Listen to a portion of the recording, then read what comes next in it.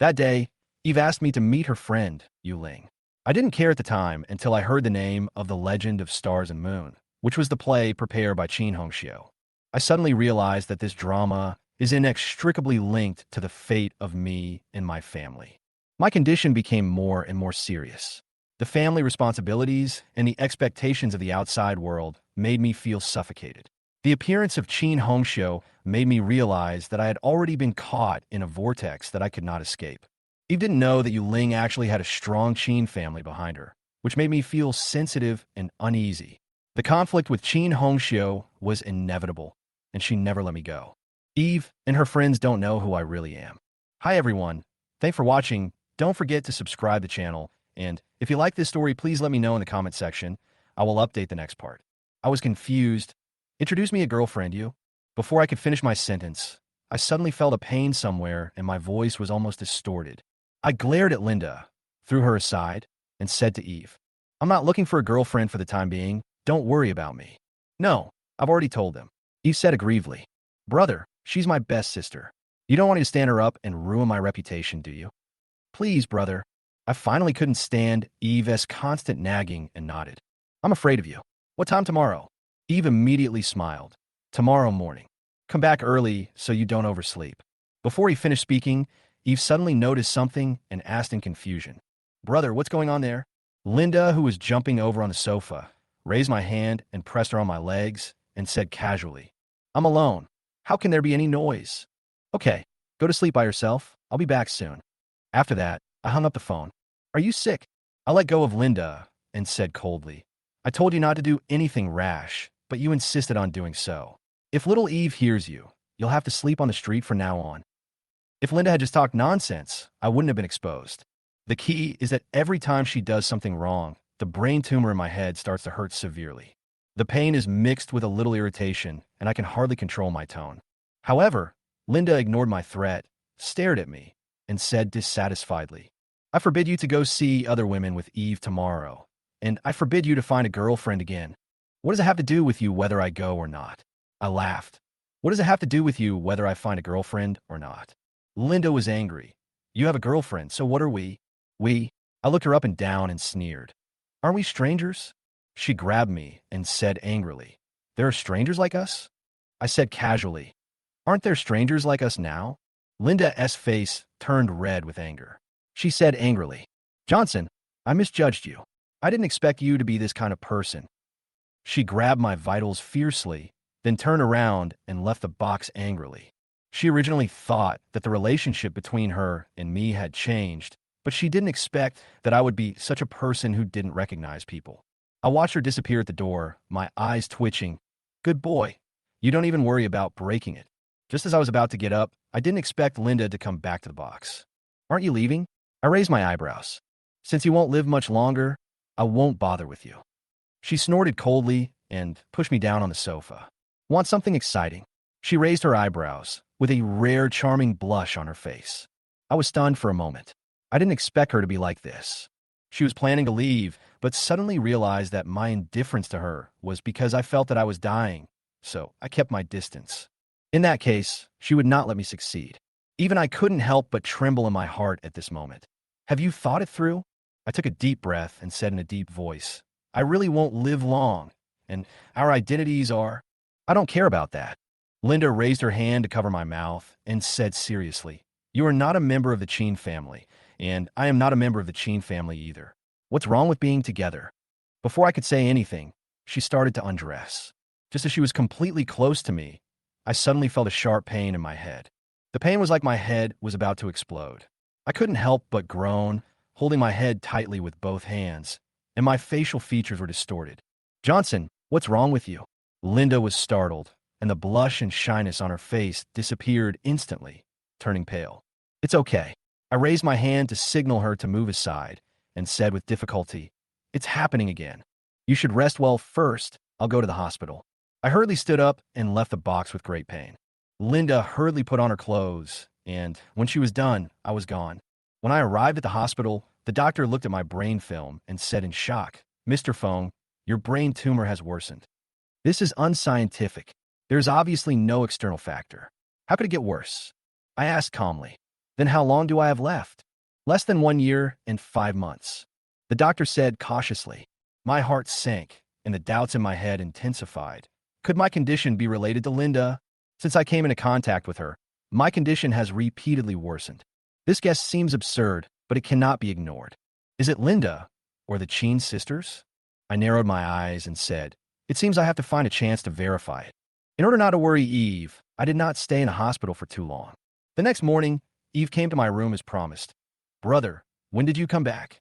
She was surprised and said, I didn't even hear any noise. I smiled and said, it just means you slept too soundly. Okay, didn't we say we were going to meet our friends? Let's go. But let me say this in advance. If your friend doesn't like me, it has nothing to do with me. Don't worry, my brother is so handsome, my friend will definitely be fascinated by you at first sight. Eve smiled and pulled me out of the house. Actually, she had wanted to visit this friend for a long time, but she was too busy with work to spare the time.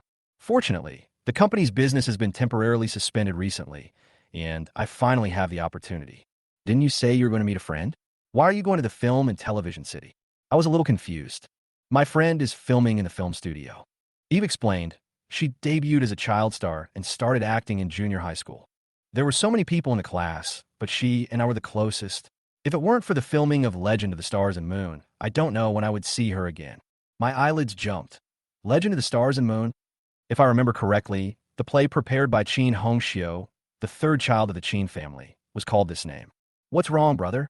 Eve asked instinctively when she saw the strange expression on my face. Nothing. I shook my head and changed the subject casually.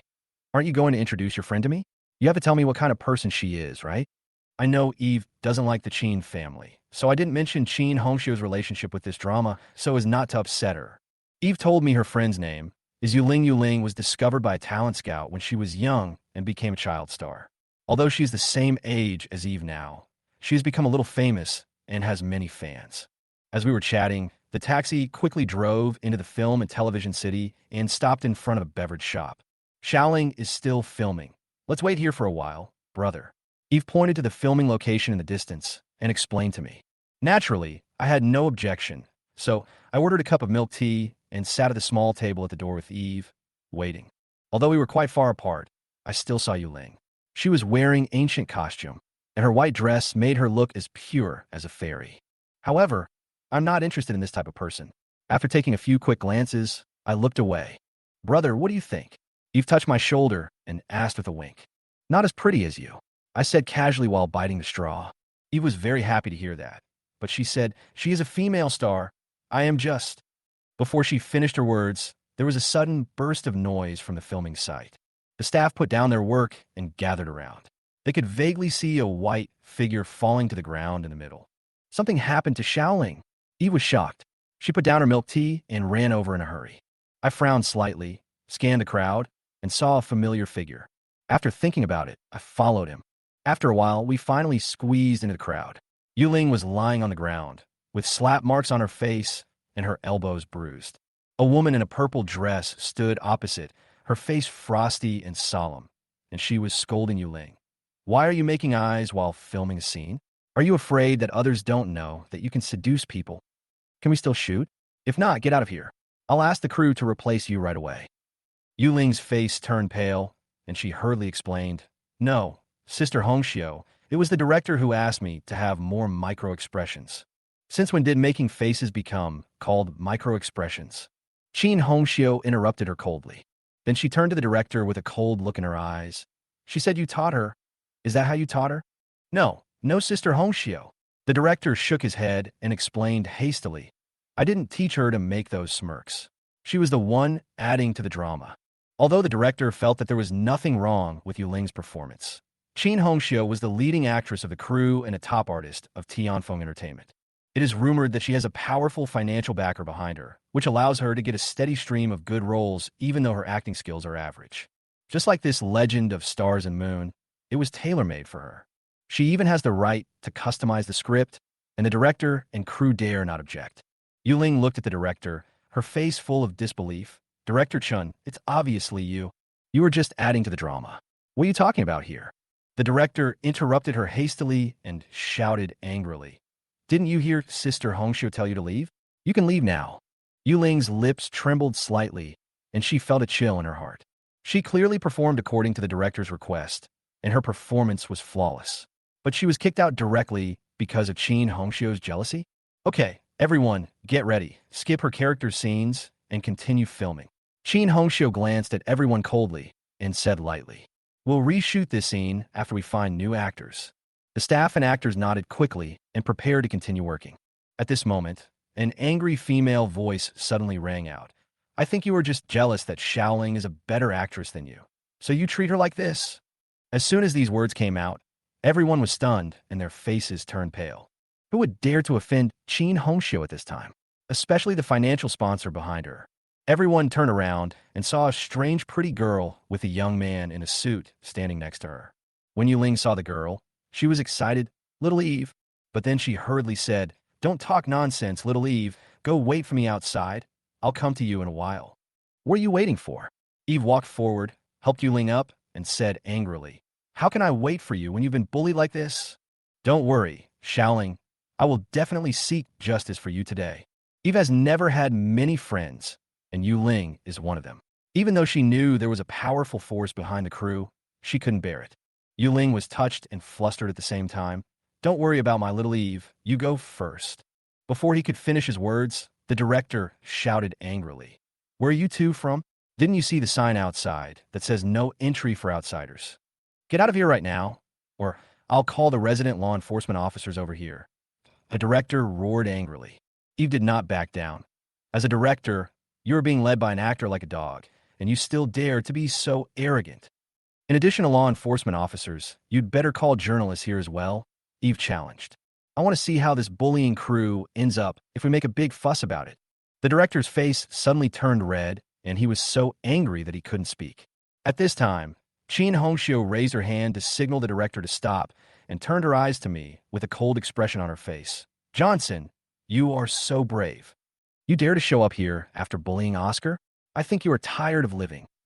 I know Chen Hongxiu has been paying attention to family affairs, especially my various behaviors after I was expelled from the Chen family. I can imagine her anger.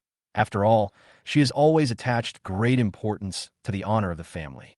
However, she is now busy filming Legend of the Stars and Moon, which is the key to whether she can become a movie queen, so she can only suppress her anger and concentrate on her work. This morning, I received a message that Chen Hongxiu's brother Oscar was destroyed by Linda and I. This news made me a little nervous. Everyone knows Chen Hongxiu's temper. I think she's furious now. However, I understand her current situation. Leaving the crew is a big problem for her. Although she wanted to go home to check on her brother, I knew she would choose to focus on work first. After all, this was more important to her. She held back her anger, but the fire in her heart was still burning.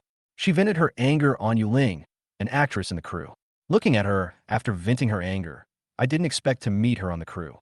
When Chen Hongxiu's eyes swept over me, I knew she recognized me, and her anger suddenly erupted. She completely ignored other people and walked up to me, ready to attack. I was not panicked and sneered.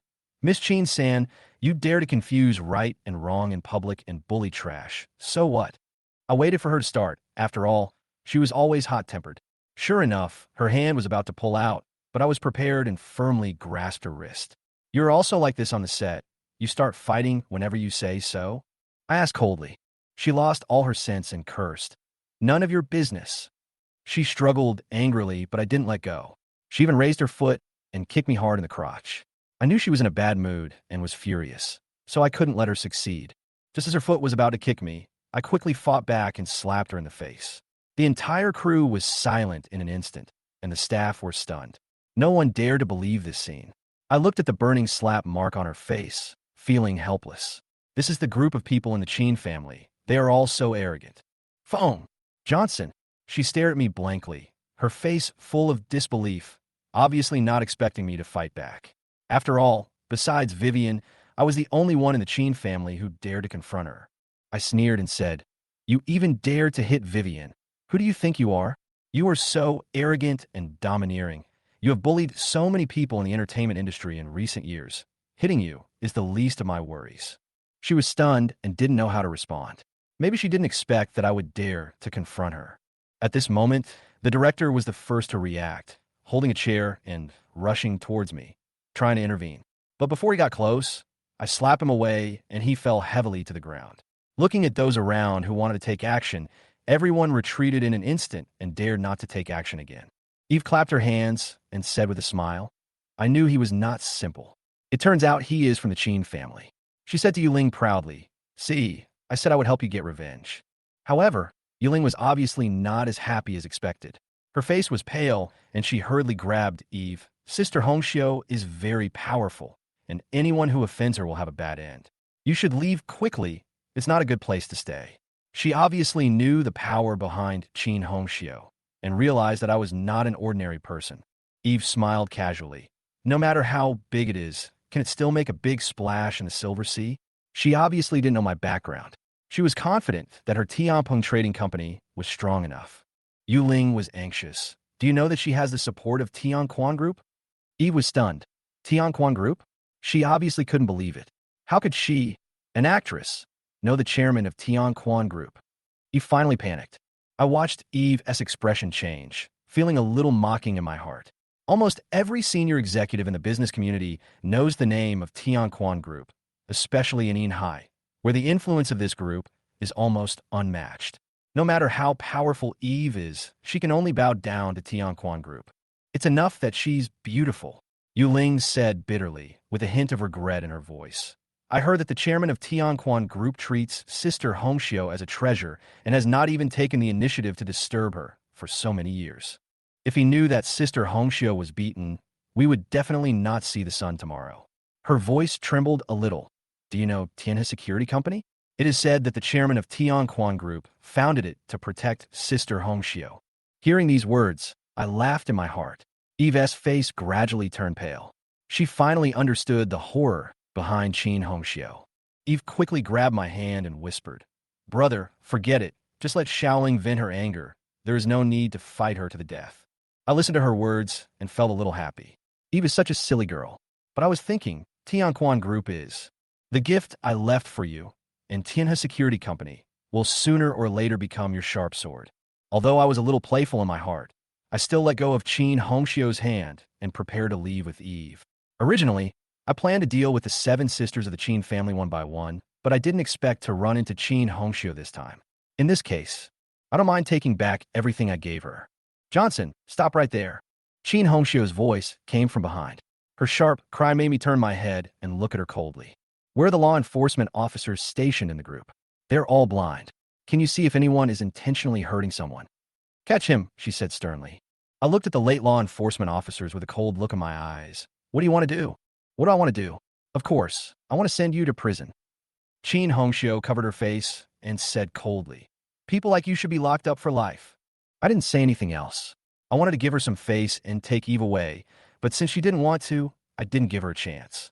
The law enforcement officers had already stepped forward, and Yuling immediately stood in front of us. Sister Hongxiu, I caused this. If you want to arrest someone, arrest me. Xiaoling, Eve shouted in surprise. I saw the look on Eve's face, and my heart was in turmoil. I didn't expect Yuling to be willing to take on everything for her. But Eve still didn't move, obviously not intending to leave. You guys, Yuling wanted to say something eagerly, but suddenly she felt a sharp pain on her face, and a slap made her fall directly to the ground. Do you have the right to speak? You are such a shameless person. Chen Hongxiu sneered. I'll give you one last chance. Get out of here right now. Otherwise, don't even think about joining any domestic film crew. At this moment, I clapped my hands twice and sneered. Miss Chen-san is so powerful. If you don't know me, you would think you were the queen of the national entertainment industry. Even if the boss of Tianfeng Entertainment is here, you wouldn't dare to say such a thing, right? The boss of Tianfeng Entertainment? Chen Hongxiu sneered. You don't really think you can control me, do you? To tell you the truth, with my status, the boss of Tianfeng Entertainment has to be respectful in front of me. I smiled and said, sarcastically, the identity of the 3rd daughter of the Chen family. Chen Hongxiu responded subconsciously, I am Tianquan. Before she finished speaking, she suddenly woke up and shouted angrily, What does my identity have to do with you? What are you two still standing there for? Arrest him. Although everyone knew that the chairman of Tianquan Group doted on her, Chen Hongxiu obviously did not dare to be arrogant directly in the name of Tianquan Group. She also understood that if she really angered the chairman, her future would be stagnant. Just as the two law enforcement officers were about to step forward and forcibly handcuff us, we suddenly heard the sound of an engine and several cars quickly stopped not far from us. The car door opened and a middle-aged man walked out. He was Yang Zhenghua, the head of Tianfeng Entertainment, followed by dozens of bodyguards in suits. Boss Yang? Chen Hong raised her eyebrows and hurried over. Why are you here? Yang Zhenghua looked at her and said coldly, Don't you know what you did? Boss Yang, what did you say? I can't hear you clearly. Chen Hong was obviously a little uneasy. Can't hear you clearly? Yang Zhenghua sneered and raised a file bag in his hand. Someone just reported you to the company. You behaved recklessly on the set, replaced actors without authorization, and even beat others. Not only that, many people reported you by real name for being domineering and reckless. Chen Hongxiu's face changed. She obviously didn't expect that her behavior over the years would be reported, and she didn't expect Yang Zhenghua to be so harsh. Although she was angry, Chen Hongxiu was not a fool after all. Since Yang Zhenghua dared to bring this matter to the table, it showed that it was a serious matter and could not be easily covered up as in the past. She took a deep breath, suppressed her anger, and began to speak. Boss Yang, I think there must be a misunderstanding. The evidence is conclusive. How can there be a misunderstanding? Yang Zhenghua sneered. One or two reports may be considered a misunderstanding, but so many people in the company reported it, including the crew. How could it be a misunderstanding? Someone in the crew also reported her. Chen Hongxiu's face changed, and the fire in her chest could no longer be suppressed. She turned her head and angrily said to the crew members and stars, I really didn't realize that you were also playing this trick. I usually take care of you so much, but you turn out to be two-faced. Everyone in the crew was shocked. No one dared to believe that Chen Hongxiu would be reported. Enough, Chen Hongxiu! Yang Zhenghua shouted angrily. Interrupting her, you still don't admit your mistakes, and you even threaten the crew members. Director 1 announced the company's punishment decision immediately. Yes, Mr. Yang. Tianfeng Entertainment's executive manager came out and read out the document. In view of the fact that Chen Hongxiu has no artistic ethics, bullied company employees, and has an arrogant style, which has greatly damaged the company's reputation. After discussion by the board of directors, it has been decided to suspend all her business activities until the expiration of her contract. This news was like a bolt from the blue. The crew members and actors were dumbfounded. Even Chen Hongxiu herself was stunned. She thought Yang Zhenghua was just going through the motions, casually pointing out her mistakes so that she could retaliate later. Unexpectedly, a substantial punishment was actually imposed, suspending all her business activities until the contract expired. Chen Hongxiu could no longer remain respectful, staring at Yang Zhenghua and angrily said, Yang Zhenghua, is this your decision? Her eyes were like knives, and she was furious. You want to put me on ice? This is not to put me on ice, but to give me time to mend my ways. Yang Zhenghua said coldly. This is also the decision of the company's board of directors. Yang Zhenghua, you are so presumptuous. Chen Hongxiu cursed angrily. Who do you think you are? How dare you put me on ice? Do you know who is behind me? Chen Hongxiu gritted her teeth. A hint of cruelty flashed in her eyes. She had never publicly mentioned the supporters behind her, but today she couldn't bear it anymore. Are you trying to say it's the chairman of the head office? Yang Zhenghua looked at her sarcastically. Are you stupid? Chen Hongxiu sneered. It's no secret that the chairman of Tianquan Group favors me. Over the years, I've come this far, all thanks to his care. Tianfeng Entertainment is just a subsidiary of Tianquan Group. Yang Zhenghua, you dare to bully me like this.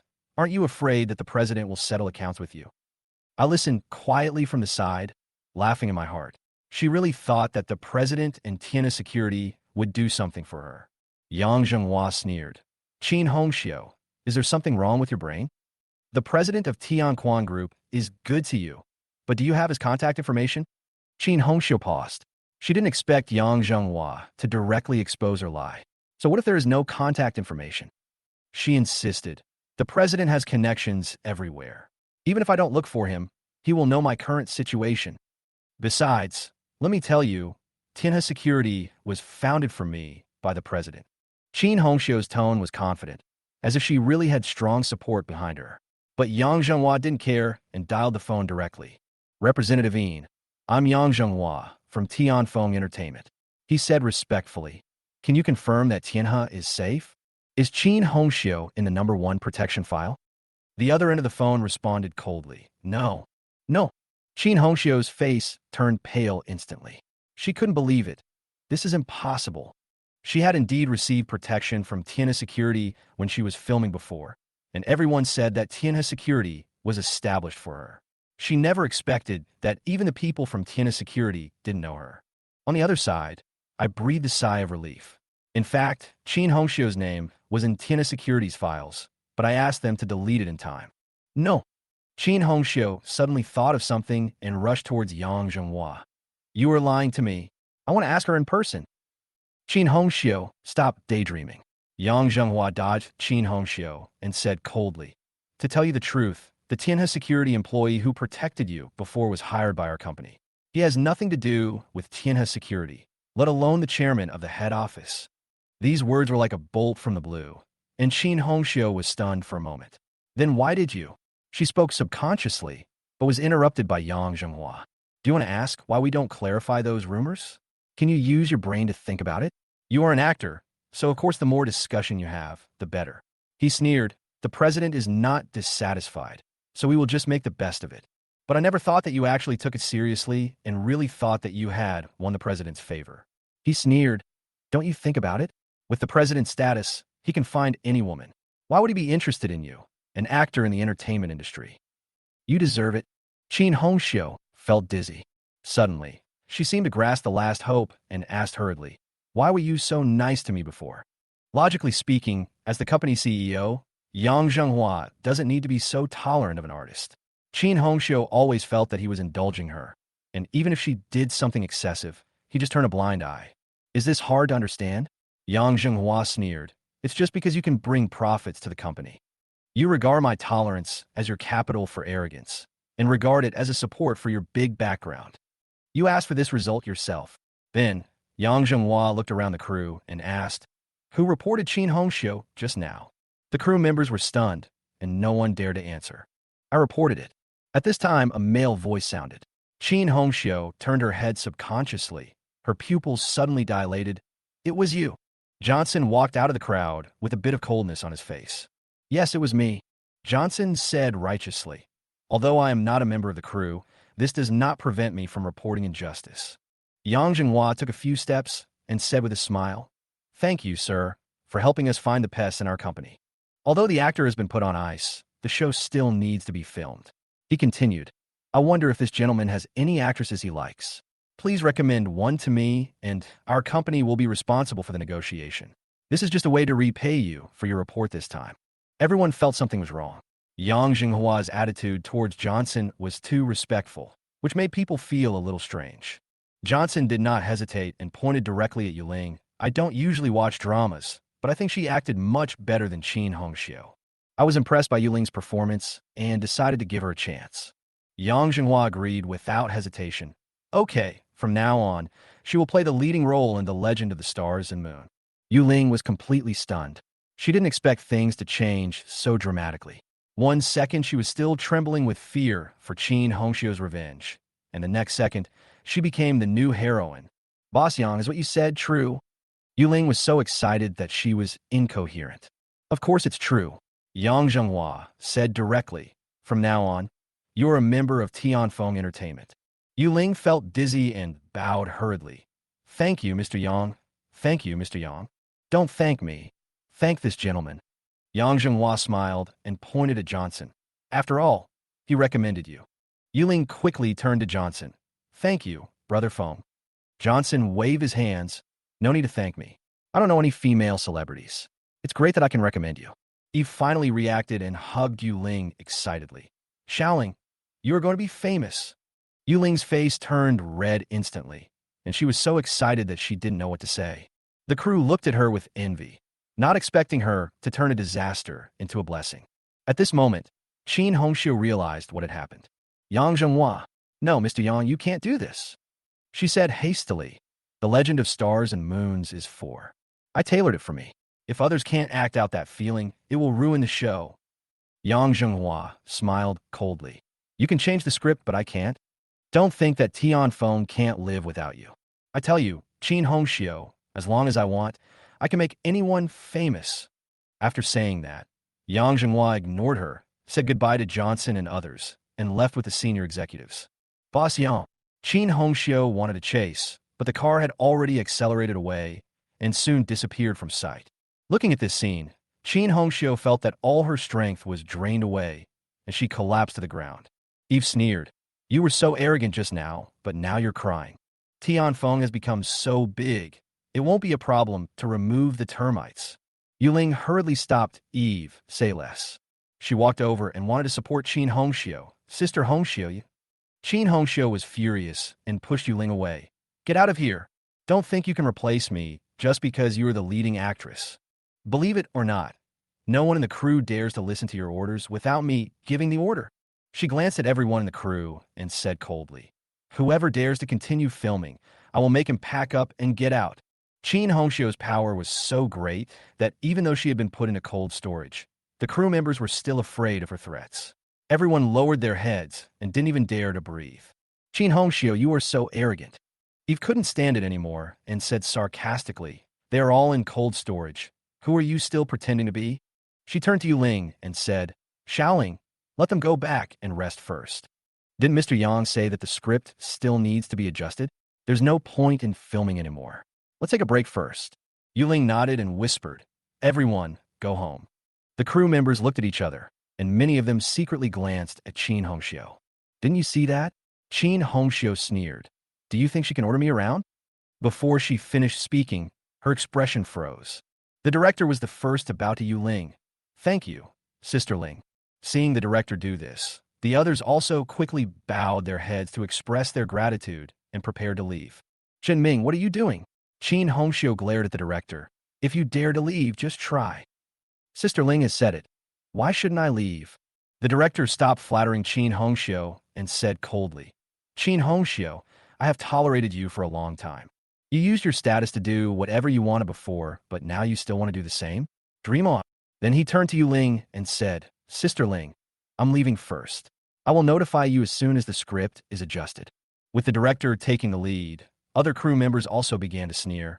"I thought she really had the support of President Tianquan behind her, but it turned out to be just bragging. How could the president be interested in someone like her? He should have known that she doesn't have that ability at all. How could such a big shot favor an actor? Are you dreaming?" The corners of my eyes twitched as I listened to these words. It was true that I had taken care of Chen Hongxiu in the past, but I had no intention of letting her get any undue glory. "Okay, let's go." I suppressed the complicated emotions in my heart and said to Eve and Yuling, "I'm a little hungry. How about going to eat something?" The two of them had no objection and were about to leave when suddenly an angry voice came. "Johnson, you are a beast." Chen Hongxiu's eyes were red, and she cried and cursed. "My Chen family has raised you for so many years. How could you do such a thing?" She obviously blamed me for everything that happened today. If I hadn't reported her, this wouldn't have happened. What does this have to do with me? I sneered. "If you didn't do anything wrong on the set, it would be useless even if I reported you. You still haven't repented, and instead you blame others. You are totally hopeless. I have been protecting her behind her back for so many years. If it weren't for me, she would have been eliminated long ago. How could she have the status she has today?" But I didn't want to waste too much time on someone like her, so I took Eve and Yuling away. "Johnson, stop!" Chen Hongxiu yelled, but I ignored her and continued to walk out of the crew. Suddenly, Chen Hongxiu seemed to think of something, picked up her phone, and called Yang Zhenghua. She breathed a sigh of relief and said quickly, "Boss Yang, I know I was wrong. Apologizing is useless. You have to apologize to the real person." Yang Zhenghua interrupted her coldly. "The real person is Mr. Phone." His tone became more and more impatient. "He reported you. You have to apologize. You can only cancel the cold storage after he forgives you." After the call was hung up, Chen Hongxiu's face turned livid. She has a strong self-esteem, and it is obvious that she is unwilling to apologize to me. But she could only bite the bullet and apologize because she knew she had to do it. Let Johnson apologize? Dream on. She was so angry that her face twisted and full of resentment. She still remembered how I suppressed her Chen family's incense, and she was extremely angry in her heart, and she didn't intend to forgive me easily. An hour later, Chen's family. "What? Johnson reported you, and the company put you on ice." Grace was stunned for a moment, stood up, and looked at Chen Hongxiu in shock. The other sisters were the same, shocked beyond words. Chen Hongxiu was once one of the most promising people in the Qin family. Everyone thought she would break through to a higher level. But now she was directly put on ice by the company because of Johnson's report. It's him. Chen Hongxiu gritted her teeth. If it weren't for him, I wouldn't be in trouble today. Qin Yin couldn't help but frowned. Third brother, you are also responsible for this matter. If you don't always bully others, even if Johnson reports you, there won't be such serious consequences, right? Chen Hongxiu's face flushed, and she was indignant. I can't control my emotions because I miss Oscar. She became more and more anxious. Anyway, you have to find a way to deal with Johnson for me. Otherwise, my future will be ruined. The other sisters looked at each other, and no one dared to speak. Even the second sister suffered at the hands of Johnson. How could everyone deal with this difficult man? Seeing that no one was talking, Chen Hongxiu was stunned, her face full of surprise and anger. Sister, are you really going to let me apologize to Johnson? She stood up suddenly, emotionally excited. Third sister, calm down. Grace hurriedly comforted. Of course we won't ask you to apologize to Johnson, but this matter is indeed difficult to handle. Yes, third sister. Fifth sister Jessica interrupted. Johnson has a terminal illness and is now like a madman. He won't respond to any soft or hard tactics. How do you think we should deal with him? If we use soft tactics, he will take advantage of us. If we use hard tactics, he will just throw the can down the drain. Faced with this kind of person, what else can we do? The other sisters nodded, obviously agreeing with this statement. Chen Hongxiu already knew that Johnson had a terminal illness, but at this moment, she seemed to be unable to control her anger. So you plan to keep me in cold storage? Do you know how many years I signed a contract with Tianfeng? A full 15 years. The remaining 10 years, although my fans can wait, but can my acting career and my youth wait? Her voice gradually became louder, almost screaming. I can wait, but what about my career? Everyone fell silent, not knowing how to comfort her. It was impossible to really ask her to apologize to Johnson. Vivien, who had been silent, stood up and said in a deep voice, take a break these days. After I get Qin back on track, I'll go talk to President Yang. I believe that with the status of the Qin family in Yinhai, President Yang will give me face. Chen Hongxiu felt a little aggrieved. The Legend of Stars and Moon is a script tailored for me. Am I going to give it to someone else like this? If you don't want to be replaced by someone else, go and apologize to Johnson as President Yang asked. Vivien said coldly, and she left without staying any longer. Looking at her back, Chen Hongxiu wanted to say something, but finally did not dare to speak. If it was before, she would never compromise easily. But now she has no choice. If her second sister does not help her, her future will really be over. Third brother, change your temper. Grace could not help but said, if you always bully the actors and the crew, there wouldn't be the situation today. It's all in the past. There's no need to talk about it anymore. Chen Hongxiu said angrily. At this moment, Jessica suddenly said, by the way, third sister, you said before that a big shot thought highly of you, but you never mentioned this? The other sisters also looked at Chen Hongxiu curiously. Although she had never clearly stated who the important person was, from her previous words and attitude, it was obvious that the person was not simple. Chen Hongxiu's face turned red in an instant, her eyes sharp. What big shot? I never said I knew any big shot. Anger and unwillingness surged in her heart. She went upstairs angrily, leaving behind an embarrassed back. Jessica was stunned, not knowing that she had accidentally hit Chen Hongxiu's sore spot. The other sisters also looked at each other. Has the third sister been abandoned by that big shot? Everyone nodded. It should be possible. Otherwise, why has that big shot never appeared? Inhai Station. Two people, dressed simply and carrying large canvas bags, walked out of the station. One of them was about 30 years old and had a burly figure, while the other was middle-aged and looked decent. Looking at the girls around him who were dressed fashionably, the young man couldn't help but sigh. This big city is really too white. No, it's so beautiful. It can't be compared to our place at all. If your cultivation is sealed, what's the point of being beautiful? The middle-aged man said coldly. Don't waste time here. Get down to business. Master asked us to find Junior Master. Go see her quickly. Where is she? The young man asked curiously. The middle-aged man did not answer and walked straight forward. The young man hurried to catch up. Soon, they arrived at Yuanlan's villa. Oh, Junior Brother Peng'en, you are finally here. I've been waiting for you for so long. Seeing Peng'en coming in, Yuanlan showed a happy expression on his face and walked over quickly. Little Junior Uncle. Peng and immediately bowed with a respectful attitude. But when the young man saw Yuan Lan, his eyes widened and he couldn't look away. He had never seen such a fashionable woman with such fair skin. Yuan Lan's black stockings and long legs almost made him crazy. "What are you doing, Zhang Fong?" Peng shouted at him. "Why don't you pay your respects to Junior Master Uncle?" He felt helpless. Zhang Fong was so bold and didn't know how to behave. He didn't know how extraordinary the man in front of him was. Zhang Fong reacted quickly and saluted hurriedly. "Hello, Junior Master." "It's okay. It's normal for young people to get angry." Yuan Lan smiled and waved her hands, her eyes flickering as she glanced coldly at Zhang Fong. "Master Junior, can you tell us about Johnson's situation?" Peng asked. "We have to get things done as soon as possible and hand it in as soon as possible." Yuan Lan did not hesitate, led them into the house, and said directly, "Johnson is an ordinary character. In addition to him, there are 3 other people in his family, all of whom are ordinary people. However, Eve, you have to pay attention. She is now a senior executive in a large gray enterprise in High. There may be someone protecting her behind the scenes. If you want to touch her, you must do it quickly." "What is a gray enterprise?" In order to attract Yuan Lan's attention, Zhang Fong patted his chest and said, "Little master, don't worry. With just one word from you, let alone a yellow-haired girl, I can even take down the gray enterprise behind her. You have guts." Yuan Lan clapped her hands with a gentle smile on her face, which made Zhang Fong's heart beat faster. "Don't do unnecessary things." Peng glared at Zhang Fong coldly and said in a deep voice, "Please tell Junior Master Johnson's address, and we will go to find him now." Yuan Lan did not hesitate and directly provided Johnson's address and several places he often went to.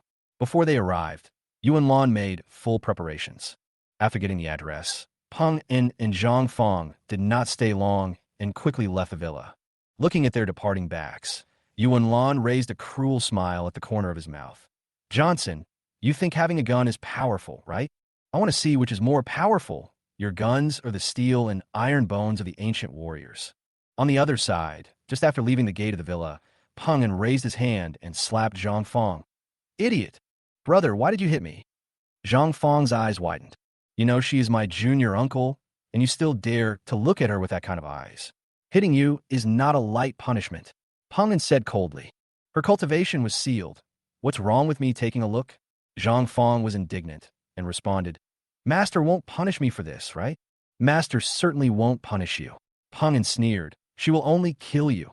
Do you know what Junior Senior Uncle did to have her cultivation sealed and left in the secular world for so many years?" Zhang Fong subconsciously asked, "What was it?" Peng glanced at the villa and whispered, "It is said that she sneaked into the room in the middle of the night while Senior Uncle was practicing martial arts, and he slept with her, hoping to become the sect master's wife. The sect most taboos love between fellow disciples, especially between master and apprentice.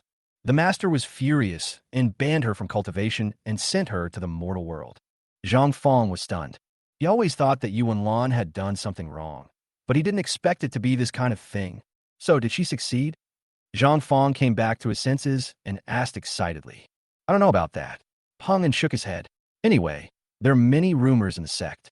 Some say she didn't succeed, and some say she did. Some say she not only succeeded, but also took a child away. Who knows? Just remember, you must never be disrespectful to your junior uncle." Zhang Fong shuddered and nodded repeatedly. If he had known that Yuan Lan had done such a thing, how could he dare to look at her? At this moment, Zhang Fong felt as if he had walked through the gates of hell. "Okay, go find Johnson." Peng sneered. "As long as this matter is done, the rest are just details." Tianping Trading Company, President's Office. I was checking the data of Vivien's recent secret share purchases. Eve was shopping with Yu Ling in the film and television city. I had no special interest in Yu Ling, so after dinner, I left on the pretext of having something to do. At this moment, the phone on the table suddenly rang, and it showed that it was Xiao Na calling. I answered the phone, and Xiao Na's voice came. "President, we have found the person who robbed your adoptive father's tomb through the Tianqing system. The photo has been sent to your email. However, this person's origins are mysterious, and his specific identity is still under investigation." I told her, "Find out his identity as soon as possible." Then I asked, "Have you found out Eve's background?" "Not yet." Xiaona lowered her voice. "After all, it was a long time ago, and there was no surveillance in that era. We can only check the passersby at that time and the official archives of Inhai. It will be difficult to get results in a short time. I was not disappointed. I had expected this to happen. Okay, I got it. I nodded in response. After hanging up the phone, I opened my email and saw the photo that Xiaona had sent. The middle-aged man in the photo was the one I had seen at my adoptive father's grave. Although the resolution was not high, I recognized his face at a glance. I stared at the photo with a somewhat uncertain expression. Who would dig up my adoptive father's grave? And what was his purpose? However, the intelligence department could not find more information for the time being, so I could only suppress my doubts in my heart. I did not check other data and stood up and left the company through the secret elevator. Outside the scrapyard in an alley, the intelligence given by Master Uncle is not accurate.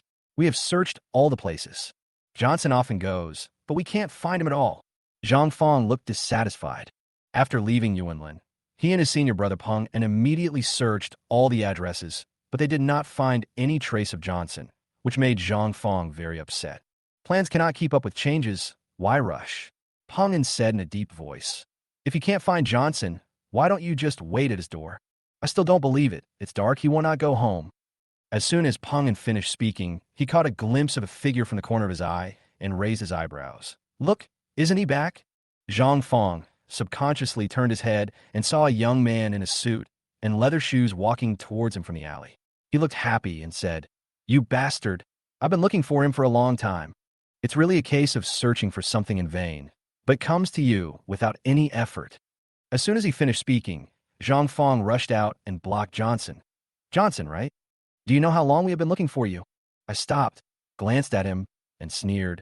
"Why are you looking for me?" "Of course, to take back what doesn't belong to you." Zhang Fong walked towards me with a grim smile.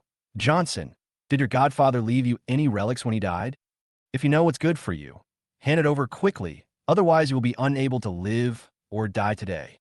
As he said that, he suddenly stomped hard on the ground. Bang! A crack appeared in front of my feet. If someone else had seen this scene, they would have been frightened. But I just looked at Zhang Fong coldly, my eyes full of coldness. "So you're also involved in this matter? Tell me, who are you, and what is the name of the bastard who dug my adoptive father's grave? If your answer satisfies me, I can leave you with an intact body." Zhang Fong obviously didn't expect that I was not only not scared, but also dared to speak harshly. "You bastard, if I don't give you some real power, you don't know how powerful I am." He roared, rushed towards me, and punched me in the face with a strong wind. The next second, Zhang Fong's expression froze. His fist was firmly grasped by me, and he couldn't move forward. "You!" Zhang Fong's eyes widened, his face full of shock. Before he finished speaking, he let out a strange GA sound. I quickly stretched out my other hand and tightly grasped his neck. I lifted him up with one hand, and he was completely unable to break free. "Can you answer my question now?" I asked coldly. Let me go." Zhang Fong struggled frantically with his limbs, his face flushed, and he squeezed out a voice with difficulty. Do you know who we are? You guys?" I sneered and glanced at the back of the alley. In a flash, I was already in the alley. There was nothing in the alley, not even a ghost. Zhang Fong's eyes widened, and he exclaimed, "Where's my senior brother?" He thought that when he came out, his senior brother Peng and followed him. Who knew that this guy actually slipped away? Zhang Fong's heart was filled with anger and despair. "Was your senior brother hiding here just now?" I asked coldly. "What's his name, and what does he look like?" When I just entered this street, I noticed someone was watching me. Although I knew someone was hiding in the dark, I didn't take them seriously. Unexpectedly, it was because of my contempt that the other party had the opportunity to escape. Zhang Fong no longer concealed it and said quickly, "The guy's name is Peng. He's 43 years old, short and stocky, with a mole on his eyebrow." My eyes fixed, and I recognized him instantly. The man in the photo Xiaona sent me was Peng. Killing intent surged in my eyes. It was him.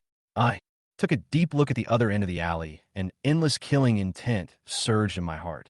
"You're lucky this time. I'll kill you next time. I hate this bastard who dug up my adoptive father's grave. If he wasn't so cunning, I would have made him live a life worse than death today. Now can you tell me who you are and what you want to find from my master's grave?" I turned to Zhang Fong, and the murderous intent in my eyes made him feel cold all over. He had no doubt that if he hesitated, I would definitely break his neck immediately. E. Zhang Fong said in panic. "We are from Weihai, and I don't know what master is looking for." I only know that this was ordered by our Grandmaster, and the thing we are looking for is very important to him. Why hi? I frown. What is this place? Although I am not well informed, I have never heard of this name. Which 3 words? I asked again. Wu for martial arts, E for righteousness, Hai for the sea. Zhang Fong asked hurriedly. Are you sure you didn't lie to me? I stared at him with sharp eyes and a cold tone. No, absolutely not. Zhang Fong replied hastily, having completely lost his previous arrogance. No, that's good. I sneered. Then you can go to hell. Before I finished speaking, I exerted force. Zhang Fong's neck made a crunching sound, and his eyes bulged out instantly. I threw him to the ground, walked quickly into the alley, and picked up his body. Wu Yihai. I whispered the name in the alley, then took out my phone and called Xiao Na. Check what Wu Yihai is. Is that guy so strong? Peng En was running fast in the streets, his forehead covered with sweat and his heart beating faster. He thought Zhang Fong would be fine after he went out, so he planned to follow him. However, after seeing this scene, he realized that he had underestimated the enemy. Zhang Fong was completely powerless in front of Johnson. I have to report this to Master. This thought kept flashing through Peng En's mind, and he thought to himself. The junior master said Johnson only knows some boxing and kicking. How could he be so strong? Either the junior master's eyesight has deteriorated, or Johnson and her have teamed up to trick me. Peng En was furious and ran quickly to where Yuan Lan was. Time passed quietly. Inside the villa, Yuan Lan paced back and forth, her brows furrowed, her expression becoming increasingly gloomy. Peng En and Zhang Fong, these 2 losers, why haven't they come to report so late? She thought the 2 would be able to return with Johnson's body soon, but she didn't expect that there was no news until evening. Of course, Yuan Lan was not worried that anything would happen to them. She knew that they were her senior sister's direct disciples and had extraordinary means. People like Johnson were not worth mentioning at all. Just when she was feeling uneasy, the phone suddenly rang. Seeing that it was a call from her senior sister, Yuan Lan breathed a sigh of relief. After answering the call, she was a little dissatisfied. Senior sister, you are too mean. After agreeing to kill Johnson, why haven't you reported the situation yet? There was silence on the other end of the phone for a long time before the cold voice of the senior sister came. Zhang Fong is dead. Peng En escaped with serious injuries. You said Johnson was just an ordinary person who knows a little bit of fighting skills. Do ordinary people in your eyes have reached this level? Yuan Lan's head went blank, and her phone almost fell to the ground. Senior sister, what did you say? She was incredulous, and a chill ran through her heart. Logically speaking, hasn't Johnson ever received Qin Feng's true teachings? How could he be so powerful? Could it be that Qin Feng only taught him some ordinary punches and kicks on the surface, but secretly passed on the true teachings to Johnson? A terrible thought suddenly emerged in her mind. No wonder he has always treated Johnson as his own son. It turns out that Johnson has been trained as his own son. Yuan Lan's face suddenly became distorted, and anger and unwillingness filled her features. Sister, I was deceived by that bastard Qin Feng. He never believed me, she said angrily. Thinking of the past, she became more and more excited. I always thought he was just teaching Johnson ordinary boxing and kicking, but I didn't expect that he secretly taught him the real skills. Her voice became more urgent. Johnson got the real skills from Qin Feng, which means my guess is correct. The wordless book was most likely given to Johnson by Qin Feng. The senior sister on the other end of the phone couldn't help but show a trace of nervousness, obviously realizing the seriousness of the problem. However, she remained calm. Johnson's strength needs to be reconsidered. My disciples can't be his opponent. I'll go to Inhai myself. I don't believe that a warrior who came out of the mortal world can cause any waves in front of me. When Yuan Lan heard this, she snorted coldly and curled her lips. If I didn't want Johnson to be retaliated, I wouldn't bother to care about the wordless book. She has been accustomed to the affluent life in the mortal world for nearly 20 years and has long lost interest in martial arts. However, she nodded quickly. Don't worry, senior sister, I won't act rashly. After hanging up the phone, Yuan Lan looked out the window, her eyes gradually cold. Johnson, I didn't expect you to hide so deeply. But your good days are coming to an end. When my senior sister arrives in Inhai, you'll be dead. Johnson dealt with Zhang Fong. The next 2 days were unusually peaceful. There was no follow-up to Zhang Fong's case, and the Qin family did not encounter any more trouble. In the president's office of Tianpeng Trading Company, I looked at the report in my hand and asked casually, Have Vivien bought out most of the shares held by those shareholders? Yes, President. Jialin replied respectfully. Due to the sharp drop in the share price of Qin's venture capital, Zhang Liuli lent it to Qin Shu. Although the monthly salary is only 1 billion, it is more than enough to buy back the stocks at a low price. At present, except for the unsold scattered shares on the market, Vivien already holds 67% of Qin's venture capital shares. I narrowed my eyes slightly, and a barely perceptible smile appeared at the corner of my mouth. Is that all? Notify Zhang Liuli and ask her to start the action. Yes, President. Jialin nodded in response. She paused and reminded, by the way, President, today is the business banquet of Shangshi Heavy Industry. Should we attend the appointment? Of course. I stood up and straightened my tie. I'm a man of my words. If I want to shock them, I have to shock them. Not even a little less. Jialin smiled. I'll prepare the car right away. As the leading gray enterprise in Yinhai, Shangshi Heavy Industry is located in the most prosperous business district of Yinhai. Although it is not in the central area, the 23-story dark golden building is enough to show the strong strength of Shangshi Heavy Industry. The chairman's office on the top floor of Shangshi Heavy Industry. Chairman, everyone who should be at Chongwei Building has arrived. A young man walked into the office respectfully. In the office, an old man in a red tang suit and with silver hair raised his head. A cold light flashed in his eyes. Have the people from Tianpeng Trading Company arrived? This person is the current head of Shangshi Heavy Industry, Wu Changing. Not yet. The young man shook his head and replied. Wu Changing sneered, his tone full of dissatisfaction. What a lingering guy. How dare he come to Chongwei Building after me? According to the rules of the gray industry, the company that arrives last has the highest status. At every business banquet, people from other companies would arrive early to avoid stealing Wu Changing's limelight. Didn't expect that there would be someone who didn't know the rules today and dared to arrive last. What are you waiting for? Wu Changing snorted coldly. It's always been others who wait for me. Never me waiting for others? Tianpeng Trading Company wants to wrestle with me? Sure. I want to see how it is divided up by the wolves. As soon as he finished speaking, Wu Changing strode out of the company. Not long after, Wu Changing's motorcade arrived at the entrance of Chongwei Building. A huge plaque read, Chongwei Building. This building was built specifically for Shangshi Heavy Industry to hold business banquets. At this time, the parking lot was full of luxury cars, and employees of gray companies in suits stood in a row with grim expressions. Wu Changing got out of the car, straightened his collar, and strode into Chongwei Building. When the heads of the gray enterprises in the hall saw him coming in, they all stood up and bowed in unison, saying, Hello, Mr. Wu. The voices gathered into a wave of sound that lasted for a long time. Wu Changing looked at the people in front of him with satisfaction. The anger in his heart was reduced a little, replaced by disdain. These people were the ones he built up. Tianpeng Trading Company was not worth mentioning at all, but they dared to confront him? Just when Wu Changing was feeling proud, a male voice suddenly came from behind. Hey, bosses, why are you so polite? I'm really flattered that you're so polite when we meet for the first time. Everyone, please stand up quickly. Stand up quickly. Wu Changing's face changed, and he looked back. A young man in a suit and leather shoes walked slowly towards them, his hands pressed down, his face full of humility. Behind him followed a stern-looking, silver-haired woman and a dozen bodyguards in black suits. Chapter 94, Are You Blind?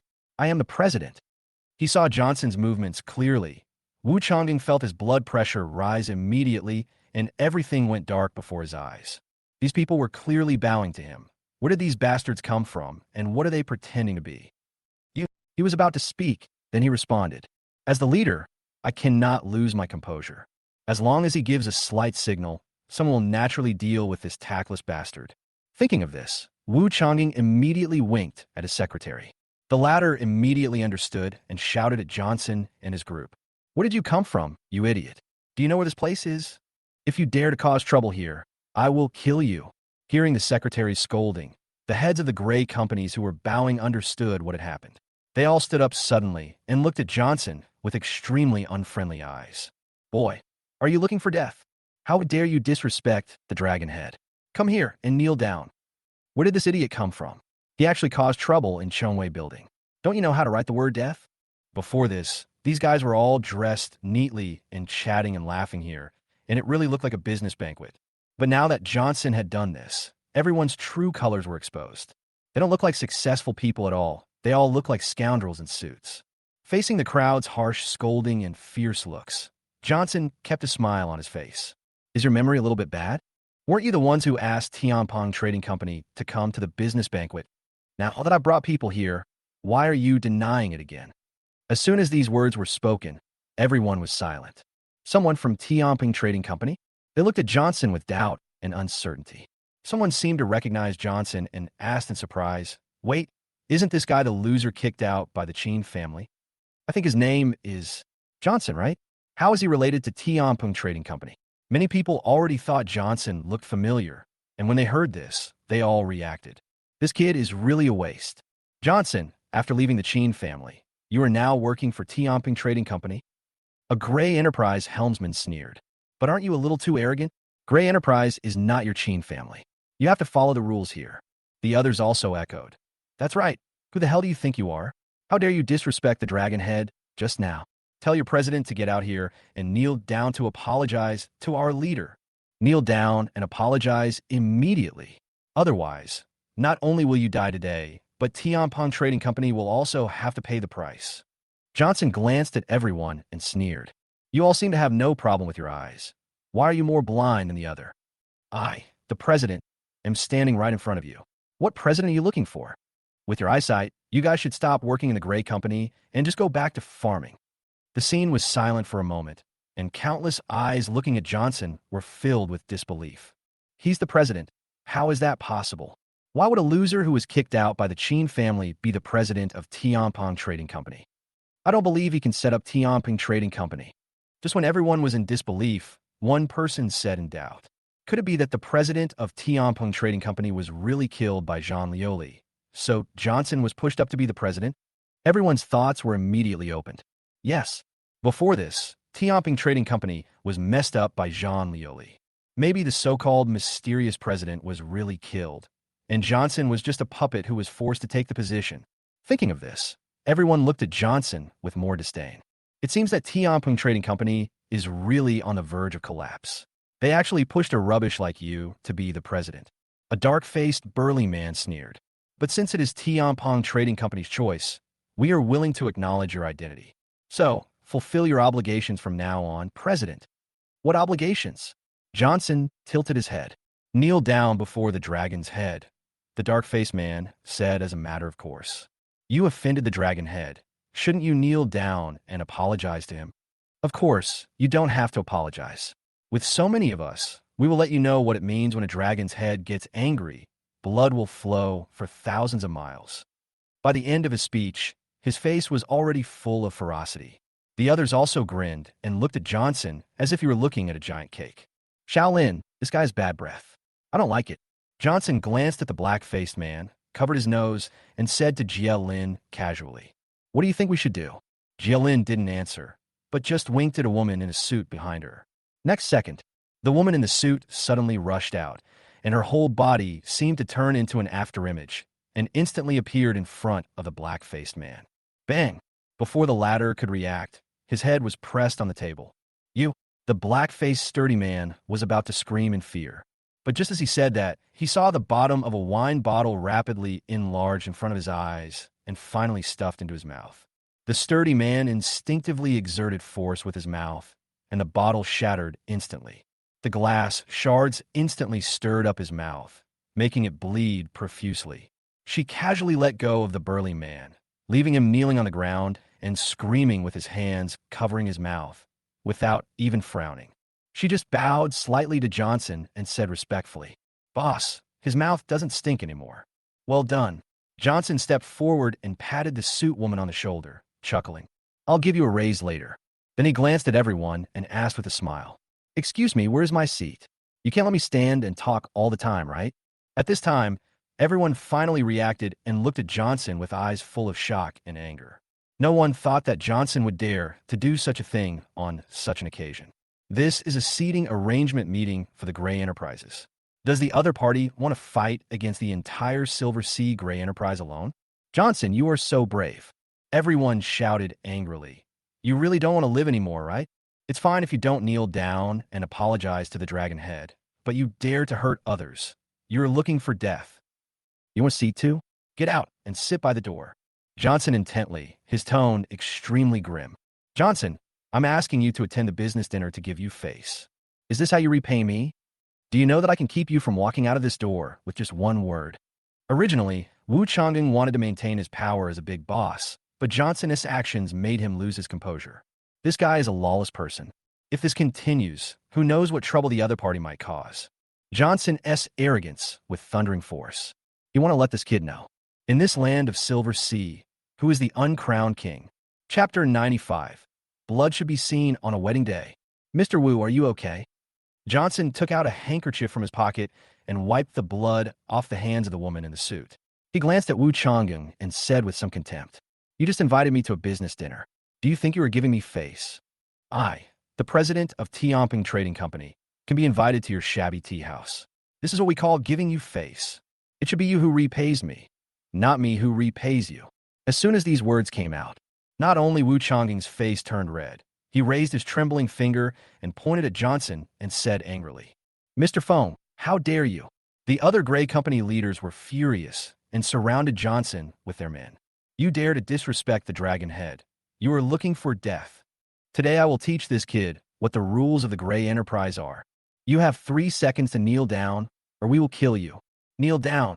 Of course, everyone knows that Tianping Trading Company has a group of people who are not only good at fighting, but also all of them have gun licenses. But don't forget, there are more than 3,000 Gray Company employees outside the Chongwei building right now, and nearly 100 of them are armed. Johnson and his men, just a dozen or so, can't possibly cause any trouble here. Johnson glanced at the bald man who was the closest to him and yelled the loudest, and said to the woman in a suit in front of him with a smile, They want me to kneel down. What do you say I should do? Since Johnson had been holding the suit woman's hand, her face had turned red. But even so, she heard Johnson's words. Her eyes suddenly turned cold. Kill. Johnson picked up a table knife from the table and placed it in the hands of the woman in the suit. He patted her shoulder gently and said with a smile, Then go ahead. The woman in the suit tightly grasped the dinner knife, and with a flash of her body, she rushed towards the bald man. The bald man was well prepared. Seeing the woman in a suit approaching, he sneered. I'm not that loser blackface. You, a mere bodyguard, want to hurt me? As soon as he finished speaking, the bald man pulled out a dagger from his arms and walked straight towards the woman in the suit. The knife was about to hit the woman in the suit. The latter flashed and passed by the bald man. The bald man froze. The knife in his hand suddenly loosened, and he covered his neck tightly with both hands. As bright red blood spurted out from between his fingers, the bald man had already knelt on the ground and finally fell to the ground with a bang. Chongwei building fell into deathly silence. Everyone stared at this scene with wide eyes, and the ferocious expressions on their faces froze. This is the first time someone dared to kill someone here since Chongwei building was built. It's so audacious. Kill him. Everyone came to their senses and started roaring wildly. Not only did the managers and bodyguards in the building draw their weapons, but even the Gray Company employees outside Chongwei building rushed over like a tide. Johnson saw this scene. He was not afraid, but a comfortable expression appeared on his face. On a wedding day, you should see blood. He whispered. A moment. The dozen or so men and women in suits who came with Johnson had already rushed out. None of them tried to grab a gun. They just picked up a knife from the table and rushed into the crowd. Silver light flashed continuously, and the bodyguards or helmsmen fell to the ground with screams. President Jielin walked quickly to Johnson and presented a long wooden box with both hands with a respectful expression. She didn't expect Johnson to use the sword again so soon. But compared to the last time, Jielin was much calmer at this moment. Anyway, the president is killing others, so she just needs to do her job well. Johnson casually opened the sword case and was about to put his hand on the hilt when an old and hurried male voice suddenly sounded. Stop it, everyone stop it. The person who spoke was Wu Chang'eng. At this moment, he was watching all this with a pale face. He didn't look like a dragon head, but more like a helpless old man, like a candle in the wind. Those Gray Enterprise bosses subconsciously stopped. But Johnson's employees didn't care at all and even killed faster. Stop. Johnson raised his hand and said calmly. The men and women in suits stopped at the same time, and in just a few breaths they returned to Johnson's back. Be able to see.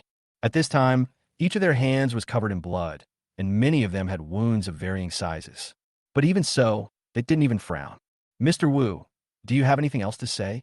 Johnson tilted his head. There are only a few of us here. You're not afraid, are you? Wu Changing certainly knew that if they relied on human lives, no matter how good Johnson and his men fought, they would eventually be piled to death. But Wu Changing can't afford to get hurt. These people in front of him are all his team members. With so many people at the helm dying one after another, is he still able to remain as the leader? The most important thing is, if these people are scared of Johnson's killing and dare not do it again, then for now on the gray side of Hai will really have to change its name to Feng. That's why Wu Changing shouted at everyone to stop fighting. President Feng, this is a business banquet, not a battlefield. Wu Changing took a deep breath and said in a deep voice, since you are here, it means you want to talk to us at Shangshi Heavy Industry. But you killed him without saying anything. Isn't that a bit too much? I don't think it's excessive. Johnson said indifferently. Haven't the idiots already put life and death aside? If I don't kill them today, they will be killed by others in the future.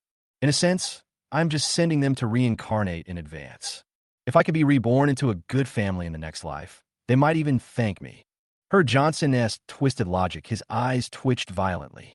The other gray company leaders also looked at Johnson grimly, their eyes full of murderous intent. But this time no one dared to scold him. They finally realized that Johnson was a ruthless bastard who only cared about killing the first bird to stand out. So either rush over and kill him, or don't talk to him at all. You really want to be an enemy of my Shangshi Gray Enterprise. There was murderous intent in Wu Chang's eyes. What else? Johnson spread his hands. Is Tianpeng Trading Company handed over to you guys to divide up? Wu Changing was furious when his thoughts were exposed, and he said sternly, okay, since he wants to see blood, let him see blood today. I want to see if he can kill all 3,000 Gray Enterprise employees outside. Originally, Wu Changing wanted to have a good talk with Johnson, and it would be best if he could let the other party know how powerful he is and hand over Tianpeng Trading Company without bloodshed. But since this kid is just a rookie, there is nothing much to say. Since the other party wants to die so much, then let him do it. Sudden, Wu Changing's secretary hurried over. Chairman, there's a call. Can't you see I'm going to chop someone down? Wu Changing was furious. Answer your mother's call. It's not my mother. It's your mother, Mr. Wu, the secretary said hurriedly. The call is from the old lady. She wants you to help her. Wu Changing's expression froze. Chapter 96, I am not a Jianghu person. Why should I follow the Jianghu rules? The moment he reacted, Wu Changing snatched the phone. Mom, what happened? He said in panic. Although Wu Changing is almost 70 years old, his mother is still alive and is now 90 years old. This is also the thing that Wu Changing is most proud of in his life. But there was no voice from Wu Changing's mother on the other end of the line, but an indifferent male voice. Mr. Wu, if you don't want anything to happen to my mother, you'd better be respectful to our president. Otherwise, not only her, but all your descendants will not survive. Wu Changing's body trembled, and he suddenly looked up at Johnson. Mr. Feng, is this your fault? How can you say it was me who did this? Johnson walked to the front seat and sat down, crossing his legs with a lazy look on his face. There are more than 3,000 Gray Company employees and nearly 100 guns with ammunition around this Chongwei building. I only have a few people with me. How can I not make some preparations in advance? Wu Changing's face turned red to the extreme. Johnson, you are despicable. As a rule of the martial arts world, misfortune will not affect your wife, children, or parents. Aren't you afraid of making everyone in the world your enemy? Johnson spread his hands and said, I am a serious businessman, not a gangster. Why should I follow the rules of the gang? As for making enemies with everyone in the world, Johnson sneered. Mr. Wu, I'm afraid you can't represent the people of the world, right? Wu Changing was so angry that his whole body began to tremble. He pointed at Johnson and trembled for a long time, but he couldn't even utter a complete sentence. Others were also outraged by Johnson's behavior. Johnson, you dare to use such despicable means. Are you still a man? Everyone started to scold and threaten. Have your people release the old lady immediately. Otherwise, you will never leave this door today. Johnson, you threatened someone else's family today. Aren't you afraid that we will use the same method against you tomorrow? What? Johnson looked shocked and frightened. You still want to use this method to deal with me? Oh my God, I'm so scared. My hands are shaking with fear. What should I do? As soon as he said this, the fear on his face suddenly disappeared and turned into a sneer. Luckily, I have prepared gifts for you. Otherwise, I would have been scared to death by you today. Almost at the same time Johnson finished speaking, Everyone's cell phone started ringing. In an instant, the faces of the Gray Enterprise leaders suddenly changed, and they had a very ominous premonition in their hearts. Johnson, wouldn't he? Have people been sent to everyone's home? Soon, everyone's thoughts became facts. Dad, save me. Save me, Dad. Hubby, I'm so scared. Those people are so scary. Son, who on earth have you provoked? Find a way to save us. Accompanied by different voices, similar sounds rang out from everyone's mobile phones, and everyone's faces turned pale, even though they had anticipated this. But when I really confirmed it, I was still shocked and angry to the extreme. Johnson, you're looking for death. A hot-tempered Gray Enterprise helmsman started to curse. Give me 5 seconds. If you don't let my wife go within 5 seconds, I will kill you. Johnson tilted his head. It seems that you don't value your wife. How dare you act so aggressively at this point? Okay, I'll help you realize your dream of getting a new wife. He smiled and snapped his fingers. Not far away, Jia Lin took out her phone and sent a message. Not long after, gunshots and screams suddenly rang out from the helmsman's cell phone. In just a few breaths, everything turned into silence, as if the phone had been hung up. In fact, the helmsman's phone was always connected. At this moment, he was completely stunned and stood there. His face was completely pale, and he didn't even notice that his phone had fallen to the ground. He thought Johnson was just pretending, and the other party didn't dare to really do anything to their family. After all the big bosses of Inhai's Gray Enterprises are here. Johnson really takes action. He will be the enemy of the entire Silver Sea Gray side. Who would have thought that the other party was a lunatic who would start fighting as soon as he said he would, without any ambiguity? Damn you, Johnson. I'm going to fight you. The helmsman roared, took out a pistol from his bosom, and pointed at Johnson. But before he could pull the trigger, a gunshot rang out. Bang! The helmsman's wrist exploded. Before he could even scream, another gunshot rang out, leaving a bloody hole on his forehead. As the helmsman fell on his back, a woman in a suit holding a silver pistol appeared beside him. It was Johnson's men. When others saw this scene, they felt as if they had fallen into an icy cave, and their hands and feet went cold. No one dared to scold Johnson anymore, or even show any anger, because the person in front of me is a lunatic. If things go wrong, the other party might really dare to order the killing of the families of everyone present. Johnson didn't let them off. He looked at everyone and asked with a smile, "Anyone else want to talk? I don't like to have one person speak for me. I just want everyone to speak freely about their ideas. Don't worry, I will never kill your family first and then let you be buried with them." The faces of all the helmsmen shuddered, and even though they were extremely angry, they did not dare to breathe. Johnson with some trembling. "Johnson, what do you want to do?" "What do I want to do?" Johnson sneered. "Isn't Mr. Wu's question a bit too stupid? As a serious businessman, all I did was to protect myself. Before I came, didn't you all figure out how to divide the Tianpeng Trading Company's pie?" Hearing this, everyone couldn't help but look away. The purpose of the business banquet held by Shengshi Group is indeed to prepare a Hongmen banquet for Tianpeng Trading Company. However, if they had known that Johnson was such a ruthless person, they would never have dealt with him in this way, either assassinate directly or use more ruthless methods. In short, I won't pretend to be a civilized person here, nor will I hold any Hongmen banquet. It's okay now. The Hongmen banquet prepared for Johnson turned out to be their own. "Johnson, just tell me what compensation you want." Wu Changing gritted his teeth and said, "We admit defeat this time." "You guys admit defeat this time?" Johnson raised his eyebrows, his eyes teasing. "So, you want to have another chance?" Wu Changing's face twitched, and he said hurriedly, "No. I mean, just tell us what you want, and we will definitely satisfy you." Johnson didn't dwell on the other party's mistakes. He just glanced at everyone and smiled. "I'm not a greedy person, so how about you compensate me today for what you want to take from Tianpeng Trading Company?" Chapter 97. Can't I just be prepared? Impossible. Johnson finished speaking. Someone subconsciously spoke up to refute him. Their original purpose was to divide up Tianpeng Trading Company. Johnson wants the same compensation. Doesn't that mean he wants to take over the entire Shengshi Group by himself and make everyone present obey his orders? No one can accept this condition.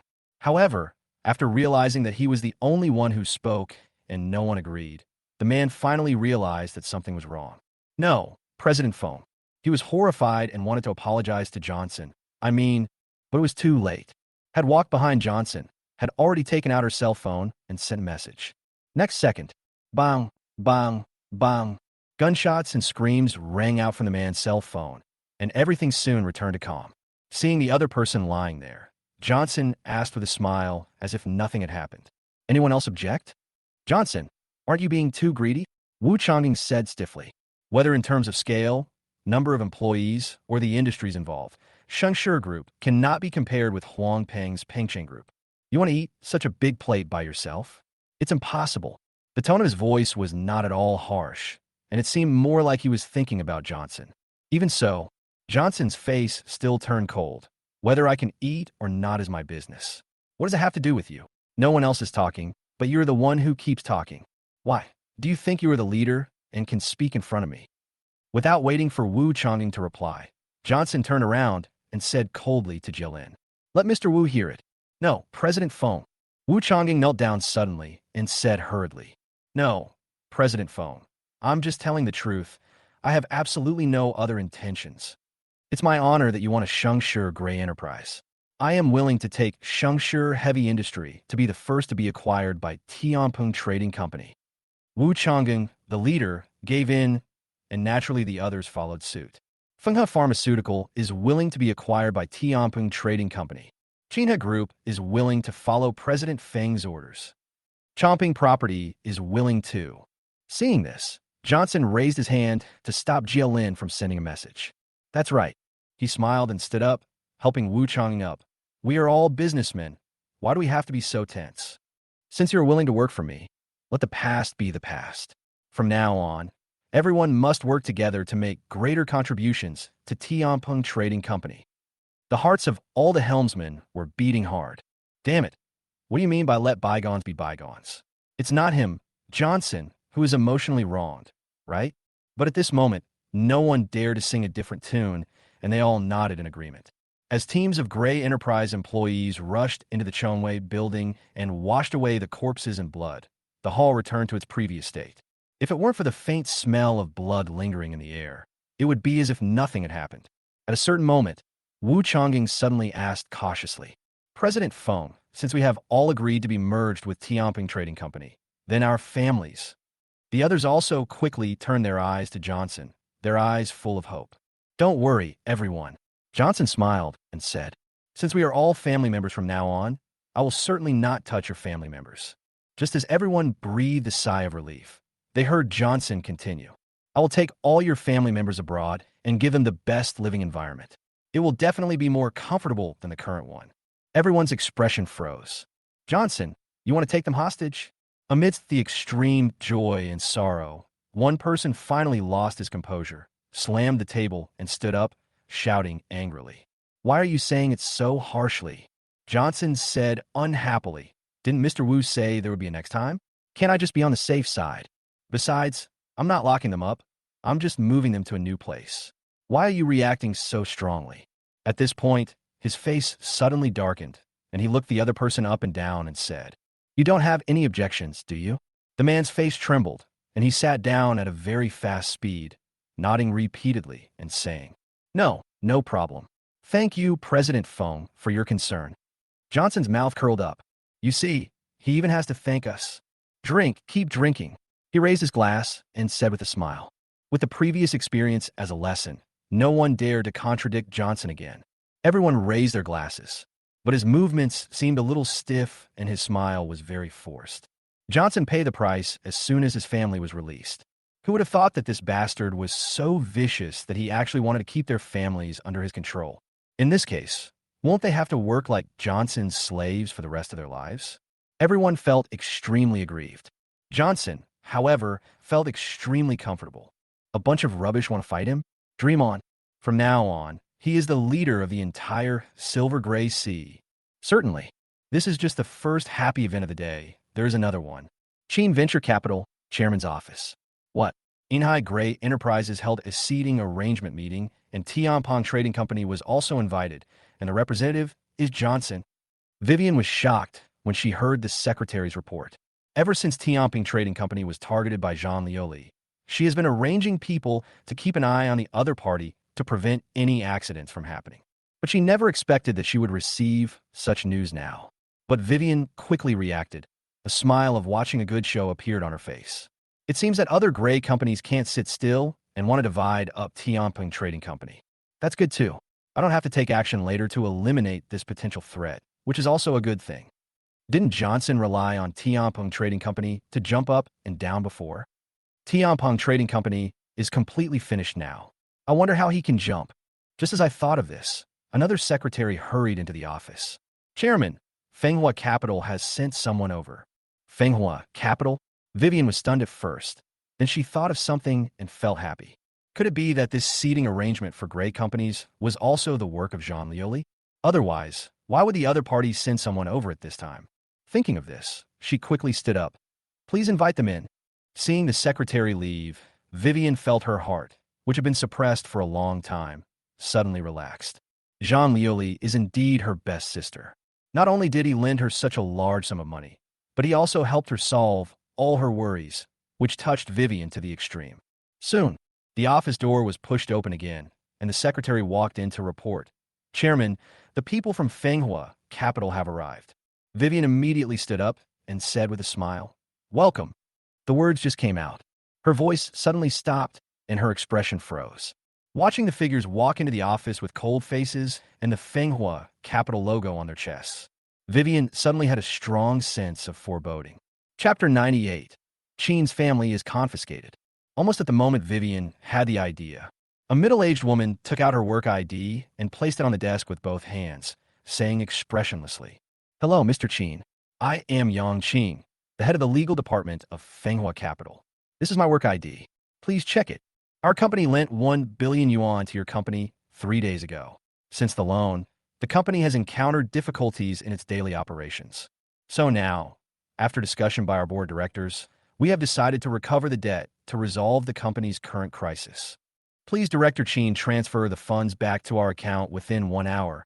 Otherwise, we have the right to file a lawsuit against your company in accordance with the contract.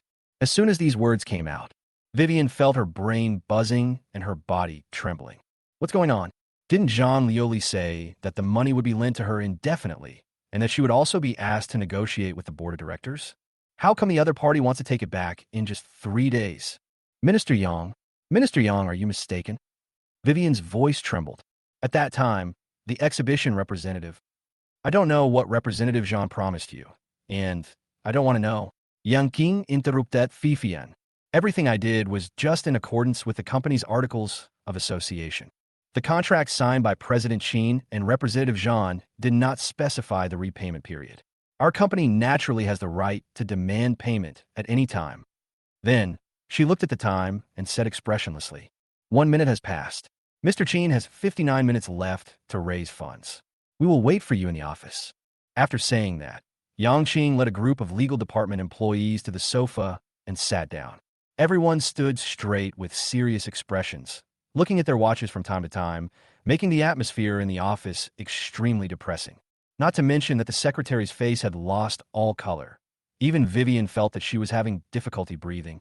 She used the borrowed money to buy back shares sold at low prices by shareholders. She couldn't pay it back in an hour, let alone a month. After all, the stock price of Chen Venture Capital has fallen to that level now. Even if she wants to sell the stocks to repay the loan, no one will take over. Indistinctly, Vivien felt that there was a huge conspiracy surrounding her. But no matter how hard she thought, she couldn't figure out where this conspiracy came from. It's impossible that all this was really planned by Jean Lioli, right? The other party is her best sister. With her last hope for Jean Lioli, Vivien tremblingly picked up the phone on the table and dialed the number. Sorry, the number you dialed cannot be connected. As a mechanical female voice sounded, Vivien's last hope was cut off. Jean Lioli actually blocked her. No, I want to ask her for an explanation. Vivien rushed out of the desk, ignoring the people from Fenghua Capital's legal department, and walked out the door directly. Yang Qing and others did not try to stop Vivien. They just looked down at their watches from time to time, as if waiting for something. 1 hour later, when Vivien came out of Fenghua Capital's magnificent office building, she felt her legs go weak and her vision went dark. She searched the entire building, but couldn't find any trace of Jean Lioli. There was no one even at the other person's home. Vivien didn't understand where Jean Lioli had gone, why he was trying to trick her, and why he was hiding from her, etc. Vivien suddenly thought, could it be that something happened to Lioli? So Fenghua Capital suddenly changed its mind? She thought this was very likely.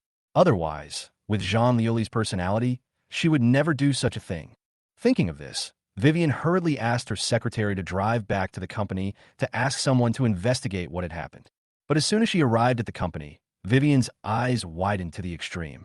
However, I saw that people in uniform had already set up a cordon at the company's entrance, and the company's employees were also driven out. "What are you doing?" Vivien rushed out of the car and shouted, "Stop it! Boss Chen, we've already told you that if you can't raise the money within an hour, we will use legal means."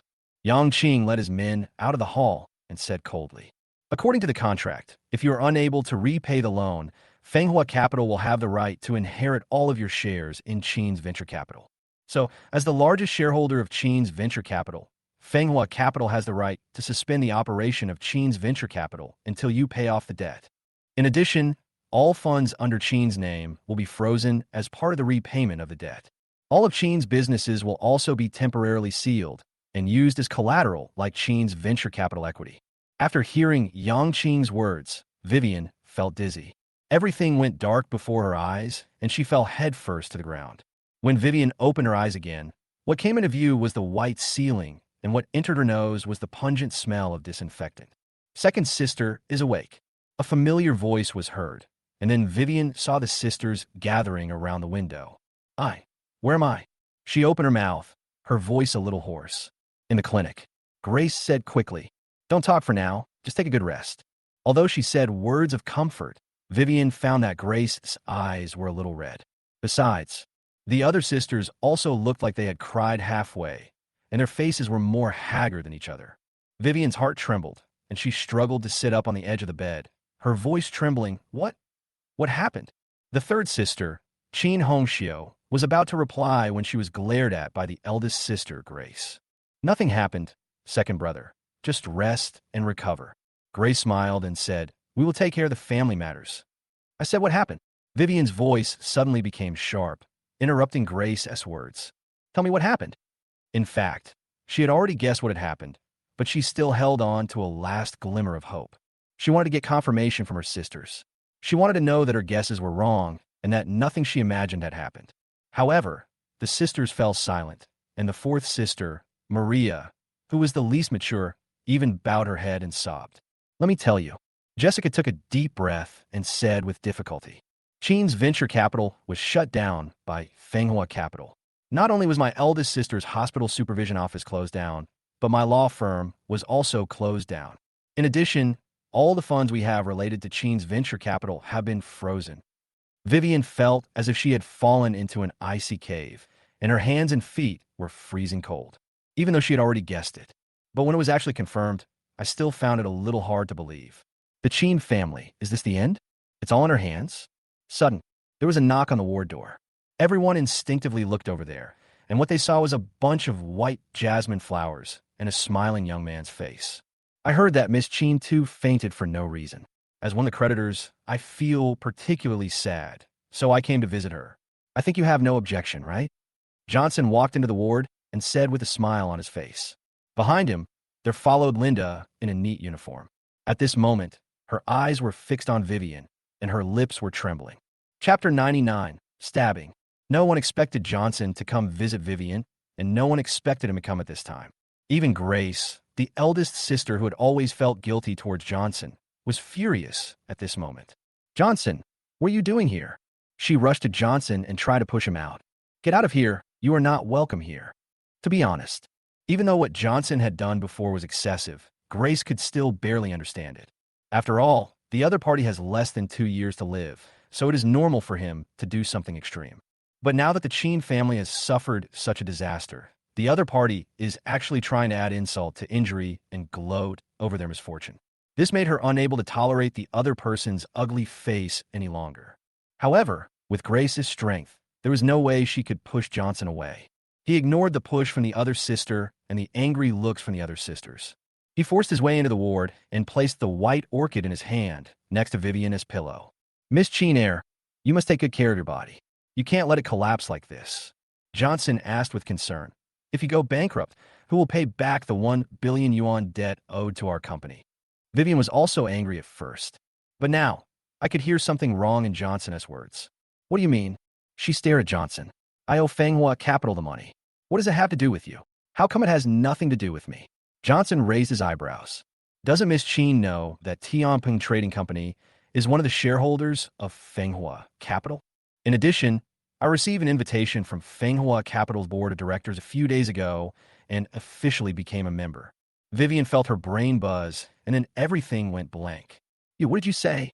Johnson. Her own voice began to tremble at this time. Tianping Trading Company is a shareholder of Fanghua Capital, and you're also a member of the board of directors? Miss Chen Air, don't you believe it? Johnson turned to Linda and said considerately, here are the documents you were asked to get. Show them to Miss Chen Air. At this moment, Linda froze. After hearing that her second sister was hospitalized and Johnson wanted to visit her, she was so anxious that she didn't have time to think about it and rushed over immediately. Linda didn't take seriously the file bag that Johnson handed her before entering the hospital.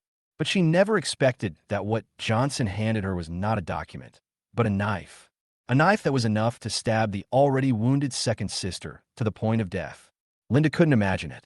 Once the second sister finishes reading the contents of the document in her hand and confirms that what Johnson said is true, she will be so angry. The opponent is already so weak. Can he withstand such a heavy blow? Seeing Linda motionless, Johnson narrowed his eyes. But there was no expression of surprise on his face. He just raised his hand to take the file bag. Then Johnson discovered that Linda was holding the file bag tightly and was even retreating. He looked up at the other person, and what he saw was a pair of pleading eyes. Johnson did not relent. He sneered, increased the strength of his hands, and grabbed the file bag in his hand. The next moment, Johnson opened the briefcase in front of Linda, took out the documents inside, and handed them to Vivien. Look, Miss Chen Air, here is the share certificate of Tianping Trading Company, as well as the relevant documents for my entry into the Fanghua Capital Board of Directors. Johnson smiled and said, we're siblings after all. You should be happy about my current achievements, right? Vivien could no longer hear Johnson's voice because her ears were filled with buzzing sounds. She thought again of the scene where she asked Zhang Liuli to deal with Tianping Trading Company, and even more so of the scene where she signed a contract with the other party to borrow money. If Tianping Trading Company is really one of the shareholders of Fanghua Capital, doesn't it mean that this matter has been a trap from the beginning to the end? And she set a trap for herself and walked into it on her own initiative. The other sisters didn't understand what was going on. But looking at the rich smile on Johnson's face, and then looking at Vivien's face, which had completely lost all color and her body was trembling slightly. No matter how slow they were, they could understand what Johnson was doing at this moment. He was provoking Vivien. He wanted her to die in a hospital bed. Johnson, you are not human. Jessica rushed forward, grabbed Johnson by the collar, and cursed with red eyes. Even if you hate my second sister and the Chen family, you don't have to go this far, right? The Chen family is already like this, and my second sister is also like this. Do you still want to piss her off to death? The other sisters also gathered around and tried to push Johnson out directly. Get out of here, get out. Stop it. At this moment, Vivien's trembling voice rang out. Second sister. Jessica turned back instinctively, but saw Vivien suddenly raised her voice. I said stop it. Her voice was weak and sharp. Her chest kept rising and falling, and her breathing was extremely heavy. The girls were afraid of irritating each other further, so no matter how angry they were, they could only step aside. Even so, they looked at Johnson was still filled with anger, as if they wanted to eat him up. Johnson straightened his ruffled collar and sat back down beside the bed. Miss Chen Air should be sensible. He smiled and praised. Business is business. What's the big deal about touching someone? If you don't know, you would think that the Chen family came from a gray company. Johnson don't. Jessica was furious, but was glared back by Vivien. Then she looked at Johnson and opened her mouth with difficulty. So from the beginning, this was a trap? From the beginning, Tianping Trading Company and Zhang Liuli took advantage of my trick and wanted to unite against me. When saying this, Vivien felt a little sad. She believed in Zhang Liuli so much that she placed all her hopes on him. Who would have thought that in the end, the other party would treat him like a fool? To be precise, it was you who pushed Representative Zhang to Tianping Trading Company. Johnson shook his head. He didn't explain it very clearly.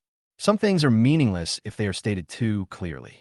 Vivien didn't understand what Johnson meant, but seeing that he was unwilling to talk, she could only suppress her doubts and change the subject. I don't understand. Since Tianping Trading Company has the strength to compete with Fenghua Capital, why would your president use someone like you? Vivien stared at Johnson and asked these questions with difficulty. This was the biggest question in her mind. From the beginning to the end, Vivien never figured out what kind of value Johnson had that made the president of Tianping Trading Company take such a fancy to him. They promote Eve to a senior minister. They also let Johnson join the Fenghua Capital Board of Directors. This identity is equal to her previous self. Johnson looked surprised and said as if he didn't understand. Miss Chin, don't you know yet that I am the president of Tianping Trading Company? Chapter 100. If you don't hit me, I will. The ward fell into deathly silence. All the Chen sisters' eyes widened. Jessica came to her senses. A sneer appeared on her face. Johnson, you can't brag like that. Others don't know who you are, but don't we know too? How can you afford to establish Tianping Trading Company? The other sisters also looked unconvinced, even Vivien. In their eyes, everything Johnson has was given by the Chen family. So from the moment he was kicked out of the Chen family, he lost everything of value and became a useless waste. And what is Tianping Trading Company? It is a behemoth formed by the integration of 60% of Enhai's gray enterprises, and it is gray capital that can sit down and discuss with Fenghua Capital. Can such an existence be created by a waste? Johnson glanced at everyone, and the fake smile on his face turned into sarcasm for the first time. I've told you before that it's never me who can't leave the Chen family, but the Chen family can't leave me. You don't think I'm joking, do you? You don't think I'm a loser who can only do your laundry and cooking? Jessica was disdainful and was about to speak, but she saw Johnson suddenly looking at her. Let me start with you, Jessica. Johnson sneered. Do you remember when you first opened your law firm and couldn't get a license, and then one day you were suddenly told that you had the license? Jessica was stunned for a moment. When her law firm was first opened, it was indeed unable to obtain a licensing license. Because if you want to set up a private law firm, you must have the top experts in the industry to act as guarantors. At that time, Jessica had just graduated and hadn't even landed a few cases. Who would dare to guarantee her? Jessica used a lot of connections to achieve this, but to no avail. Just when she felt desperate, the official agency suddenly called her and said that the qualification license could be obtained. Because a top figure in the legal profession in Beijing was willing to come forward to guarantee her qualifications. At that time, Jessica just thought that her efforts had paid off. Although she was excited, she didn't think much about it. Now that Johnson had said this, she vaguely felt that something was wrong. Jessica's voice was stumbling. Phone. Johnson, what do you mean? What do you mean by that? Johnson sneered. When that Beijing lawyer guaranteed you, didn't you have any doubts at all? Have you ever thought about how a little-known lawyer like you could make the other party notice you? And why would she come all the way from the capital for you? Without waiting for Jessica to speak, his tone became even colder. I'll tell you the truth. The lawyer's daughter was suffering from a terminal illness and had been to many hospitals, but none of them could cure her. I spent nearly half a month reading medical books and finally found the clues to save her daughter. Only then did she agree to come and vouch for you. I didn't tell you this before because I didn't do these things to gain your gratitude. But all these years you have claimed to be a top lawyer, and the way you look in front of me all day long is really disgusting. Without me, you can't even apply for a law firm license. How dare you act so arrogantly in front of me? Jessica was completely stunned. No, impossible. She stared at Johnson with eyes wide open, her face full of disbelief. Johnson, you must be talking nonsense. The top lawyer clearly saw my efforts and was willing to vouch for me. How could it be related to Johnson? I'm talking nonsense. Johnson sneered. Then you might as well give that person a call and see if I'm talking nonsense. Jessica did have this idea originally, but facing Johnson's teasing gaze, she suddenly felt a little hesitant. She was worried that things were really as the other party said, and all her efforts were actually due to Johnson's help. You don't want to fight, right? I'll fight. Johnson was not willing to let Jessica off like this, so he took out his cell phone, dialed the number, and turned on the speaker. Soon, a delighted female voice sounded from the other end. Dr. Phone, how come you have time to call me? Hearing this familiar voice, Jessica's face turned extremely pale. She was about to speak when the person on the other end of the phone seemed to have thought of something, and his tone became solemn. Dr. Phone, I've heard about your situation. Those people in the Chen family are not human beings. For a child they just found, they actually drove you out of the family regardless of the relationship they have had for so many years. Don't worry, I've already sent a letter to the Bar Association requesting the cancellation of the guarantee for Inhai Law Firm. In addition, I will also inform other industry leaders that Fengao Law Firm will not be able to handle even a single business in the industry in the future. Thank you for your help, Lawyer Zhang. Johnson exchanged a few polite words with the other party and then hung up the phone. When he looked at Jessica again, her face was extremely pale and she was slumped on the ground. Originally, she thought Johnson was just trying to scare her. But now Lawyer Zhang's attitude has already explained a lot. In order to vent Johnson's anger, the other party was willing to use their connections to directly ban her and the law firm. Obviously, the price Johnson paid to help her get the qualification license was even greater than he said. Johnson ignored Jessica. He then looked at the dazed third sister, Chen Hong, and asked with a half-smile, "Miss Chen-san, do you also think that everything I've done in the past was dependent on the Chen family?"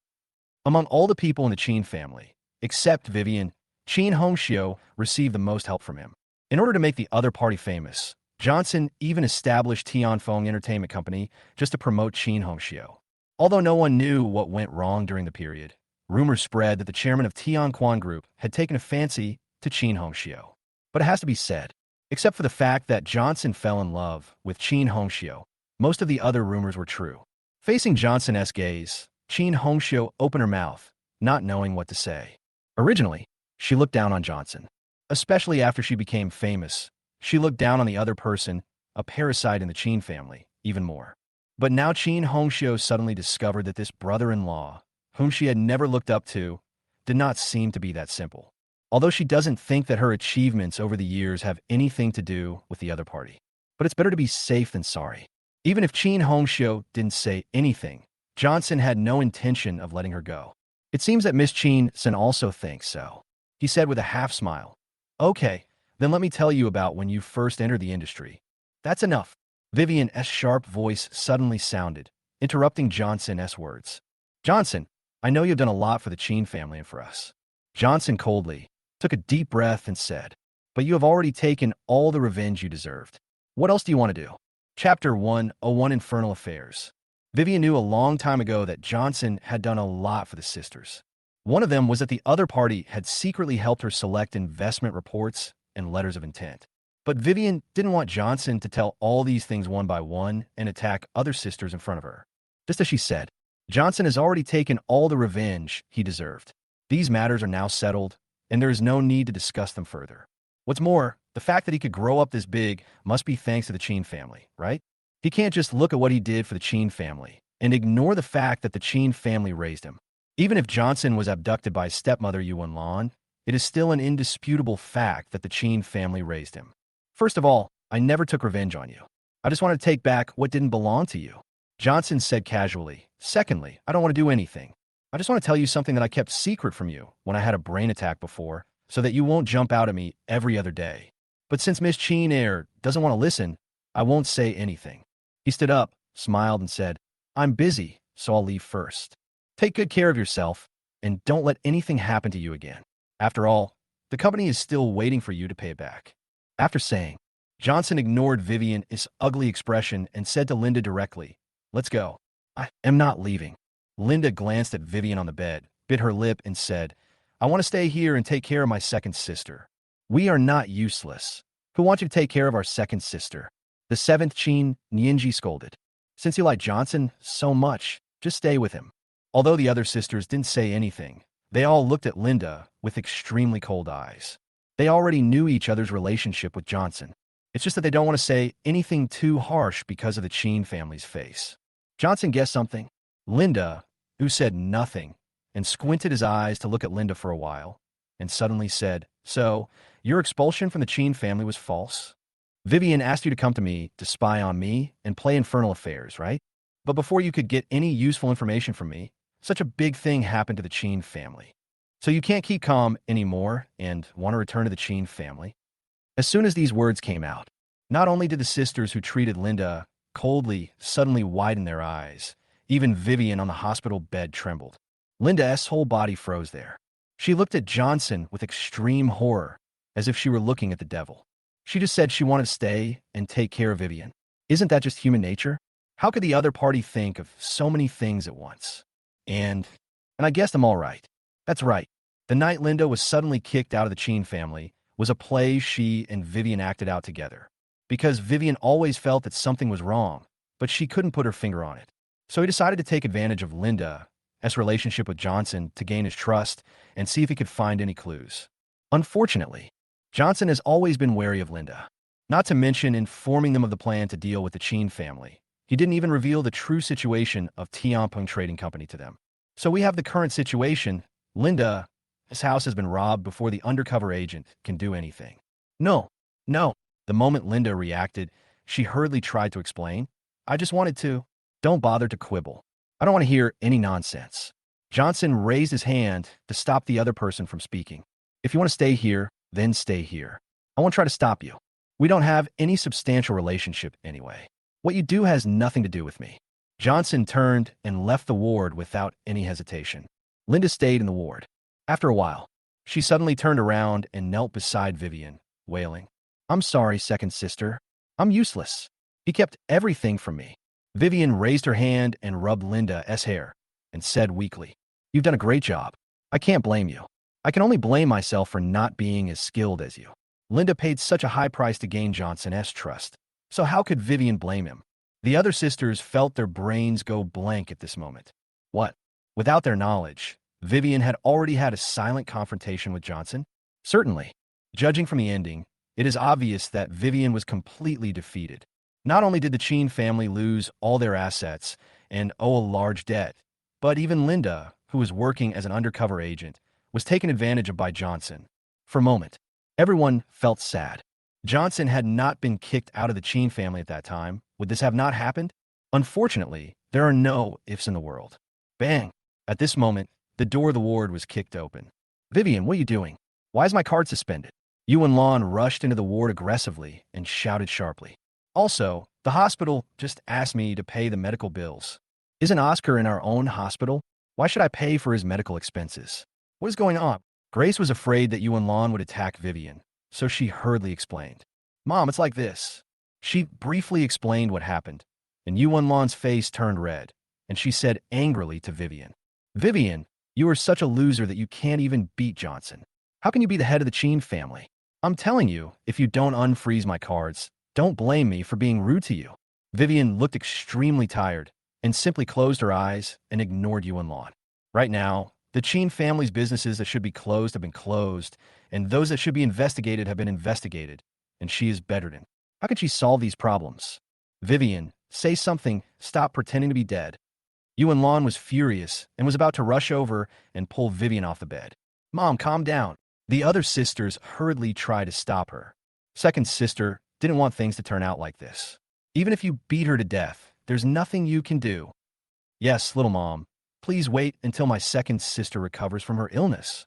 If something happens to my second sister, the Chen family will be finished. Yuan Lan knew the seriousness of the matter after all. She suppressed her anger and said coldly, Okay, I'll wait until she recovers. But you have to find a way to pay for Oscar's medical expenses. If anything happens to him, none of you will have an easy life. Linda quickly took out her salary card. Mom, I still have some money in my card, all my salary over the years. Her salary was not part of the funds linked to the Chen family, so it was one of the few properties that had not been frozen. Before Linda could finish her words, Yuan Lan snatched the salary card away and strode out of the ward in high heels. Looking at the other persons receding back, everyone felt a little upset. The Chen family has come to this point, but my stepmother is still unwilling to understand them.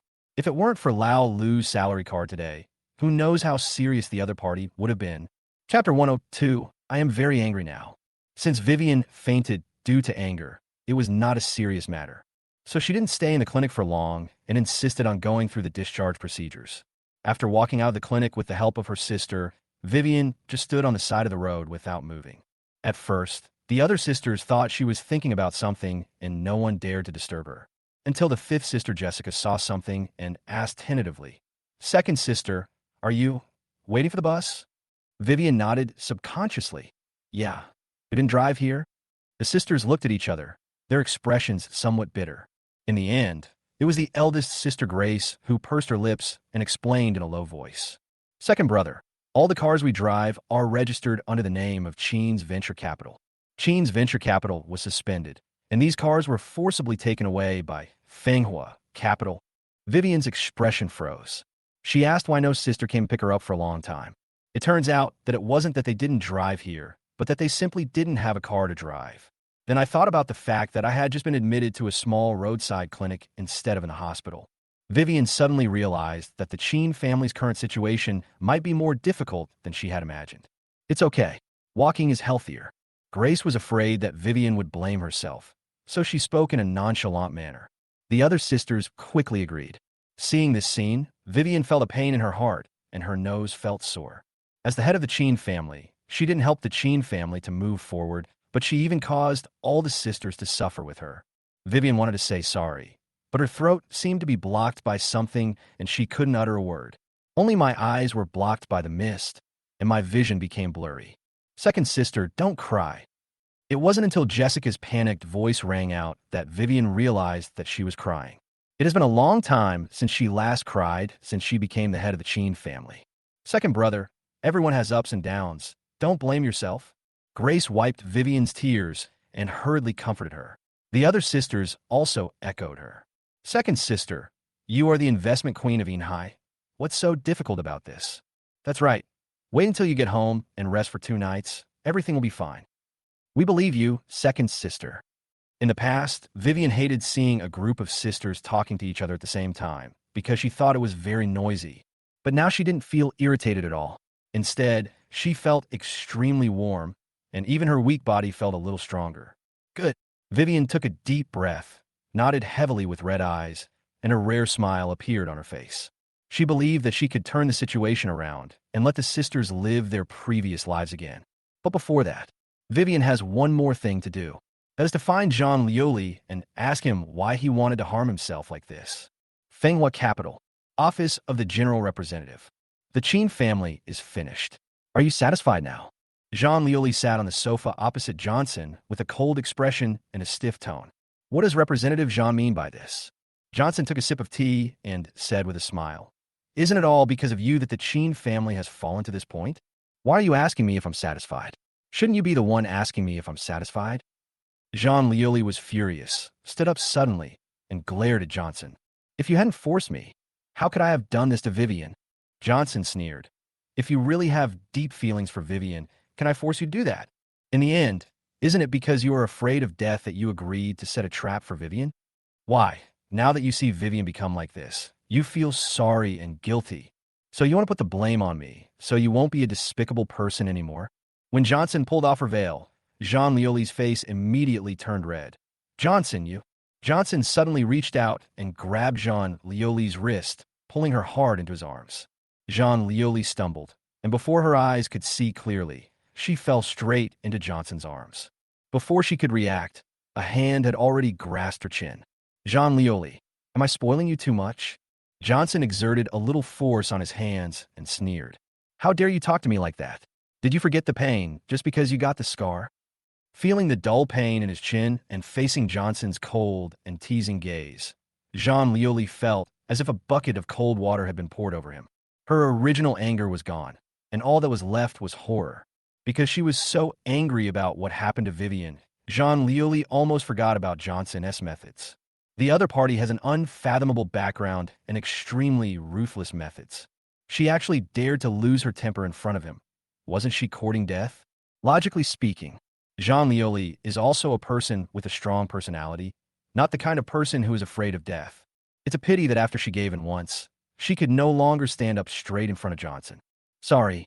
Her lips trembled, and there was panic in her eyes. I don't mean anything else, President. What you mean is none of my business. Johnson interrupted the other party. I just know that you offended me and made me very angry. So no matter what method you use, you'd better use it immediately to calm my anger. Otherwise, Johnson ran his thumb across Jean Lioli's plump red lips, his eyes teasing and cold. I'm terrible when I get angry. Jean Lioli understood what Johnson meant instantly, and her face quickly turned red. As the CEO of Manhwa Capital, how could she possibly help someone relieve their sexual desire? However, facing Johnson's gaze, she didn't dare to refuse, and finally could only endure the humiliation and said, President, if you want to relieve yourself, you should do it yourself. Not taking the initiative to Sir Johnson was Jean Lioli's last stubbornness. Are you sure you want me to come? Johnson's smile turned cold. I'm afraid you can't stand me coming. Jean Lioli's body trembled, and some perverted scenes inexplicably flashed through his mind. She no longer dared to hesitate, and hurriedly hugged Johnson's neck, and with her pretty face flushed as if water was about to drip out, she gave him her first kiss. Johnson kept an eye on the reaction of the brain tumor. He soon discovered, no matter how close he and Jean Lioli were, there was no swelling or pain from the brain tumor. A moment, even with the beauty in his arms, Johnson's heart turned cold. Could it be that his brain tumor is really related to the Chen sisters? Or is this not a congenital disease, but a man-made one? Otherwise, with his medical skills, how could he not find a cure for so long? Johnson's mind suddenly flashed with the kind face of his adoptive father Chen Hong, and he felt his hands and feet go cold for a moment. The Chen sisters are not capable of doing such a thing. The only one who can do it is his adoptive father Chen Hong, who watch him grow up. Chapter 103. This is called a powerful alliance, not collusion. Manhwa Capital, office building. Vivien, with a pale face, entered the lobby and walked towards the high-rise elevator with familiarity. Whether it was the receptionist or the security guard, they all turned a blind eye when they saw this scene. Vivien is a frequent visitor to Manhwa Capital and never needs to notify or make an appointment to come here. In addition, these low-level employees would not know what was going on at the top, so naturally they would not stop it. After entering the elevator and pressing the button for the top floor, Vivien looked at her own thin figure in the elevator wall and became more and more angry toward Jean Lioli. If it weren't for this so-called good sister setting a trap for her, she would never have fallen to this point. So not long after returning home, Vivien sneaked out. She must ask Jean Lioli for an explanation, otherwise she will not be able to swallow this anger. As soon as she walked out of the elevator, Vivien ran into Jean Lioli's secretary. Vivien ignored the other party and walked straight towards Jean Lioli's office. She didn't find the other person when she came to the company before, and she didn't believe that he was not there now. The secretary's face changed slightly, and he quickly stopped in front of Vivien. Director Chen, the representative is not in the company, and you can't come up here without a reservation. After hearing what the secretary said, Vivien's anger finally exploded. I need to make an appointment to come here. Don't you know who I am? You know, in the past, when she came to Manhwa Capital, she would go directly to find Jean Lioli. No one dared to stand in her way. But not only did someone stop her, but she even had to make an appointment. Vivien never thought that Jean Lioli would do things so ruthlessly. The secretary's face turned pale, and he explained in a panic. No, Mr. Chen, this is the order the representative just issued. Anyone who wants to see her must make an appointment, otherwise I will be fired. Please don't embarrass me, Mr. Chen. I'm not the one making things difficult for you. You're the one making things difficult for me. Vivien pushed the other person away and strode towards the office. She could already confirm that Jean Lioli was in the office. Otherwise, the secretary wouldn't be so flustered. Seeing Jean Lioli's office getting closer and closer, Vivien sneered in her heart. You don't dare to see me, right, Jean Lioli? Today I want you to see me. At this time, in Jean Lioli's office, Jean Lioli had gradually gone from the humiliation she felt at the beginning to enjoying it, and she even began to take the initiative to intensify her offensive. But just when she was most immersed in it, Johnson suddenly pushed her away. Jean Lioli's dazed eyes cleared up a bit, as she looked at Johnson with confusion. What's wrong? Johnson deadpanned. That's not how you let off steam. Jean Lioli was stunned for a moment, not quite reacting. If that's not the case, then what is it? Just thinking about this, Jean Lioli suddenly felt.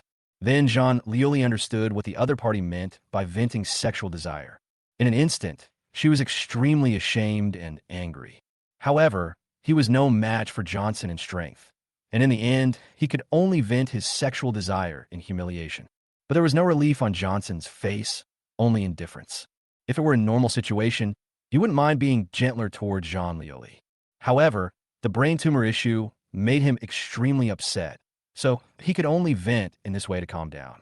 Right at this moment, bang! The office door was suddenly kicked open, and then Vivien's angry voice rang out. Jean Lioli, what on earth are you hiding from me for? Before he could finish his words, the voice stopped abruptly. Vivien, who had just entered the office, was frozen there. She stared at the scene in front of her with wide eyes and felt her brain go blank. Originally, she thought Jean Lioli was avoiding her, so she kicked the door in anger, wanting to ask for an explanation from him. Who would have thought that after entering the office, This would be the scene. Zhang Liuli, who always thought highly of herself and treated men with no pretense. Actually, this made Vivien feel like her worldview had collapsed. She couldn't understand. It was fine that Linda had been bewitched by Johnson before, but how could even a woman like Zhang Liuli be like this? The other side. Zhang Liuli didn't expect Vivien to enter the office. She stood up in panic, her face flushed to the extreme, and her words were somewhat incoherent. Shoo! Vivien, why? What are you doing here? Vivien glanced at Johnson, who was unhurriedly zipping up his pants, and then at Zhang Liuli, who was embarrassed and flustered, and said through gritted teeth, Zhang Liuli, I was wondering why you treated me like this. It turns out you have been hooking up with Johnson for a long time. I thought of you as my good sister, but you treated me like this for a man. Zhang Liuli's expression froze when he heard Vivien's words. Vivien, that she had fallen to this point? If she hadn't been asked to deal with Tianpeng Trading Company, she would never have become Johnson's plaything. So how did Vivien get the nerve to say that about her? Think of this. The panic in Zhang Liuli's heart disappeared, replaced by surging anger. Vivien, you still have the nerve to say that to me. She angrily shouted. You knew that Tianpeng Trading Company was not easy to deal with, yet you asked me to go and die. Do you know that more than 50 elite consultants from my Red Maple Security Department died because of this incident? Vivien was struck by lightning. All the security consultants of Maple Security were dead? How come she didn't know about this? Why? Why didn't you tell me this? She spoke subconsciously. What's the point of me telling you? Zhang Liuli said coldly. Can you revive them or suppress Tianpeng Trading Company? If you really have this ability, you wouldn't come to me. So you just team up with Tianpeng Trading Company and turn around to deal with me? Vivien's eyes widened. This is not called collusion. This is called timely stop-loss. Zhang Liuli sat directly in Johnson's arms and hugged his neck. Or, in other words, this is called a strong alliance. President Feng is young and promising. It's better for me to cooperate with him than with you. He can help me take a step forward and can also help Fenghua Capital take a step forward. And you, this so-called good sister, are good for nothing except causing me trouble. Johnson didn't expect Zhang Liuli to do this, but he didn't mind cooperating with the other person's performance and simply kissed the other person on the face. Zhang Liuli responded with a shy smile. When she turned her head, the look in her eyes when she looked at Vivien turned cold again. Seeing Zhang Liuli and Johnson in collusion with each other, Vivien's heart trembled again and again. She really didn't want to believe that her sister was such a person. Just because I accidentally caused her trouble, she teamed up with outsiders to deal with me. Chapter 104. The Chen sisters can hardly afford the property management fee. Okay, Zhang Liuli. Vivien suppressed the pain in her heart, took a deep breath, and said, I apologize to you for the annihilation of Red Maple Security. But you also cheated my Chen venture capital. Now we are even. From now on, you go your way, and I go mine. Then she looked at Johnson again. Johnson, don't feel so proud. Vivien, by joining forces with Fenghua Capital. If I were so weak, I wouldn't have come this far. After she finished speaking, Vivien turned around and strode away.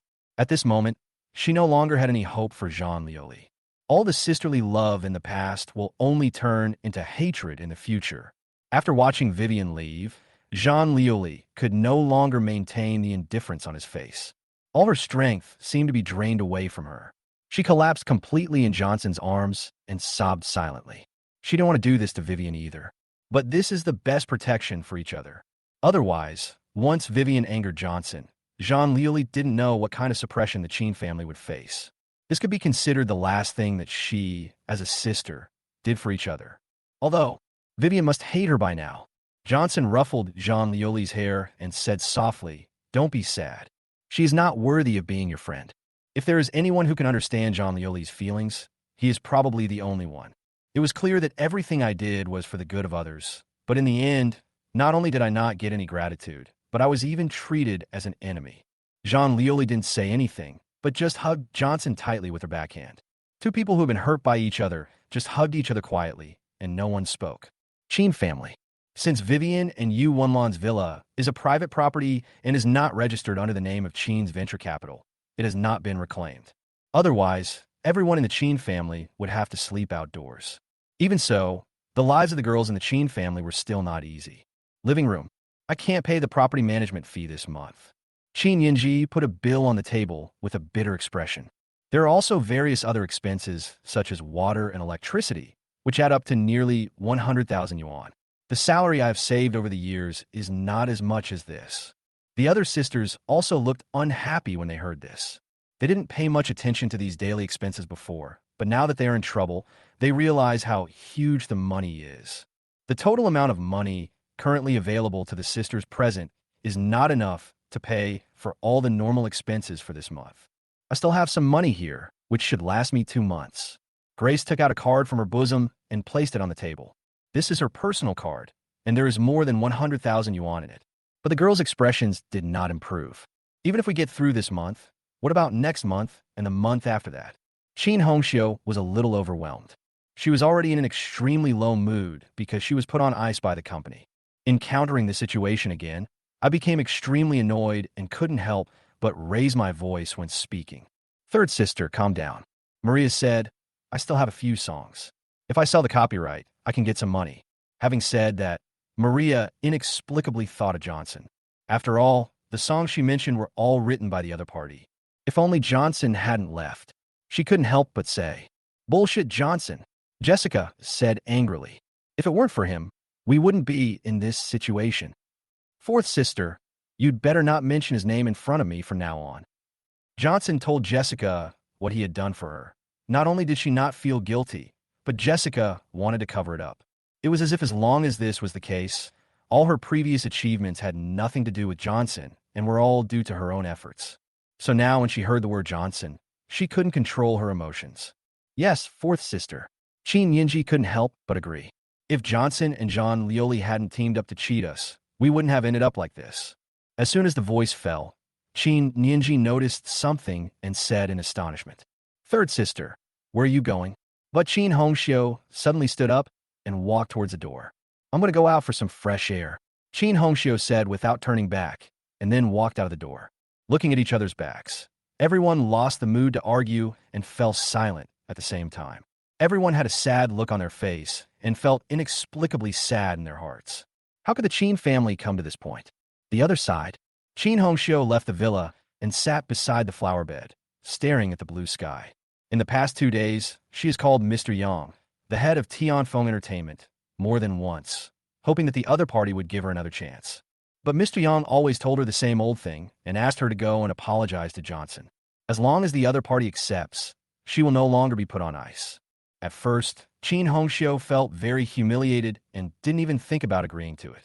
However, after experiencing the current changes, when Chen Hong heard Johnson's name again from Maria's mouth, she had a different feeling. After all, she was really fed up with the depressing atmosphere at home, and she was also fed up with the days of having no car to go out and having cheap food on the table. Even if this kind of day has only lasted half a day. Certainly, as a shining female star, she can't stand this kind of obscurity. She wants the spotlight, she wants exposure, and she wants to appear glamorously in front of her fans. And all of this, only Johnson can bring her. As her thoughts raced, Chen Hong finally stood up and left the yard. She'd better decide to go apologize to Johnson now. As long as the other party is willing to forgive her, she can regain her previous status and resources.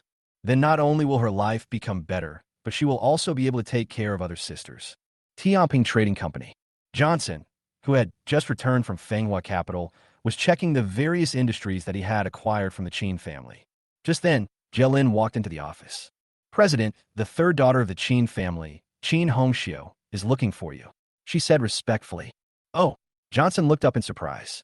Logically speaking, Chen Hong should hate him to death, right? After all, it was he who reported the other party, which led to her losing everything. So why would the other party come to me on their own initiative? Could it be that he is here to take revenge on me? After a pause, Johnson nodded, let her in. He wanted to see what Chen Hong was up to. Is there anything else you want to say? Johnson noticed that Jielin did not leave immediately, but hesitated to speak, and immediately smiled. Is there anything we dare not talk about?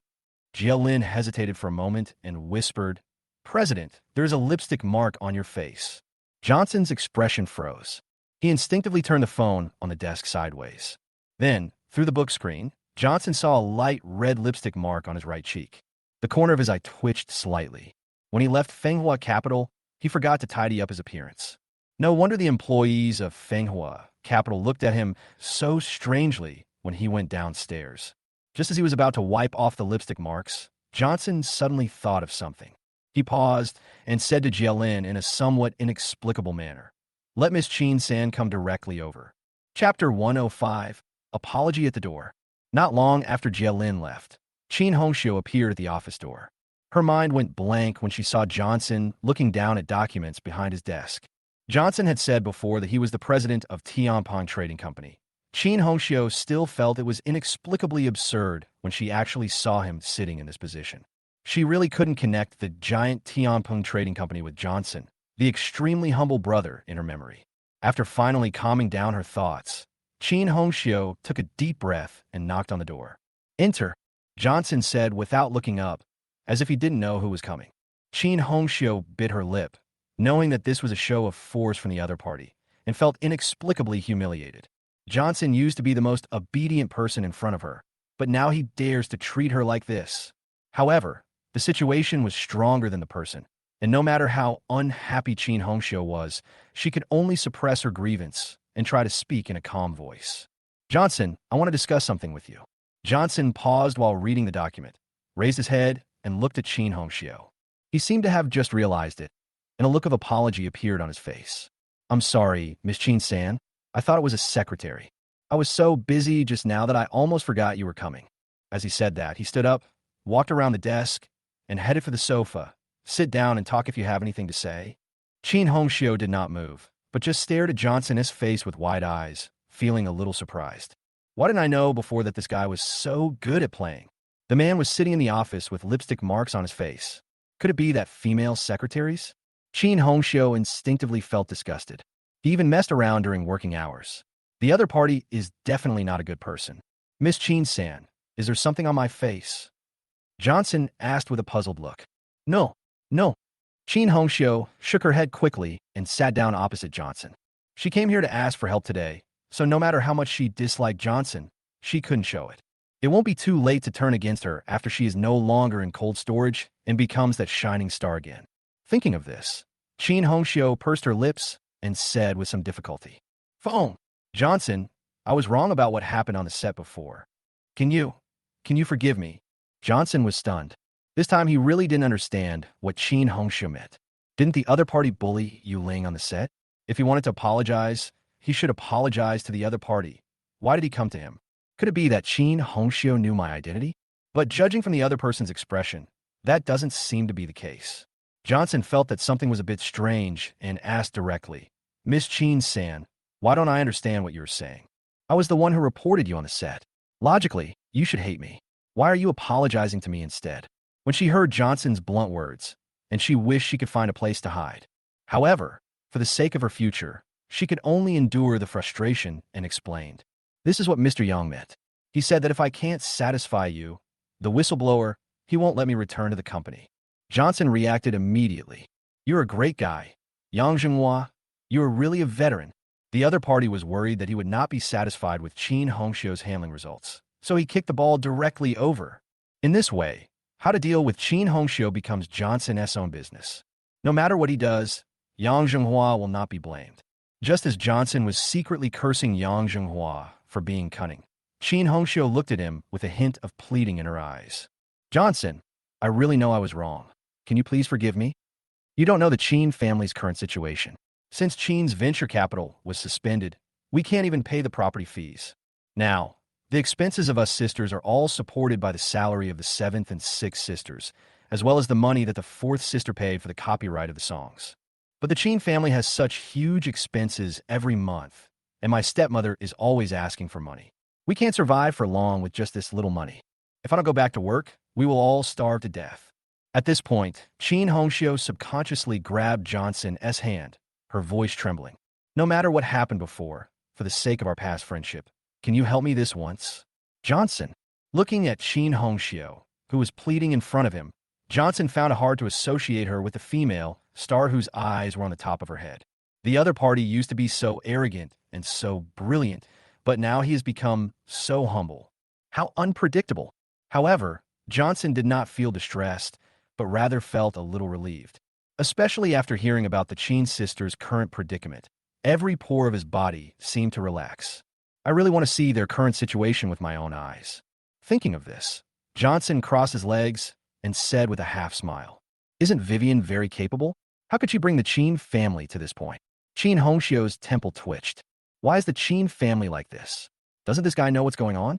If he hadn't been in cahoots with Zhang Liuli, how could my second sister have been tricked into this state?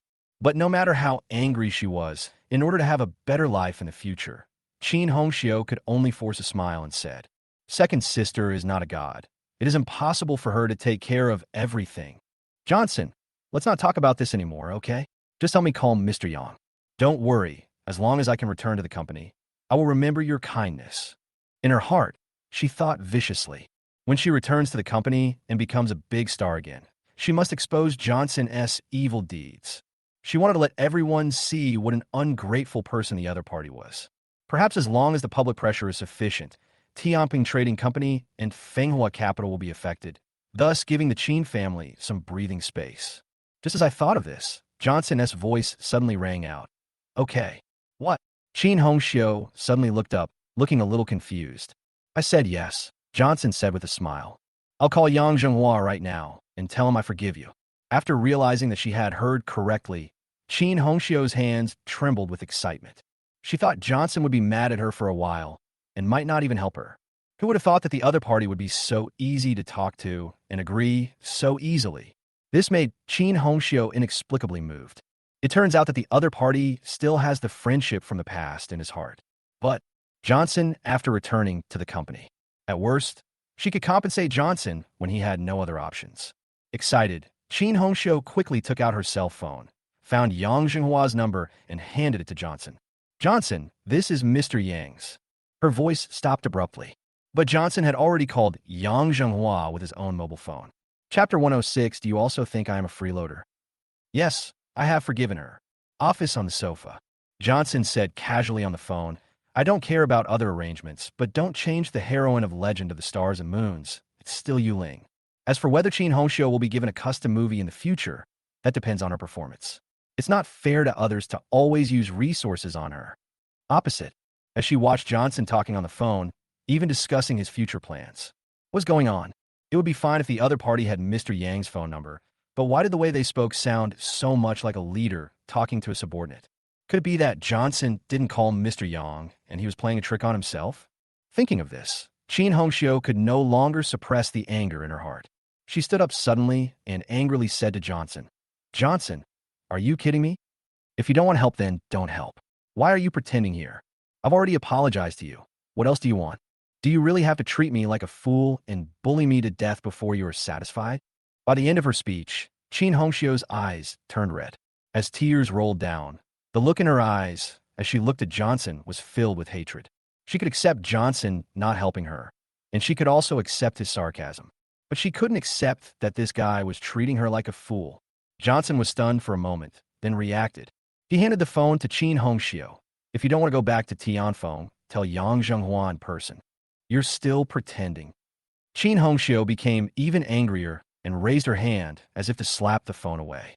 But when she saw the familiar number on the screen with the words, Yang Zhenghua, the person in charge of Tianfeng on it, her body suddenly froze. After a while, she said in a lost voice, "Is it really Mr. Yang? What else?" Johnson shrugged. "Do you think I'm kidding you?" Chen Hongxiu's pretty face instantly turned red. She really thought so. After all, who would have thought that Johnson actually knew Yang Zhenghua? At this moment, she didn't care to think so much, and quickly took the phone and said carefully, "Mr. Yang, Mr. Yang, I'm Chen Hongxiu." Now, when Chen Hongxiu faced Yang Zhenghua, she no longer had the same equal or even arrogant attitude as before. After this incident, she finally understood that an actor is an actor and should never think that they can ignore their boss just because they have a financial backer. What's more, the financial sponsor she thought of didn't even exist. She is just an ordinary actress who is lucky enough to have a smooth journey. "Miss Hongxiu, I won't say more." On the other end of the phone, Yang Zhenghua said seriously, "Since Mr. Feng has forgiven you, you can come back to the company anytime. But you also heard what Mr. Feng said just now. Except for the Star Moon biography, all other resources that belong to you are still yours. Of course, if you want to customize a movie, it depends on your impression of Mr. Feng." Chen Hongxiu was both excited and confused. It's certainly a good thing that she can return to the company, but Why can Johnson decide the operation of Tianfeng Entertainment? Why does she have to get the other person's favor in order to customize the movie? Why, Mr. Yang? Chen Hong asked subconsciously, confused. You have to ask Mr. Feng about this. Yang Zhenghua didn't dare to say more. If he is willing to talk, you will know naturally. After saying that, he hung up the phone, leaving Chen Hong alone with a confused look on her face. After a while, she came back to her senses, looked at Johnson, who was smiling, and asked in astonishment, "Are you on good terms with Mr. Yang?" Before, Chen Hong always thought that Johnson reporting her was just a coincidence. Yang Zhenghua asked him to apologize to Johnson to warn himself. Now, she suddenly realized that things were not as simple as she had imagined. Johnson did not directly answer Chen Hongxiu's question, but asked, "Miss Chen-san, what is the name of your entertainment company?" Tianfeng Entertainment. Chen Hongxiu blurted out. "So what is the name of my current company?" Johnson asked again. Tianpeng Trading Company. Chen Hongxiu subconsciously glanced at the big Tianpeng Trading Company logo behind the other party. "Don't you think these two companies have anything in common?" Johnson asked with a smile. Chen Hongxiu had come to his door, so he didn't mind giving her a little shock. "What do you think is the point?" Chen Hongxiu was stunned for a moment. "There's only one sky?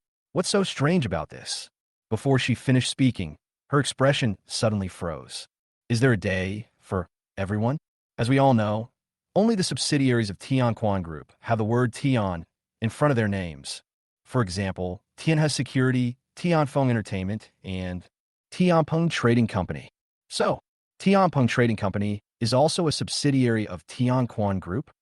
She widened her eyes, her face full of disbelief. "What else?" Johnson spread his hands.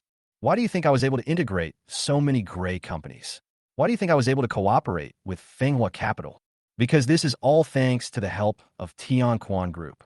Johnson did not lie, but because he concealed a key piece of information, it sounded different to Chen Hongxiu. "So everything you have was given by Tianquan Group?" She said in a lost voice, "But why would Tianquan Group like you? Is it because I have the ability?" Johnson sneered. "You Chen family members are blind, but the Tianquan Group's Human Resources Department is not blind." He didn't say much, but his words were enough to make Chen Hongxiu imagine. No wonder Johnson was able to rise so fast after leaving the Chen family. It turned out that he had already caught the attention of the Human Resources Department of Tianquan Group. "Why didn't you tell us about these things earlier?" Chen Hongxiu couldn't help but say, "If we knew that you were valued by the Tianquan Group, we would definitely not chase you away." Chen Hongxiu's voice became smaller and smaller until it disappeared completely. She suddenly realized, if the Chen family drove Johnson away, it would depend on whether he was valuable or not. This would be too snobbish. Thinking of this, Chen Hongxiu quickly changed her words, but her tone unconsciously became much weaker. "I mean, if you told us this, we wouldn't think you were just a bunch of idiots." Chen Hongxiu found that she no longer had the confidence when speaking in front of Johnson. Not only because the other party had just helped her a lot. Moreover, Johnson is not a waste at all, but a genius selected by the Human Resources Department of Tianquan Group. Her identity determined the impression Johnson had on her mind and the way she spoke to him. "Miss Chen-san, do you also think that I used to eat free meals at the Chen family?" Johnson showed a faint sarcastic smile on his face. No, that's not what I meant." Chen Hongxiu waved her hands quickly. "I mean, you should speak out these things openly so that there won't be any misunderstandings." Chapter 107, I helped you. You have to give me something in return. Chen Hongxiu saw everything Johnson did when he taught Jessica a lesson in the clinic. She knew it then.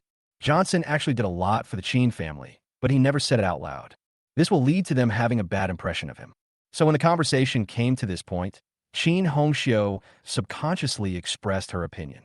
Johnson also needs to bear a lot of responsibility for the way things have come to this point. If he hadn't hidden those things, why would they dislike him? Johnson's face was filled with more sarcasm. "Miss Chen-san, you don't think you will listen to me if I tell you these things, do you?" Without waiting for Chen Hongxiu to speak, he suddenly changed the subject. "Do you remember when you were in high school and were harassed by a few hooligans when you got home?" Chen Hongxiu nodded subconsciously. Of course she remembered it. At that time, those gangsters wanted to take advantage of her and threatened to come to the school gate to find her every day. Chen Hongxiu managed to escape from the siege of those hooligans with great difficulty. After returning home, she told her eldest sister about it as soon as possible. However, the eldest sister was gentle in nature and didn't know what to do, and the second sister was studying at a university in another city. So Chen Hongxiu had no choice but to tell her stepmother about the matter. Who would have thought that my stepmother said she would find someone to deal with them, but nothing happened afterwards. Just when Chen Hongxiu was so desperate that she didn't want to go to school. Later, she discovered that those gangsters had disappeared inexplicably and never appeared in front of her again. But why did Johnson suddenly bring this up? Facing Chen Hongxiu's puzzled gaze, Johnson continued. Then do you remember what you did that night when I came to you with a bruised face and ready to talk to you? Chen Hongxiu's expression froze. On the night when he was bullied by gangsters, Johnson, who was only 13 years old at the time, did come to his house to find him. It was just that Chen Hongxiu thought that the other party had just had a fight with someone outside, and she was already frightened and in a bad mood, so she just told Johnson to get out. Chen Hongxiu didn't think there was anything wrong with this before, but now that Johnson put the two things together, she finally realized something. Chen Hongxiu's face trembled, and her voice stuttered. That night, the injuries on your body. Just as you thought. Johnson said casually, I heard that you were bullied by some hooligans, so I went to your school to find out their address that day, and then beat them up in the game hall. I went to see you at night to tell you that they would not harass you again. But you didn't even give me a chance to speak, and just told me to get lost. At this point, Johnson spread his hands, his eyes full of sneer. But do you think it's necessary for me to tell you everything? I don't have a sense of existence in your eyes anyway. Instead of doing something good and then telling it to get scolded by you, it's better to say nothing. Of course, I was stupid before. I knew you didn't like me, but I did this and that for you without any regrets. But now I have changed my ways. After hearing what Johnson said, Chen Hongxiu's brain was already buzzing. To be honest, today was the first time she had a heart-to-heart talk with Johnson in all these years, and it was under such circumstances. If not, I'm afraid that until now, Chen Hongxiu still doesn't know what Johnson has experienced over the years. But even so, when I found him for help just now, he still helped me without hesitation. Chen Hongxiu's nose suddenly felt sore, and she had the urge to hug Johnson in her arms and say sorry. But in the end, she just opened her mouth and said in a hoarse voice, I'm sorry, Johnson. I didn't know at the time. Don't be sorry. What happened in the past is in the past. Johnson waved his hand. Let's talk about the current situation. I didn't need anything in return for helping you before, but it's different now.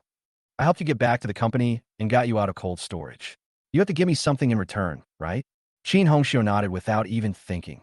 Just tell me what you want. As long as I can do it, I will definitely not refuse. She was already feeling guilty, so she was naturally very decisive at this time. Are you sure? Johnson looked Chen Hongxiu up and down with an inexplicable smile. Chen Hongxiu felt something was wrong, but reason told her that Johnson would not make excessive demands. So she nodded to confirm, I'm sure. Okay. Johnson leaned back on the sofa and pointed to the lipstick marks on his face. Help me lick this stuff clean. This is what I want in return. Chen Hongxiu was completely confused. Johnson talking about? He asked her to lick that lipstick mark clean. A moment. Chen Hongxiu's guilt suddenly turned into shame and anger. She blushed and said, Johnson, don't go too far. How could I do such a thing? You promised everything you said. Johnson raised his eyebrows. You don't keep your word, do you? Okay, I'll call Yang Zhenghua right now and ask her to continue freezing you. If you don't follow the rules, it's no use talking to you for so long. Seeing Johnson really take out his cell phone, Chen Hongxiu panicked and subconsciously rushed over to grab his hand. No, Johnson, she said in panic. Can you change your request? I really can't do this. That's all I ask. Johnson said calmly. Do it if you want, or get out if you don't want. Seeing that Johnson refused to give in, Chen Hongxiu's face turned red as if water was about to drip out of it, and she felt humiliated, ashamed, and angry. She had felt so guilty towards the other party before, but she didn't expect that this guy would come up with such an idea. You'll have 3 seconds. Johnson glanced at Chen Hongxiu and counted directly, 3, 2. I'll lick it. In panic, Chen Hongxiu finally said hastily, Is it not okay for me to lick it? She has really given it her all. Isn't it just licking a lipstick mark? It's not like doing anything else. No one saw it anyway. Then let's get started. Johnson smiled slightly and tilted his head, but his mind was on the brain tumor. He wanted to verify whether all the Chen sisters could cause his brain tumor to flare up. Still only Linda was there. Certainly. If this level of contact is not enough, Johnson can only deal with Chen Hongxiu the same way he dealt with Linda. After all, he is the other party's major financial backer, so it's not too much to do some decent work, right? On the other side, Chen Hong suppressed her embarrassment and was about to sit next to Johnson. But just as she moved, a hand grabbed her wrist. Before Chen Hong could react, her center of gravity shifted and she sat in Johnson's arms. She tried to get up in panic, but was held tightly by the other person's hands. Just sit here, Johnson said casually. After realizing that she could not get anywhere no matter how hard she struggled, Chen Hong could only move closer to Johnson's face with a blushing face. Then she was stunned. Speaking of which, it was the first time that Chen Hong saw Johnson's face at such a close distance. So it was also the first time she realized that this guy was actually quite handsome. Chapter 108, Scoring a Second Score. Chen family study.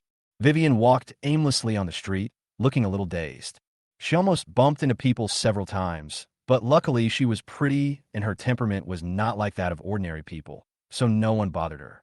Before she knew it, Vivien arrived at the office building of Tianpeng Trading Company. When the huge golden logo came into view, she woke up. Why am I here? She wanted to leave, but for some reason she couldn't move. Staring at the magnificent building in front of her for a long time, Vivien pursed her lips with an expression on her face that was unclear whether it was bitterness or self-mockery. She always thought she was a smart person, so she didn't take Johnson seriously at the beginning. Now that she was cheated by the other party and Jean Lioli, Vivien realized that she was the biggest fool in the world. It was obvious that with just a little investigation, she would know that the decline of Tianpeng Trading Company's power was definitely not simple. But she trusted Jean Lioli too much and didn't even think about it in this regard. Even if she had thought more about what Johnson had done, she shouldn't have underestimated him and ended up like this. After all, that guy can help her accurately screen out reliable projects from so many investment projects. He can't be a simple person. However, Vivien's perception of Johnson had long been solidified, or she was unwilling to admit that Johnson was more capable than her. That's why I subconsciously ignored these. Certainly, there's only to think about these things now, because no one knows better than Vivien what the Chen family is like now. Tianpeng Trading Company and Manhwa Capital only need to put a little pressure on Chen's company, which has become a hollow shell, and it will collapse in an instant.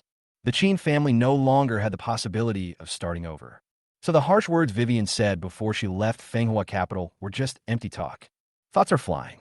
Vivien sat on a bench by the roadside with lifeless eyes, staring at the doping logo of Tianpeng Trading Company that was about to take off. Faintly, Johnson's handsome face with a playful look on the logo, which made Vivien feel a little breathless. Since when did this person, whom she had never taken seriously, start to bring her such mental pressure? Why not go talk to Johnson? This thought suddenly flashed through Vivien's mind, and she could no longer shake it off. The Chen family has been brought to this point by her. If they continue to hold on, their downfall is only a matter of time. It would be fine if the Chen family's downfall only affected Vivien. The key point is that it also concerns the livelihoods of the other 6 sisters and my stepmother. If they were displaced and impoverished because of her, Vivien would never forgive herself even if she died. Vivien thought about it. The more upset she felt, and the stronger the thoughts in her mind became. I don't know how much time passed. She finally let out a long sigh, stood up, and walked towards Tianpeng Trading Company. True that she hated Johnson, but for the future of other sisters, Vivien could only trample her own face into the ground with her own hands. Who made her not as skilled as others and made things turn out like this? After entering Tianpeng Trading Company, Vivien went straight to the front desk. Please inform the president's office and tell them that Chen Vivien wants to see your president. Vivien's name is naturally well known among Inhai Enterprises, and Tianpeng Trading Company is no exception. Even some core employees of Tianpeng Trading Company knew about her relationship with President Johnson. So the front desk clerk didn't hesitate and notified Jia Lin immediately. Top floor, secretary's office. After receiving the news, Jia Lin walked out of the office and looked at the president's office with the door closed, her eyes twitching slightly. Vivien came a really bad time. However, it was difficult for Jia Lin to make the decision on this matter, so she could only send a message to Johnson. President's office. Johnson felt a tingling sensation in his heart as he felt the warm tip of Chen Hong's tongue gently sliding across his face. But the dull pain from the brain tumor instantly crushed his disturbed mind into pieces. Sure enough, as long as I have close contact with the Chen sisters, my brain tumor will flare up. Johnson's face looked slightly ugly. Could it be that, as he thought, this brain tumor was not a disease, but was caused by humans? was sitting on Johnson's lap and reporting back, saw that the other party's face was not right. She felt ashamed and angry, and subconsciously asked, "What's wrong?" Before, she was worried that Johnson would react and would do something beastly to her. Who would have thought that after she reported to him for a long time, this guy not only didn't react at all, but he even frowned. What? Is her tongue rough? Chen Hong felt inexplicably unhappy. Anyway, his guess had been verified, and Johnson was about to wave his hand to let the other party go down, but his cell phone suddenly rang. He instinctively avoided Chen Hong and clicked on the screen, and then his eyes narrowed. Is Vivien crazy? Why does she always come to see him at this time? Then Johnson thought of something and subconsciously curled up a weird smile at the corner of his mouth. Let her come up. He sent a message. What bad thing are you going to do again? Why are you smiling so cunningly? Chen Hongxiu's heart was in knots. Now Johnson is an extremely dangerous person in her eyes. It can not only influence her future, but also the future of the Chen family. She was really afraid that this guy was up to something evil again, which would make the already difficult Chen family even worse. Johnson put away his phone and chuckled. Want to know? Put your ear close to me. Chen Hongxiu felt that Johnson had bad intentions, but she was really curious, and finally couldn't help but put her ear close to him. Next second, she felt a sudden warmth wrapping around her earlobe. Chen Hongxiu's face suddenly turned extremely red, and her body seemed to have been drained of all its strength in an instant, and she collapsed in Johnson's arms. Miss Chen-san, thank you for your hard work just now. Johnson put his arm around her and said with a smile, in return, I'll give you a little extra reward. No, don't. Chen Hongxiu stuttered and wanted to refuse, but she made a woohoo sound before she could finish her words. Vivien saw when she walked into the office under the guidance of Jielin. But there are some differences. Because at this time Chen Hongxiu had changed from being passive to being active, she hugged Johnson's neck tightly with both hands, looking like she wanted to rub the other person into her body. Johnson has actually seen Vivien, but he pretended not to see it, endured the pain from the brain tumor, and looked very focused. Snap! Vivien's cell phone falling to the ground woke Chen Hongxiu up.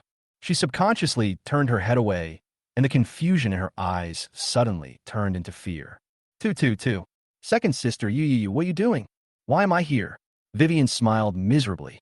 Don't you know anything else to say? She never thought that she would hear the same words from different sisters. At the moment, Vivien didn't even have much anger in her heart, but more of a deep numbness and despair. Chapter 109 Chen Hongxiu endures humiliation and bears heavy burdens. Vivien couldn't understand what kind of charm Johnson had. Linda was young and ignorant, so it was okay for her to be deceived by the other party. How come even Chen Hongxiu, who has been in the entertainment industry for so many years, would fall into Johnson's trap? Fortunately, when she came here, she was still thinking about how to make it up to these sisters in the future if she could really reconcile with Johnson. Who would have thought that while she was thinking about how to reconcile with Johnson and let her sisters live their previous lives, Chen Hongxiu had already shamelessly offered herself to him. Facing Vivien's desperate and lifeless eyes, Chen Hongxiu fell off Johnson and fell to the ground. Second sister, please listen to my explanation, she said in panic. Johnson helped me uncree the cold storage, so you repay me with your body. Vivien took over her words and said with a sad smile, Chen Hongxiu, I shouldn't have followed your wishes and sent you into the entertainment industry. Otherwise, you wouldn't be so shameless. For a little bit of profit, you would even give away your body, and to a beast like Johnson. No, second sister, I didn't. Chen Hongxiu became more and more panicked. She was not afraid of Vivien being angry, but she was afraid that Vivien would talk to her with that kind of look and in that tone. Because only if she completely gives up on him will the other party not feel angry. Second sister, believe me, it was Johnson who forced me to lick his face and then kissed me forcibly. Chen Hongxiu said hurriedly. Really? Vivien laughed out loud, and her laughter was even more desolate. Chen Hongxiu, do you think I'm blind? I saw everything just now. I didn't miss a single thing. You're so eager to swallow Johnson, and you're still telling me what kind of coercion you're doing? Can he force you to do these things? Can he also force you to look confused and devoted? Chen Hongxiu froze in place. His lips trembled, but he couldn't utter a word. At first she wanted to resist, but later on, for some reason, she just couldn't bear to push him away. Besides, since no one was coming in anyway, she unknowingly went from being passive to active and threw herself into it. If she had known Vivien would come in, she would not have said anything. Wait, Chen Hongxiu thought of something and asked with wide eyes, "Second sister, what are you doing here?"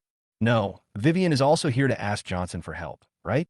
But the other party is obviously such a proud person. What am I doing here?" Vivien said with sarcasm in her eyes. "Just like you, I'm letting Johnson play with my body." Johnson, who was wiping the lipstick marks off his face, was stunned. Is there such a good thing? But then he reacted. Anyone else could have done that, except Vivien. If he really dared to treat Vivien the same way he treated Chen Hongxiu and Linda, she would really have to commit suicide in front of him. If she didn't have such a strong character, she wouldn't be able to sit on the chair of the head of the Chen family. It was just a thought, but Johnson inexplicably wanted to verify whether Vivien could also stimulate his brain tumor. And doesn't the other party also have a headache? Is there any connection between the two? Seeing Johnson looking at her, Vivien felt as if the last string suddenly broke. Threw the phone in her hand directly at Johnson. "Johnson, you beast, it's okay for you to pay attention to them, but you actually dared to pay attention to me. Don't think I'm as shameless as them. Even if I die, I won't fall for someone like you."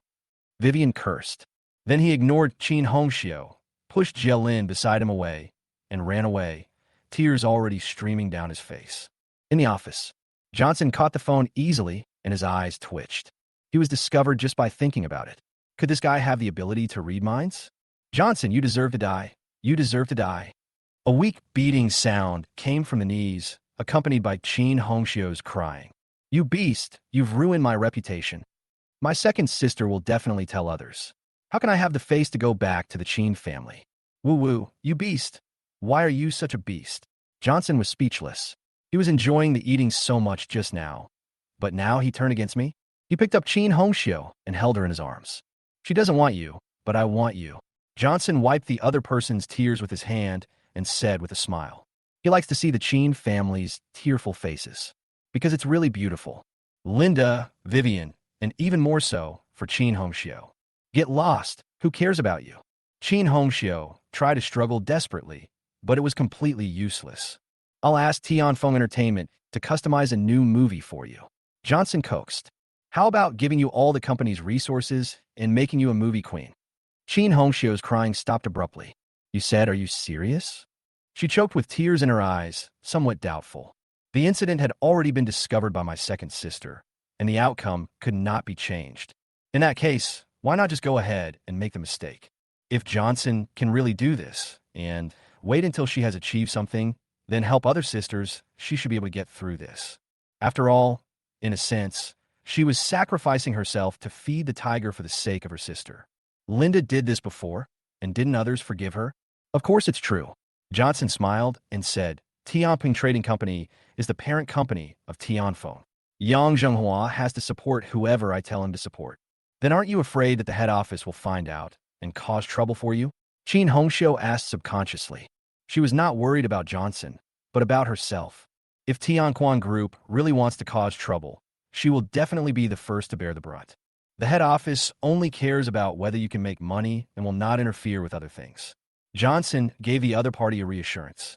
Since Chen Hongxiu is willing to join him, he doesn't mind really helping her become the best actress and becoming her financial sponsor in a legitimate way. Johnson wanted to see what expressions the other Chen sisters would have at that time. "I'm looking forward to it just thinking about it." Certainly. Johnson was not worried that Chen Hongxiu was an undercover agent like Linda, because it was impossible for the other party to access core secrets anyway. "I've been so good to you. Aren't you going to repay me?" Johnson asked with a half-smile. The traces of tears on Chen Hongxiu's face had not yet dried, and her face turned red again. But for the sake of her own and her sister's future, she had no choice but to swallow the humiliation and put her face in the face. Unexpectedly, this time, Johnson just separated from her immediately without any lingering feelings with her, and even let her go. "Okay, I will do what I promised you, and I hope you will not disappoint me." Johnson pointed at Jielin next to him. "Go back to Tianfeng with Jielin. She will arrange everything for you." Johnson's sudden cold attitude made Chen Hongxiu feel a little overwhelmed, and even felt a sense of inexplicable loss. However, thinking that she would soon get back everything she had before, she became excited again, nodded quickly, and left the office with Jielin. "Second sister, sooner or later you will know how much I have paid for the Chen family." She thought so in her heart. Chapter 110. As long as you help me deal with Johnson, I will give you Chen's shares. Johnson. Why don't you just die? In the Chen family study, Vivien suddenly swept everything on the table to the ground, her pretty face distorted to the extreme. She was able to keep her composure at Tianping Trading Company, but she couldn't control herself anymore when she got home. Especially when she thought about how her two sisters were deceived by Johnson one after another, she was so angry that her chest was about to explode. If Vivien wanted to make peace with Johnson before, now she just wants this beast to die. Downstairs, Grace and Jessica were silent, wondering what Johnson had done to make Vivien so angry. Apart from these two, the other sisters are not here. Chen Yinji and Linda both have to earn money to support their families, so they work. As for the fourth sister, Maria, she was away discussing the sale of song copyrights and was not at home either. Big sister, go and persuade the second sister. Jessica said anxiously, the Chen family can't stand the turmoil now. The Chen family is no longer the same Chen family as before, and Johnson is no longer the same Johnson as before. Although no one knew why Vivien was angry, everyone knew it. If the other party continues to go against Johnson, the Chen family and them will definitely be the ones who get hurt in the end. How can I persuade her? Grace looked bitter. You all know who the second one is. Who can stop her from doing anything? Jessica fell silent, not knowing what to say next. Upstairs, Vivien roared for a while and finally sat down on the ground dejectedly. If it was before, she would definitely find a way to deal with Johnson. But now the Chen family is in such a state and is being closely watched by two giants, Tianping Trading Company and Fenghua Capital. The people she knows are avoiding her for fear of getting into trouble. So after being angry for a long time, Vivien found that she had no way to take revenge on Johnson. No, there's another person. She thought of something and her face suddenly brightened. If there is anyone who dares to go against Johnson and she knows him, there is indeed such a person, Wu Changing, the head of Shengshi Heavy Industry. Vivien once helped Wu Changing with a small favor. It's just that because Shengshi Heavy Industry is a gray company, there has never been a very deep connection. Given Wu Changing's gangster character, he would definitely not refuse if I asked him for help. In addition to Johnson's rampage at Chongwei Building, Vivien also heard some rumors. Although he didn't know what exactly happened inside, Wu Changing couldn't swallow this anger. Think of this. Vivien didn't hesitate any longer and went downstairs directly. Where are you going, old man? Seeing that the other party was in a hurry to go out, Grace felt nervous and asked quickly, I'm going to go out for something, don't worry. Vivien tried her best to smile. Don't worry, everything will be fine. After saying that, she left home directly. Looking at Vivien's receding back, Vivien and Jessica looked at each other, not knowing what to say. Time soon came to evening. Office of the chairman of Shengshi Heavy Industry. Boss Chen, logically I shouldn't treat you this way. After all, you've helped me a lot in the past. Vivien, who was led into the office by the secretary, Wu Changing, said stiffly, but you should know about the Chongwei Building. Not only did Johnson ruin this business banquet, he also injured and killed many of our Shengshi Group's top executives on the spot. It's good enough that I didn't take my anger out on you. You actually dared to come to my house. Aren't you looking down on me? Vivien took a deep breath and said, Mr. Wu, Johnson was expelled from the Chen family a long time ago. This is well known. And I'm not here for anything else today. I want to discuss with you how to deal with Johnson. Wu Changing grinned. Boss Chen, you're not joking, are you? If it was you who said this before, I would still consider it. But now the Chen family is in this state. Even if you really want to deal with Johnson, can you afford the money and manpower? Vivien was not angry, but said calmly, I can't get the people out now, and I can't get the money out either. But there is one thing that I think both Mr. Wu and other senior executives of the Shengshi Group will be very interested in. What is it? Wu Changing subconsciously glanced at Vivien's graceful body, but then shook his head. Other people were interested in Vivien or not, but he wasn't interested anyway. After all, he is already this old, and he has the will, but not the energy. Shares. Vivien said word by word. Chen Venture Capital shares. As long as Mr. Wu helps me get rid of Johnson and helps Chen's get out of its current predicament, I will personally guarantee that I will give you 50% of the shares of Chen's Venture Capital.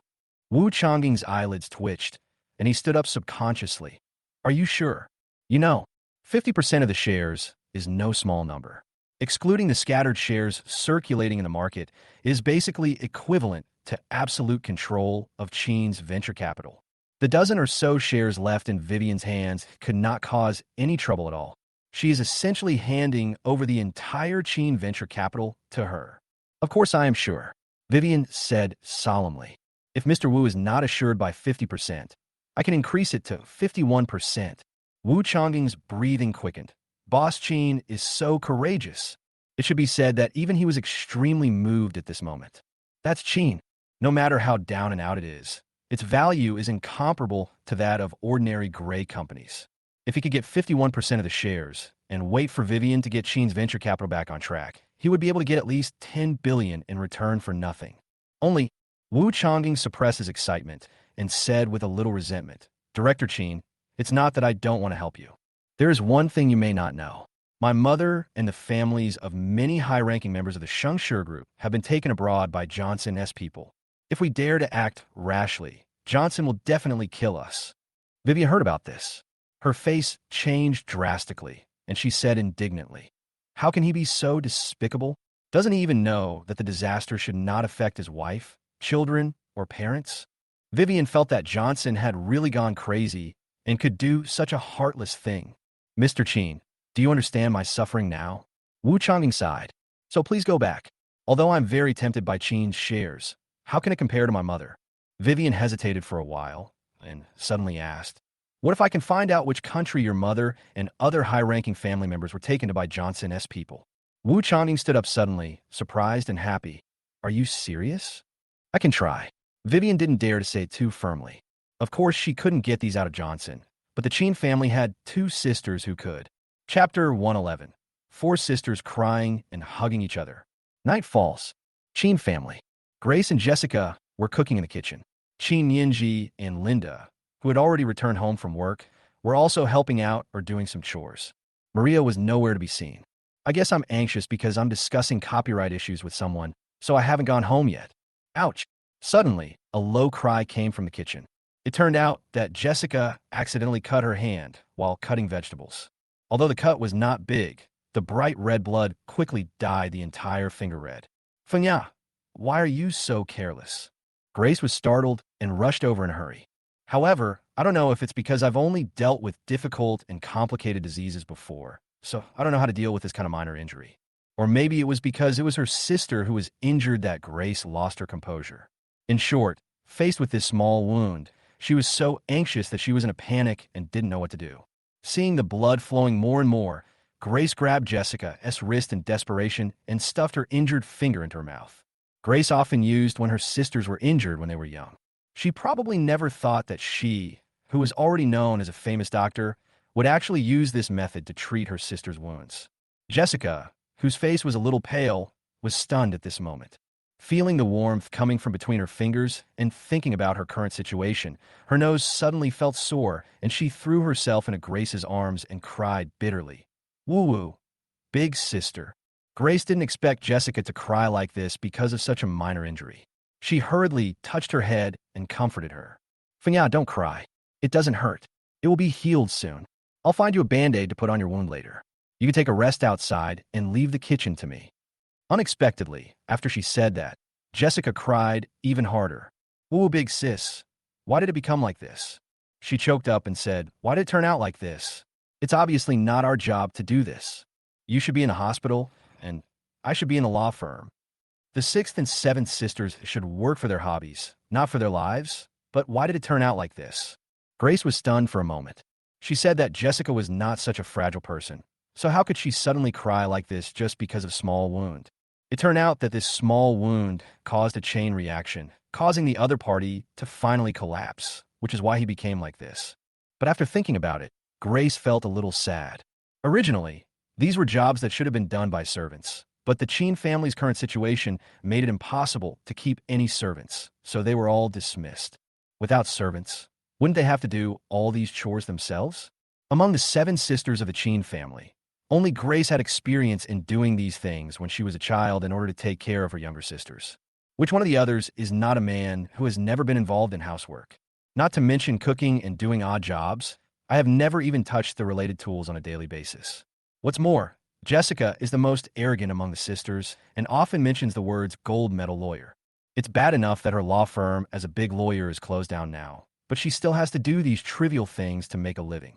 It took her this long to break down, which shows that she is mentally very strong.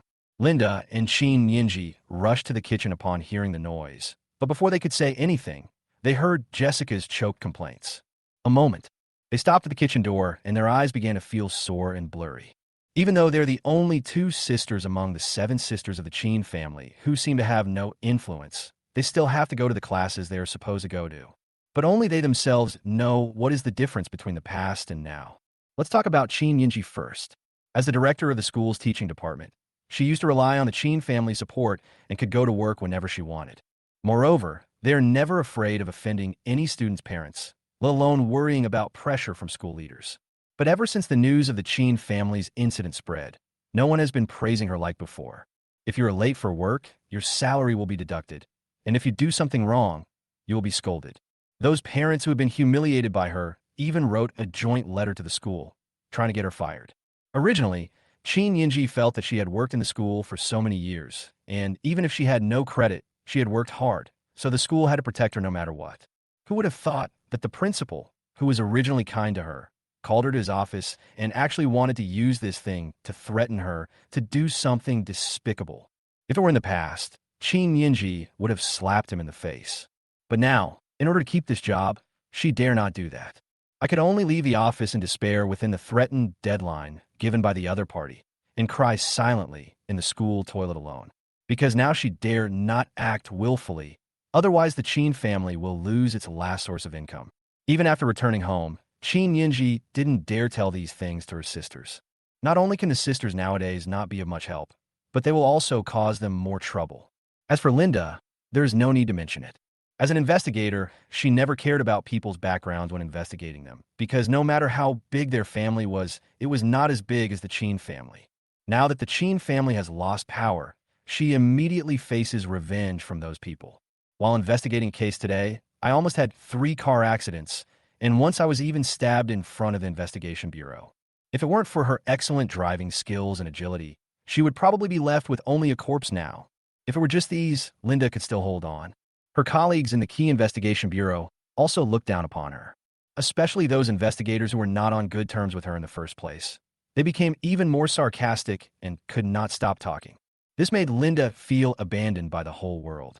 But in order not to worry her family, she could only swallow these things like Qin Yinji and not show any abnormality after returning home. Now, Jessica's words undoubtedly touched her heart and tore through her disguise. It turns out that she wasn't the only one feeling aggrieved. All the sisters felt the same way. Grace could comfort Jessica. She noticed Linda and Qin Yinji standing at the kitchen door with tears streaming down their faces. For a while, she's going crazy. I haven't even comforted one yet. How come 2 more come? In the end, Grace could only hold Jessica and walk over, and also hold her 2 younger sisters in her arms. Cry if you want to. Cry enough at once. Big sister won't tell anyone. She stroked her sister's hair and said softly, "Just don't cry in front of the second child. She's already feeling bad enough. If you cry in front of her, she'll feel guilty to death." The moment the words fell, the 3 sisters could no longer hold back their emotions and burst into tears while hugging Grace. Chapter 112. Sister Hongxiu is very proud. Jessica and others expressed deep grievance, which made Grace's eyes red. In order to prevent the tears from flowing out, she could only tilt her head back and try to force them back. Everyone else could cry, but she couldn't, because she is the eldest sister in the family. When Vivien, the head of the family, gets into trouble, she must step up and be a support for her younger sisters. If she started crying too, where would her sisters find support? Despite this, Grace soon felt her vision becoming blurry, and even the lights turned into circles of light. The sisters who were crying in the kitchen didn't know about this. Right now, Vivien was just outside them, separated only by a wall, squatting on the ground with her head in her hands. Originally, she went home to find Linda, hoping that she would go undercover again and ask Johnson about the situation of Wu Chongying's mother and others. After all, Linda was the first person to get entangled with Johnson. As long as she is willing to give in and say something nice, Johnson will obviously not make things difficult for her because of what happened before. Who would have thought that as soon as Vivien entered the house, she heard Jessica crying, and then heard those words that followed. This made her too embarrassed to enter the house again. The cries of her sisters were like knives stabbing into Vivien's body. This caused her already aching head to throb even more, and she almost fainted. If it weren't for her elder sister as her last resort, Vivien really didn't know what she would do at this moment. Johnson, pulling her hair handful by handful. The stinging pain made Vivien's brain stay as clear as possible, and also made her grit her teeth and call out Johnson's name. Everything that happened to the Chen family was caused by Johnson. Johnson is dealt with. All this will be over. At this moment, the word Johnson has become Vivien's obsession. A long time, she slowly stood up and left the villa silently. Linda can't be disturbed anymore. The other party is already like this. If she were really asked to do that kind of thing, Vivien had no doubt that she would really collapse. But, in addition to Linda, she has another candidate who is more suitable. As long as the other party still cares about the sisterhood, she will definitely not reject me. Chen Hong is in a very good mood now. She never knew that she loved being an actor so much. To be precise, it is the feeling of loving working under the spotlight. When Jielin first brought her to Tianfeng Entertainment, Chen Hong felt that no matter how important Johnson was the head of Tianfeng Entertainment's parent organization, it was impossible for him to directly arrange announcements for her. Unexpectedly, Johnson's reputation was bigger than she thought. Yang Zhenghua, who had been sarcastic to her before, actually became a little fawning when he saw her again. Not only did he bow and scrape to welcome her and Jielin into the office, he even took out all the company's business. Except for the heroine of Legend of Star and Moon, who was chosen by Johnson, she could choose any other business. That moment, Chen Hong felt as if her financial sponsor was really the chairman of Tianquan Group. After all, even when she was at her peak, Yang Zhenghua had never treated her with such high standards. In such a state of euphoria, Chen Hong unexpectedly chose the Legend of Stars and Moon. Of course, she was not chosen as the female lead, but as the supporting actress. She wanted to use this method to tell everyone that she, Chen Hong was back. Chen Hong also wanted to tell the lucky little white flower named Yuling that it was not that she couldn't get the heroine of Legend of Stars and Moon, but that she was too disdainful to snatch it. It just so happened that the script for Legend of the Stars and Moon had been remade and was set to start filming in the evening. So under Yang Zhenghua's arrangement, Chen Hong rushed back to the set directly. She wasn't even ready for bed tonight. Just as Chen Hong had thought, when the crew members learned that she had returned, their faces turned extremely pale. Especially the female lead Yuling. Her lines were not even smooth. This made her feel extremely comfortable. At this moment, Chen Hong even forgot about her sisters at home and was completely immersed in the feeling of being able to make things happen with just a wave of her hand. Although, it was that stinky little brother who brought all this to her, not her own ability. But she suddenly felt that it wasn't bad to have a stinky little brother to protect her. At least it's much better than using the title of chairman of Tianquan Group. Film and Television City, crew. The lights were on, as bright as day on the set. Chen Hong gathered her thoughts and frowned at Yuling, who was acting opposite her. Yuling, we haven't seen each other for just one day. How come you can't even speak your lines clearly? Is this how you play the heroine for me? Judging from Chen Hong tone, I would have thought she was the investor of this film. Yuling did not show the temper of a leading lady in front of Chen Hong. She stuttered and said, Sister Hong, I will adjust myself. I won't let you down next time. Seeing the other party like this, Chen Hong suddenly lost interest in finding fault. She is just a lucky girl, and the other party doesn't seem to be qualified to be her opponent. She waved her hand indifferently. Okay, go practice. Before she could finish her words, Chen Hong suddenly caught a glimpse of something out of the corner of her eye. Surprise appeared on her face, and she rushed out subconsciously. Since Chen Hong was wearing a purple ancient costume dress at the time, she looked like a fluttering butterfly when she ran. Johnson, who had just entered the set, smiled and opened his arms, letting the other person jump into his arms. Why are you so obedient all of a sudden?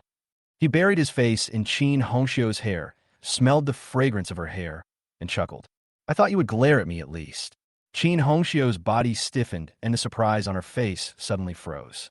Yes. She's so excited to see Johnson.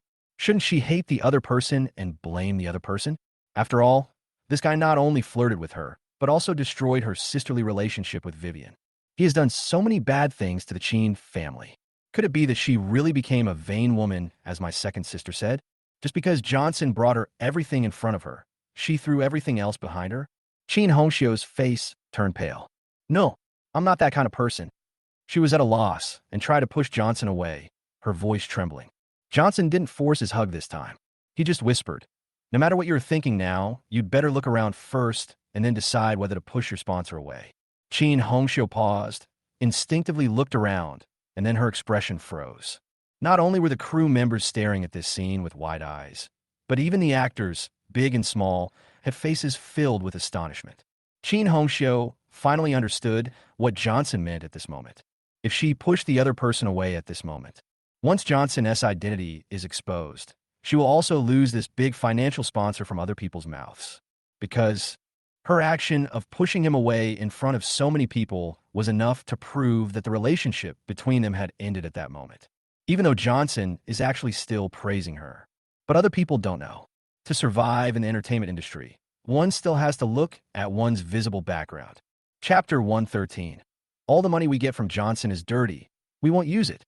With all kinds of thoughts surging in her mind, Chen Hongxiu's attempt to push Johnson away finally froze completely. At some point, her pale face suddenly returned to normal. A smile blooms. She had already wrapped her arms around Johnson's right hand, and there was no sign of anything unusual. Even Johnson was surprised by the speed at which the other party changed his expression.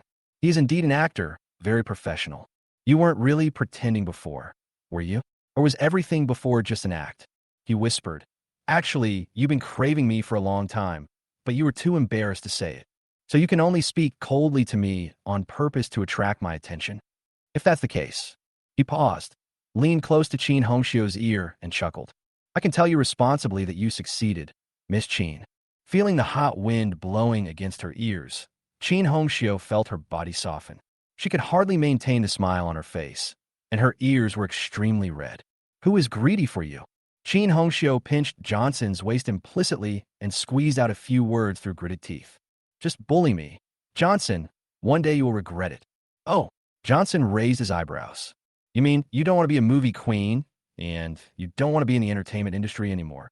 Chen Hong's sleeves trembled, and her originally fierce tone suddenly became charming, with a hint of flattery. I'm just kidding, Johnson. Didn't you say you liked it when I did that? Looking at the other person like this, Johnson felt itchy in his heart. Actors are really different. Even someone like him can be easily moved. If it weren't for the brain tumor, Johnson thinks he would have really fallen in love with this guy. Thinking of this, he suddenly calmed down. Okay, I just came to see if you're comfortable with it. He patted Chen Hongxiu's waist and said, since there is no problem, I will leave first. But don't stay up late in the future. It's bad for your health. When she saw Johnson's attitude suddenly turn cold again. This little brother is sick, isn't he? Sometimes he's cold, sometimes he's hot. You're just whispering to each other, and now you're leaving? She felt an inexplicable sense of loss in her heart and subconsciously grabbed Johnson's hand. Anything else? Johnson asked doubtfully. Chen Hongxiu couldn't say it, nor did she dare to admit that she was reluctant. Fortunately, she caught a glimpse of Yu Ling, who hadn't reacted yet, and immediately frowned. You are not coming to see me, but to see Yu Ling, right? Originally, Chen Hongxiu thought that Johnson would have to refute it somehow, but unexpectedly, the other party raised his eyebrows and showed a look of, how did you know that? Then this guy waved at Yu Ling in front of her. Xiaoling, come here. Yu Ling finally came to her senses and subconsciously ran over, stumbling over. Hello, brother phone. Until now, she still hasn't figured out why Eve, her brother, ended up with Chen Hongxiu. Weren't they on the verge of a fight before? But Yu Ling had a vague feeling that Eve's brother might not be as simple as he seemed. Maybe Chen Hongxiu's return is also related to the other party. I just want to ask you if Hongxiu bullied you again. Johnson didn't give Chen Hongxiu face and said directly, if there is, I will take her away now to avoid causing trouble for you. No matter what, Yu Ling is Eve's good sister after all. Johnson can't let Chen Hongxiu cause harm to the other party. Once this woman gains power, she becomes very rampant. What did you say, Johnson? Chen Hongxiu was about to explode. At this moment, she no longer cared about anything else and said angrily, when did I bully her? Tell me clearly. I've been filming well, okay? I just gave her some advice on acting. If you wrong me again, don't come to me again. Johnson accused her of bullying in front of so many people. Isn't this just pushing away the face she just regained? Johnson ignored Chen Hongxiu and just stared at Yu Ling. The latter nodded repeatedly. Sister Hongxiu is telling the truth. I was just grateful to her for teaching me how to act. Johnson's eye twitched slightly. With Chen Hongxiu's acting skills, could she give Yuling some advice? But he didn't say anything and gave Chen Hongxiu an apologetic smile. It was just a joke. Don't be angry. I'm leaving now. Be obedient and don't stay up late. Chen Hongxiu was still angry and turned around and ignored Johnson. Suddenly, her cell phone rang and she saw the note was Vivien. Chen Hongxiu subconsciously glanced at Johnson and then hurriedly walked to a deserted place. Johnson, who was about to leave, narrowed his eyes and stopped. Even though Vivien knew that Chen Hongxiu was in cahoots with her, she still called her, and at such a late hour. Is this to persuade her to turn over a new leaf, or is there some other idea? Thinking about what Jielin had reported to him before, that Vivien had been to Shengshi heavy industry, Johnson suddenly felt that things were becoming interesting. Shaoling, let them all finish their work and sit with me. Johnson turned around and walked towards the dugout, speaking casually. Although Yuling didn't understand Johnson's identity, she nodded subconsciously and told the set to take a break. As the leading actress nominated by the boss himself, she has so much power. Brother Feng, may I ask what you do? Yuling asked cautiously. Me? Johnson said casually. I'm in charge of your Tianyu, so I'm the person in charge of the parent company. Although he was replying to Yuling, he ignored her shocked look and instead glanced at Chen Hongxiu's pretty back. Looking at the other person's profile, which was sometimes surprised, sometimes shocked, and sometimes entangled, the playful smile on Johnson's lips became more and more obvious. The other side. Second sister, you are not kidding, right? Chen Hongxiu's eyes widened. Even though her voice was lowered to the extreme, it couldn't hide her anger. You asked me to seduce Johnson? What do you think I am? I told you. It was just a misunderstanding before. There was nothing out of the ordinary between him and me. On the other end of the phone, Vivien took a deep breath and said, Hongxiu, don't get excited. Just listen to me. You should know the situation of the Chen family. If we don't take action, the Chen family will really be destroyed in our hands. Do you know that? Right now I have an opportunity. No matter what method you use, as long as you can get some information from Johnson without causing him to be suspicious, the Chen family will be able to get out of the current predicament. Chen Hongxiu couldn't help but said, Sister, I'm back to Tianfeng now. As long as you give me some more time, I can have the money to help the Chen family out of this predicament. Before she could finish her words, Vivien angrily interrupted her.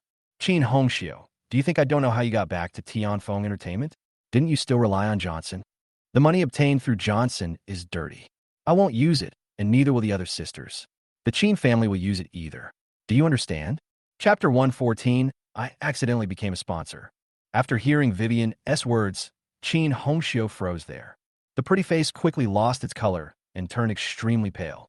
She thought Vivien asked her for help because she still cared about her sister and cared about the sisterhood. But Chen Hongxiu never expected that the other party would say such a thing. What do you mean the money she earned from Johnson is dirty? Isn't this clearly an indirect accusation that she is dirty? Chen Hongxiu's body began to tremble, and tears rolled down her face. She felt her heart was so blocked that even breathing became difficult. Okay, second sister, you are right. She gritted her teeth, her voice trembling. The money I made from Johnson is dirty, and I, who rely on him, am also dirty. Her emotions suddenly exploded, and she no longer cared whether there were outsiders around, and she roared hysterically. Since you think I'm dirty, why did you call me? Are you trying to make use of me and then kick me out? I'm telling you, Vivien, I'm not a fool, nor am I as mean as you think. Since you don't regard me as a human being, and since you think I'm dirty, from now on you will go your way and I'll go mine, and we'll never have anything to do with each other again. Also, you'd better not come to me, Chen Hongxiu, to beg me in the future. The words fell. Chen Hongxiu smashed her cell phone to the ground, squatted on the ground, and burst into tears. At this moment, she felt angry and aggrieved. She wanted to control everything and just wanted to have a good cry. The staff around looked at each other in bewilderment, wondering how the previously complacent sister Hongxiu could suddenly become like this. Even so, they all held their breath, not daring to make a sound, for fear of being implicated. Brother Feng, sister Hongxiu. Yuling's face changed, and she subconsciously wanted to go over. Don't worry about it. Johnson's face darkened, and he said a few words before striding towards Chen Hongxiu. He heard everything the other party said to Vivien, which made Johnson a little angry. What do you mean his money is dirty and the Chen family won't use it even if you give it to them?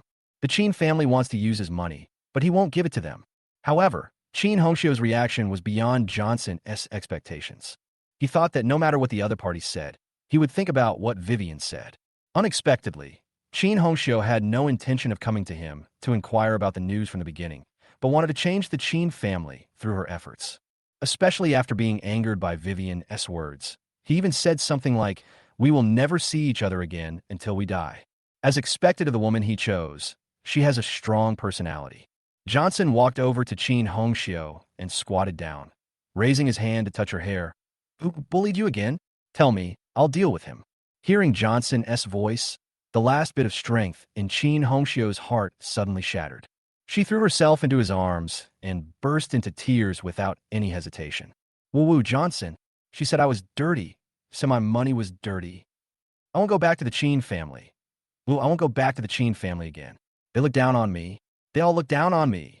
Okay, let's not go back to the Chen family." Johnson let the other person's tears soak the front of her shirt, gently patted the woman's trembling back, and his tone was extremely gentle for the first time. "They don't want you, but I want you, and I will give you what they don't give you. They will regret what they said now." Listening to Johnson's soft whispers, Chen Hongxiu felt more aggrieved, but also more guilty. Before this, she hated Johnson, thinking that he was bullying her and targeting the Chen family. Only now did Chen Hongxiu realize that Johnson was clearly the best person to her. The other party didn't care about what happened before, let her return to Tianfeng Entertainment, and gave her the best resources. When she was most desperate and helpless, the other party still stood firmly behind her. Johnson well before and even joined others in kicking him out of the house. Fortunately, she still has a chance to make up for it, because Johnson is right in front of her. "I'm sorry, Johnson, I'm sorry." Chen Hongxiu hugged Johnson's neck tightly, fearing that he would leave her again. "Can you forgive me? I know I was wrong. From now on, whatever you say is what I will listen to you, okay? Johnson, I really know I was wrong. Please don't leave me again, okay?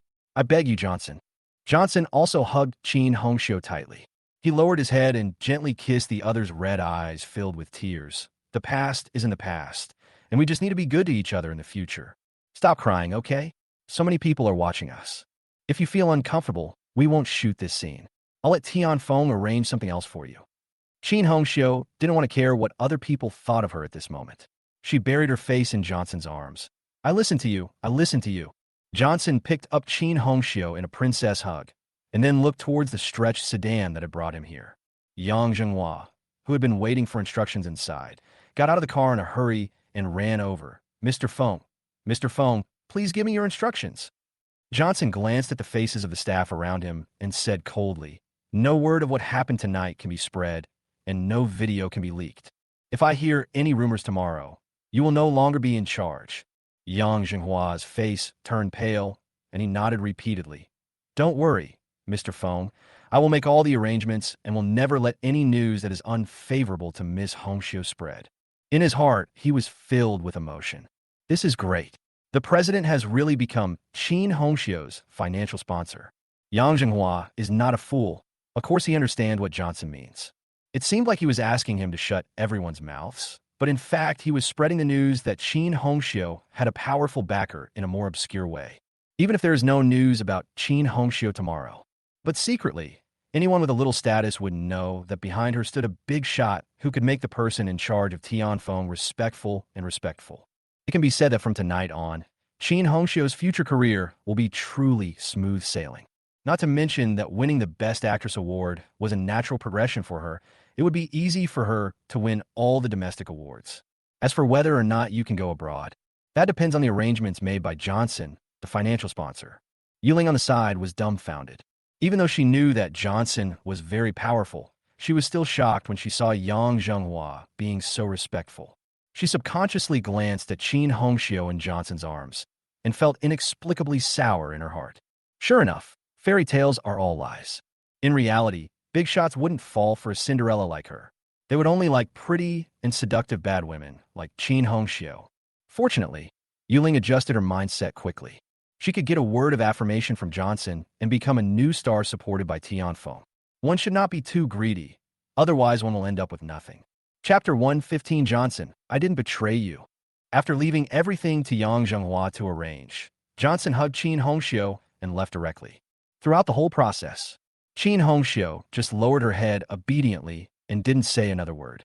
Just as she said, everything was arranged by Johnson. Johnson, where are we going now?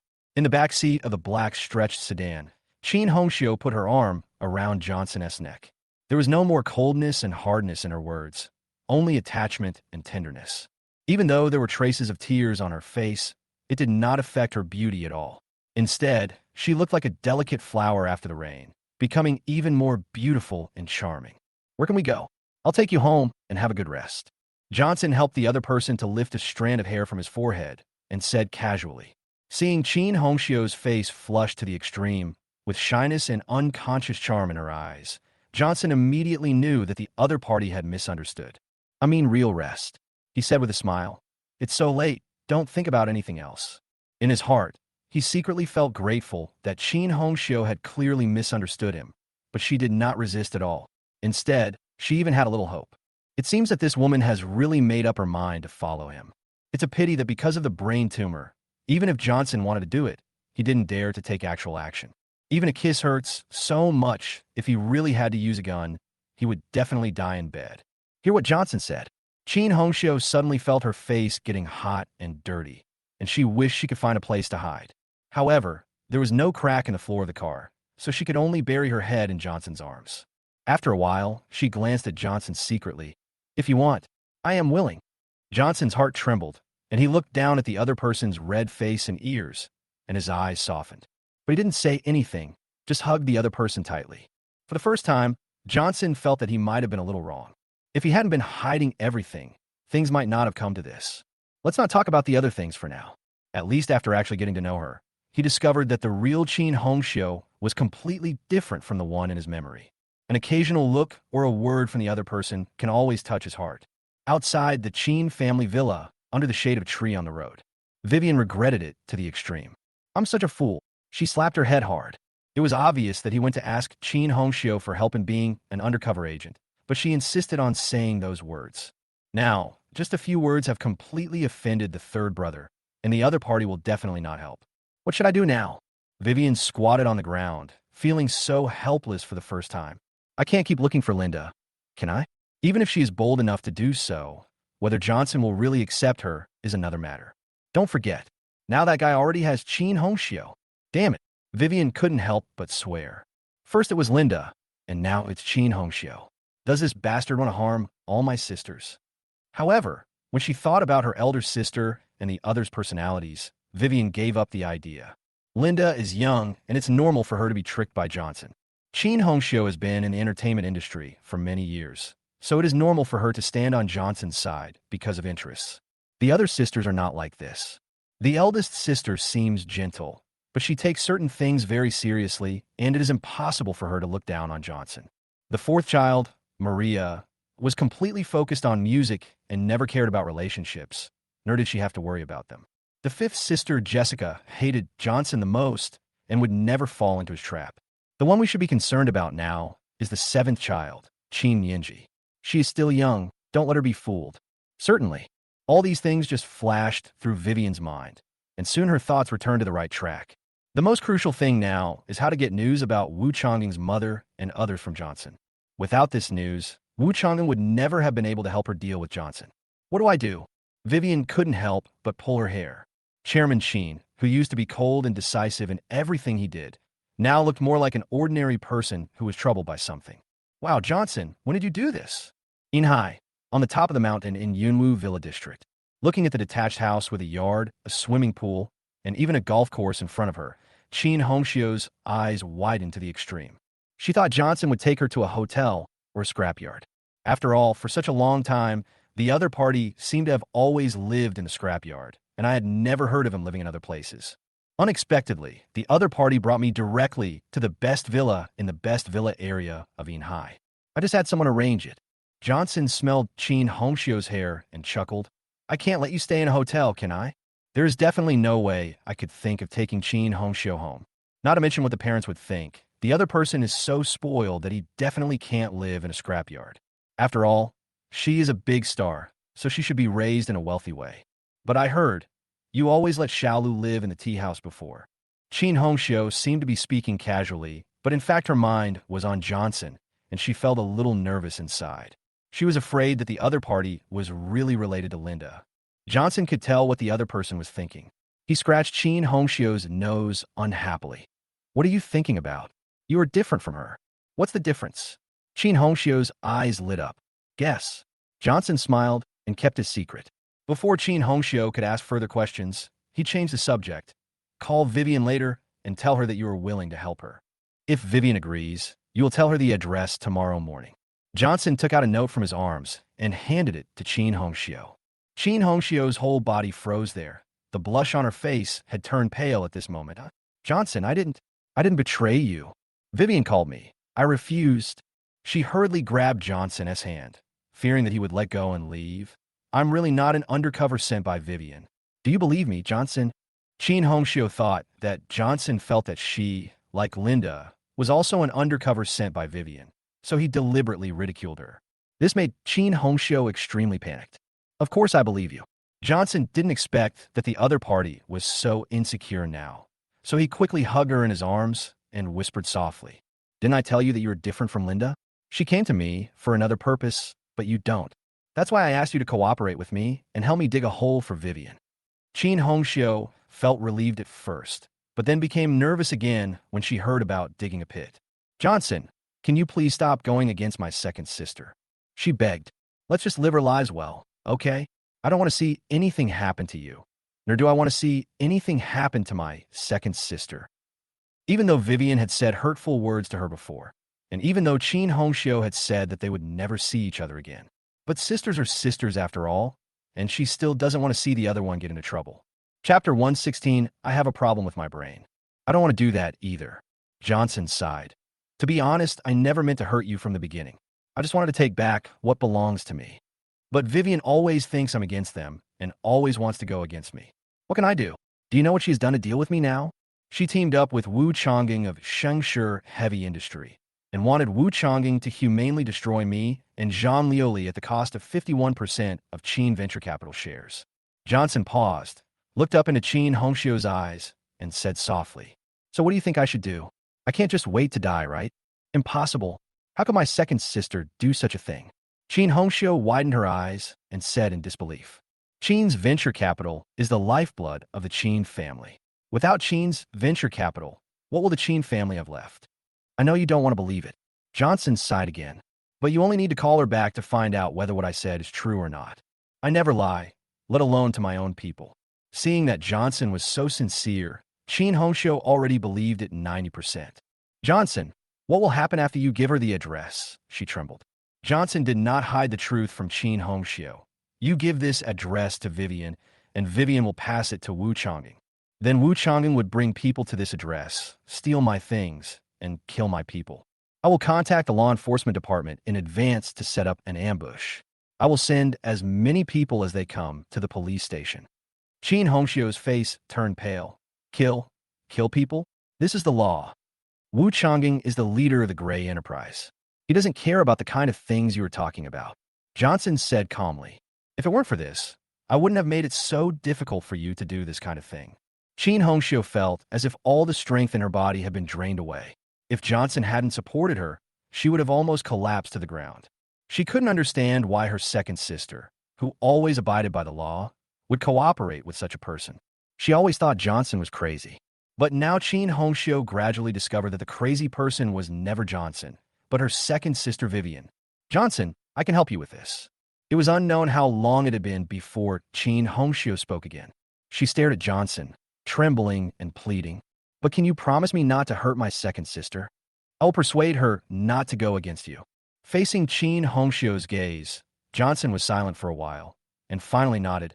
I promise you. If the other party really helps him convey the information accurately and does not do anything tricky, it means that Chen Hongxiu is truly standing with him.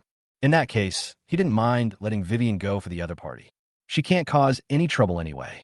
Chen Hongxiu breathed a sigh of relief. Then she asked a little nervously, You won't lie to me, will you? I said I wouldn't lie to you. Johnson was a little helpless. Okay, if I break my promise, I won't be able to kiss you again, okay? Chen Hongxiu's face suddenly turned red. You want to kiss me, and I can't stop you. She mumbled something, but still took out her phone. Johnson's words may seem like a joke, but in fact they are the most effective expression of attitude. Chen Hongxiu believed that the other party would not go back on his word. Johnson put his arm around Chen Hongxiu and walked to the lounge chair next to the swimming pool in front of the yard and sat down, whispering to her how to speak. Just say that you thought about it and felt that Johnson was really abominable and that he didn't treat you very well. Plus, you're a member of the Chen family, and you have the blood of the Chen family in your bones. So even though Vivien's words are unpleasant, you are still willing to do her one last favor for the Chen family. As he was teaching, Johnson noticed that Chen Hongxiu's eyes looked strange. What's wrong? He was a little confused. Is there a problem? No. Chen Hongxiu's expression became more and more strange. I just want to ask, why are you so skilled? And don't you feel like you're just like a bad guy who deceived a little sister? Smart people are very skilled at everything, but as for bad guys, Johnson smiled first and then kissed Chen Hongxiu's earlobe. Am I not a bad guy? Chen Hongxiu's face suddenly turned red, and she rolled her eyes at Johnson. Let's be honest, you were really rude to me before. He's hot and cold, like he has a brain disease. I have a mental illness. Johnson didn't finish his words and suddenly fell silent. Chen Hongxiu also realized something and opened her mouth, but her throat seemed to be blocked by something and she couldn't say anything. The blush on her face quickly faded and turned pale, because Chen Hongxiu suddenly realized that Johnson was really mentally ill. Even Johnson was suddenly awakened at this moment. He was so focused on flirting with Chen Hongxiu that he even forgot that he had a brain tumor. I'm sorry, Johnson. I'm sorry. Chen Hongxiu saw that Johnson's face was not right, so she hurriedly hugged him and kissed his face. Let's not talk about this anymore, okay? I'll call Vivien right now. Johnson didn't give Chen Hongxiu a cold shoulder this time because of the brain tumor. He raised his hand and hugged her in his arms, burying his face in her shoulder. I'll do as you say. At this moment, he was more determined than before and was determined to find out what this brain tumor was. For no other reason. It was because of the sudden feeling of nostalgia that arose in his heart. Give up cooperating with Wu Chang'an. Go find Lao Lu and try. Call the third brother again. Outside the Chen family villa, under the shade of the trees on the road. Vivien sat on the curb with disheveled hair and no grace at all, pulling the petals of a chrysanthemum one by one, muttering something as she pulled petal. Looking at his movements and expressions, he seems like a madman. When the last petal was ripped off, the first words she said were, "Give up cooperating with Wu Chang'an." Vivien was silent for a moment, then threw the remaining stamens on the ground and crushed them hard. Let's give old for another call and try. She took out her cell phone and was about to check Chen Hongxiu's number when the other party called first. Vivien was delighted and stood up quickly. I'm sorry, Lao Si. You don't have to say anything. Chen Hongxiu's cold voice rang out from the other end of the phone. What news did you ask me to find Johnson for? Just tell me directly. If I can do it, I'll try to do it. Vivien was not overwhelmed by the huge surprise, but said in astonishment, Old 3 you? I figured out. Chen Hongxiu said in a cold tone. No matter what, I'm a member of the Chen family after all. Although your words make me very unhappy, I can't just sit back and watch the Chen family decline like this. Moreover, Johnson's attitude towards me was hot and cold. My life with him was not as easy as you thought. In that case, why not help the Chen family do one last thing? After hearing Chen Hongxiu's words and thinking about what she had said before, Vivien felt extremely ashamed. I'm sorry, third brother. She trembled and said, I shouldn't have said those words before. Don't call me the third brother. I have nothing to do with you. Chen Hongxiu interrupted her coldly. Just tell me, what information do you want me to get from Johnson? Chapter 117, The Chen family will surely return to its heyday. Even though Vivien felt guilty towards Chen Hongxiu, she did not hesitate when she heard her talking about serious matters and hurriedly said, What I want you to ask is very simple. The relatives and family members of Wu Chang'an, the leader of the Shengshi group, and other executives are now in Johnson's hands and have been sent abroad. I need you to find out from Johnson where he sent these people. You don't need to ask too many questions. You just need to know which country and which city it is. Wu Chang'an and the others will check the rest. Heard that Vivien had really joined forces with Wu Chang'an. Her lips turned white from biting her teeth. The second sister, who has always disdained to have anything to do with the Grey Enterprise, is now actually doing something that will take advantage of the tiger. However, Chen Hongxiu really didn't expect that Johnson actually captured Wu Chang'an and his relatives. She immediately turned her head to look at the other person, with suspicion and slight anger in her eyes. He had never told me this before. Johnson took out his cell phone typed a string of words, and handed it to Chen Hong. It said, "I'll explain it to you later." At this moment, seeing that Chen Hong didn't speak immediately, Vivien on the other end of the phone also asked nervously, "Hong, can you help me with this?" Chen Hong pinched Johnson, but didn't reveal any flaws. She just said coldly, "Okay, I'll help you, but I don't know whether it will succeed or not. After all, you can tell that this matter is of great importance. Maybe if I just probe a little, Johnson will become suspicious." This is exactly what Vivien was worried about. She thought about it and gave Chen Hong an idea. If Johnson doesn't work, you could get it indirectly from his staff. Maybe we can find out something? Seeing that Vivien was not worried about her safety at all, and instead insisted on asking her for news, Chen Hong felt inexplicably annoyed. "I see. Wait for the news." She said something and hung up the phone. Seeing that Chen Hong did not do anything tricky from beginning to end, Johnson's vigilance towards her was greatly reduced. "I arrested Wu Changing and his relatives because..."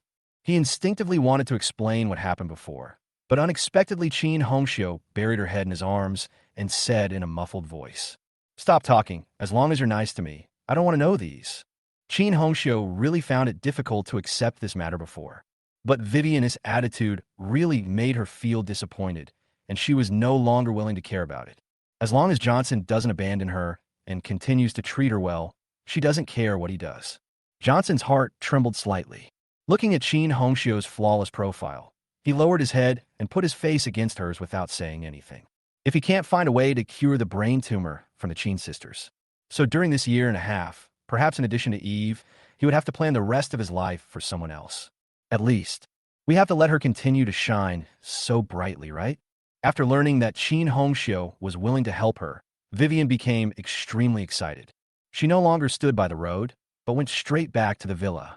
Vivien paused after taking a look at the food that her sisters had reserved for her in the kitchen.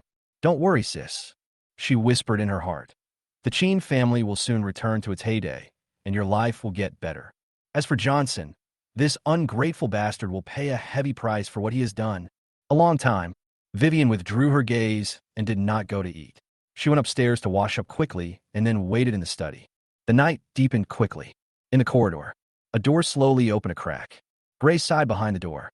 Even when she was busiest in the past, Vivien had never stayed in the study so late, which was enough to show how difficult the other party situation was at the moment. "Perhaps I should also make use of my strengths and earn more money to help relieve the pressure on the second brother," she thought secretly in her heart. As a miracle doctor, it is quite easy to make money. The key is that her hospital has been closed down, and I don't know if her medical licenses are still useful. You have to try it to know. Grace thought so, closed the door gently, and got on the bed. The night passed quickly. As the early morning light filtered into the study, it revealed a beautiful figure sleeping soundly on the desk. The phone on the table vibrated, suddenly waking up Vivien, who looked tired. She grabbed the phone and saw the note on it was Chen Hong. Her sleepiness disappeared completely. "Old 3, any news?" She answered the phone and asked hurriedly. "I found out," Chen Hong said coldly. "Johnson did not send those people abroad, but detained them in the neighboring Qinghe city. I didn't dare ask where exactly it was. You can check it out for yourselves." After saying that, the other party hung up the phone. Vivien was completely stunned. Wu Changing and his relatives were not sent abroad and are still in Longxia, and it's in the next city. After realizing what was happening, she quickly dialed Wu Changing's number. "Mr. Wu, I just got the news that your mother and the relatives of other responsible persons were not sent abroad by Johnson. They're still in Longxia, right next door in Qinghe City." "What?" On the other end of the phone, Wu Changing, who had just climbed out of bed, widened his eyes to the extreme. Next second, he finally reacted and cursed. "Johnson, this bastard, is really good at throwing smoke bombs.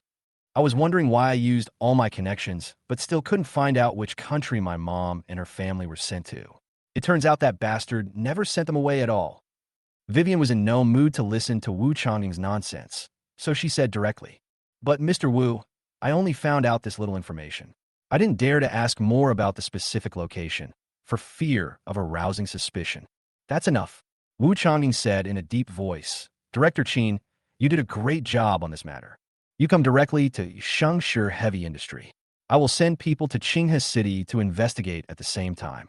Once we get accurate information, we will rush to Qinghe to rescue people." Then I'll let you see what a heartless bastard Johnson is. Vivien naturally had no objection and nodded in agreement. Okay, I'll be there right away. After hanging up the phone, she stood up and looked out the window. Although her eye circles were slightly dark and her brows were tired, Vivian's eyes were inexplicably relaxed. Johnson, I said I'd make you regret it, and I won't break my promise. She murmured, everything you did to the Chen family, I will return to you intact. And Jean Lioli, don't even think about having an easy time. The words fell.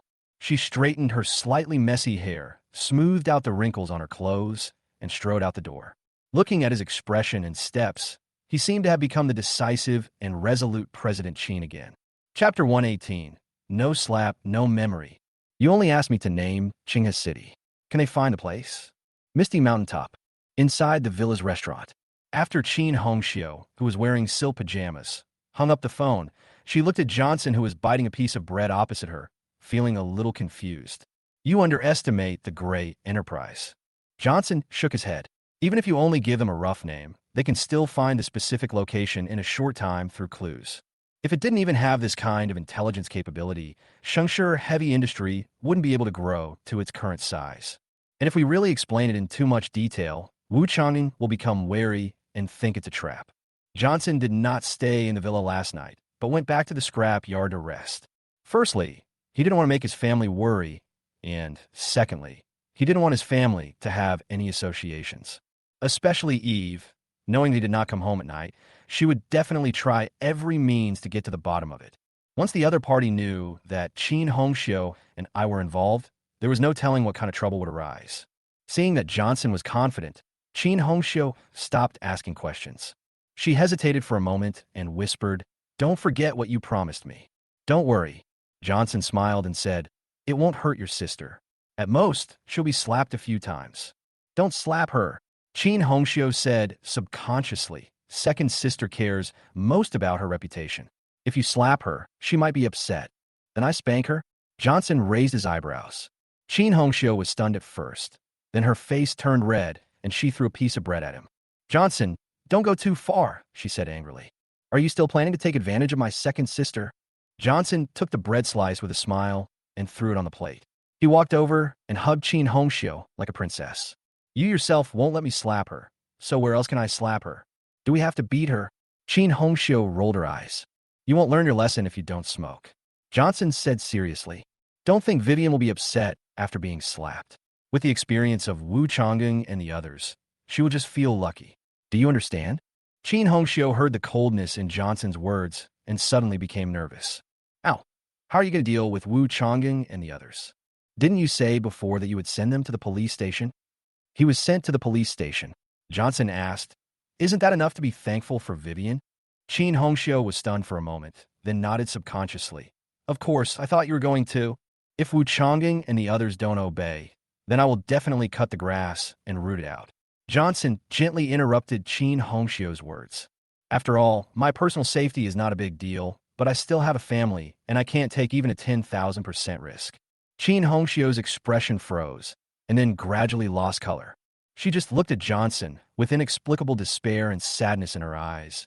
"Johnson, you don't even mention me." She thought Johnson would also say it was for her, but she didn't expect him to mention it at all.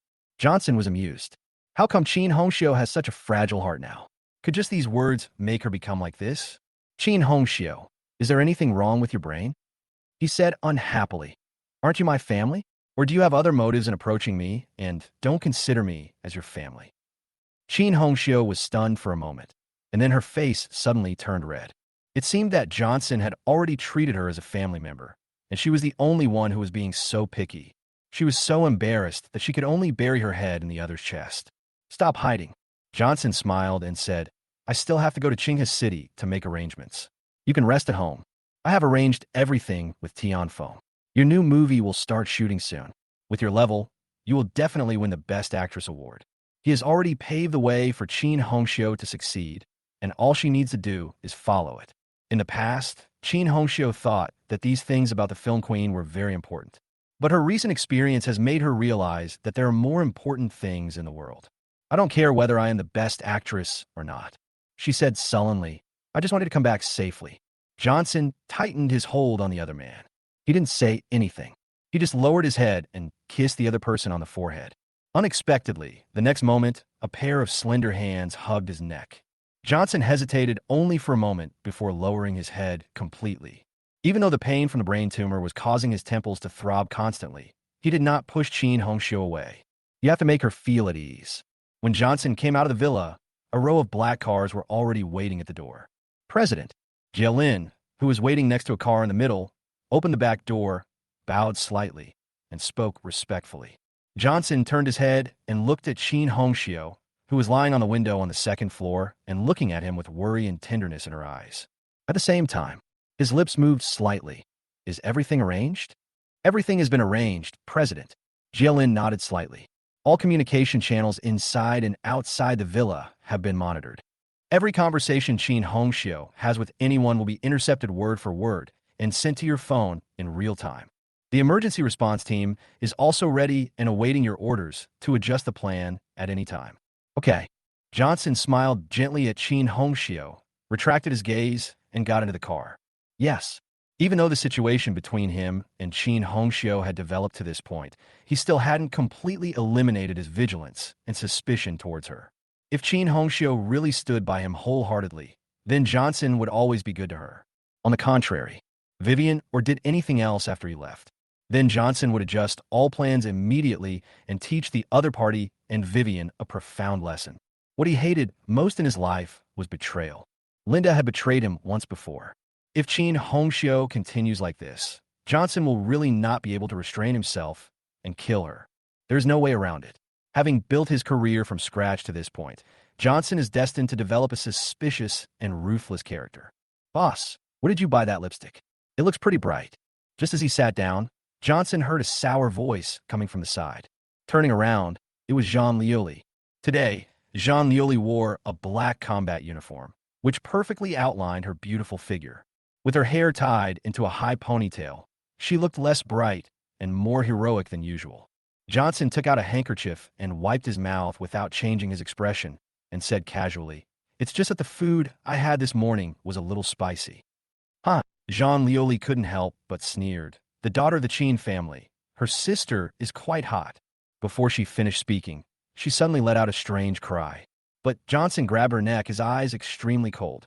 Chapter 119, I was here first. Her name is Chen Hong, and my name is Johnson. There is no relationship between us, understand? Inside the car, Johnson's voice was as cold as snow. Jean Lioli, don't think that just because you sit in the same car with me, you have an equal status with me.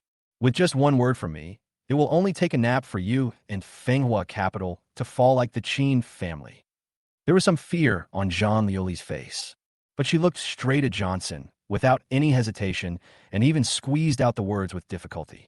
I just don't accept it. I was the first one to arrive. Why? Why did Chen Hong come in last? What is she? Even if you strangle me to death, I still won't accept it. She closed her eyes and did not resist from beginning to end. Johnson was confused. He thought Jean Lioli was just trying to be sarcastic with him, but he didn't expect that she was jealous. The key is that they don't have any emotional foundation, right? Johnson subconsciously glanced at Jialin, who had just sat in the passenger seat. However, the person in the rearview mirror looked at his nose with his eyes and his heart with his nose, as if he saw nothing and heard nothing. The ponytailed woman driving the car also looked straight ahead and started the vehicle smoothly, following the car in front. Johnson's eyes twitched slightly, and he loosened his hand. Don't talk nonsense next time, he said unhappily. We only have a cooperative relationship. Don't we know anything else? Obviously, something's wrong. Jean Lioli didn't even rub his red neck, but just said coldly, how did you bully me in my office before? How long has it been since then? And you've hooked up with Chen Hong. Today you either give me an explanation or kill me. I, Jean Lioli, cannot stand this kind of injustice in my life. Johnson took a deep breath, then suddenly raised his hand and pressed Jean Lioli on his knees, then raised his hand and slapped the other's butt. Papa Papa, accompanied by a burst of crisp applause. Johnson's angry curse also rang out in the car. Jean Lioli, you dare to open a dyeing factory just because I give you a little color, right? You want me to explain to you? How about this kind of explanation? Speak. Do you dare? Jean Lioli stiffened his neck, his face flushed red, and said in shame and anger, how dare you? You still dare? Johnson gritted his teeth and increased the strength of his hands. I dare you. If I don't teach this damn woman a lesson, she will really think he has no temper. If you dare to say, I don't accept this time, she will dare to turn the tables next time. About 10 minutes later. President, President, don't dare anymore. Feeling the burning buttocks, Jean Lioli said with tears in her eyes, her voice trembling a little. She didn't expect Johnson to be so violent and completely ignore the two people in the car. After these dozens of slaps, she, the representative, lost all her face. If the car wasn't soundproofed, I'm afraid people in other cars would have heard her begging for mercy. But for some reason, she felt a strange sense of excitement in her heart. It would be better this way. Johnson snorted coldly, suppressed his anger, and pushed Jean Lioli aside. President, seeing this, Jelen in front of him reported calmly. Everything has been arranged in Qinghe City. Not only are the employees of Tianhe Security already in place, but the local Public Security Bureau has also made arrangements and has dispatched a number of special agents to take orders. Johnson nodded. The big jar's been burned, and we're just waiting for the damn person to get in. What? My mom and the others are in an abandoned industrial park in the southern suburbs of Qinghe City. Shengshi Heavy Industry, chairman's office. Bang! After hearing the final confirmation on the phone, Wu Changing slammed the phone to the ground. Damn you, Johnson, you're going to die. He roared with spit flying, his eyes were extremely red. Johnson had previously said he would move his mother and others abroad. Although it is imprisonment, it will allow them to live a better life than they do now. Whoever wants what the other party calls a good life will be locked up in an abandoned industrial park. Wu Changing felt heartbroken when he thought about the torture his mother had gone through during this period. Someone come, he said sternly. Inform everyone immediately. Pack up your equipment and head to the Fiki Industrial Park in the southern suburbs of Qinghe City. No matter how many people Johnson has deployed there, kill them all. After rescuing my relatives, we will directly target Tianping Trading Company and chop Johnson into pieces. Yes, Chairman, the secretary responded loudly and then left. Let's go, Mr. Qin. Wu Changing looked at Vivien coldly. Go and see what your good brother has done. He is not my adopted brother, Vivien said expressionlessly. If Mr. Wu really thinks he has something to do with me, I can deal with him myself then. After hearing this, Wu Changing's expression improved a little. Even so, he still snorted coldly. It's better this way. Seeing Wu Changing walk out of the office, Vivien followed closely behind. Johnson, the surprise I prepared for you is coming. Her eyes flickered. I hope you can catch it. Soon. From the underground garage of Shengshi Heavy Industry, cars were driven out one after another, followed by dozens of black commercial vehicles. To rescue their relatives this time, almost all the leaders of the Gray Enterprises and Shengshi Group brought out their best troops. Although their total number is no more than 2,000, each of them is a skilled fighter who can fight 10 enemies at once. No matter how many people Johnson arranges to guard in the southern suburbs of Qinghe City, they're confident that they can strangle them all. As long as his relatives are rescued, Johnson will die. After speeding all the way, 3 hours later, Qinghe City, southern suburbs. A long black convoy of cars drove into the industrial park and headed straight to the center. According to the report from his subordinates, Johnson detained all the relatives in the abandoned chemical plant in the middle. Mr. Wu, why do I feel something is wrong? Vivien looked around and subconsciously said, why is this industrial park so deserted? I don't know why.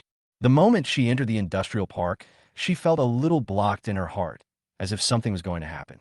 This is an abandoned industrial park, so of course it won't be popular. Wu Changing said coldly, isn't it that Johnson locked people up here to avoid being discovered?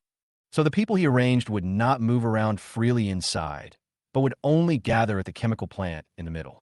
Seeing that they were only 200 meters away from the chemical plant, Wu Changing directly ordered, have everyone stop the car, spread out, and surround the chemical plant. If you are discovered, do not hesitate, just take action. If we act fast enough, they won't have time to threaten us with hostages. Soon, the convoy stopped as Wu Changing ordered, and then a group of young men wearing black vests, holding steel pipes and long knives, silently surrounded the abandoned chemical plant. Maybe they were more professional in stealth, or maybe the guards were too careless. In short, they completely surrounded the chemical plant without being discovered. God help me. Wu Changing heaved a sigh of relief. Then his eyes turned cold, and he said sternly into the intercom, everyone, rush in and save them. Whoever dares to block my way will be chopped down. The moment Wu Changing's voice fell, Vivien, who was standing beside him, felt an ominous premonition in her heart that suddenly became extremely strong for some reason. Chapter 1, 21 Retreat. Too late. Vivien couldn't say anything when she saw Wu Chongying's murderous look on his face. First of all, the other party probably wouldn't listen to her.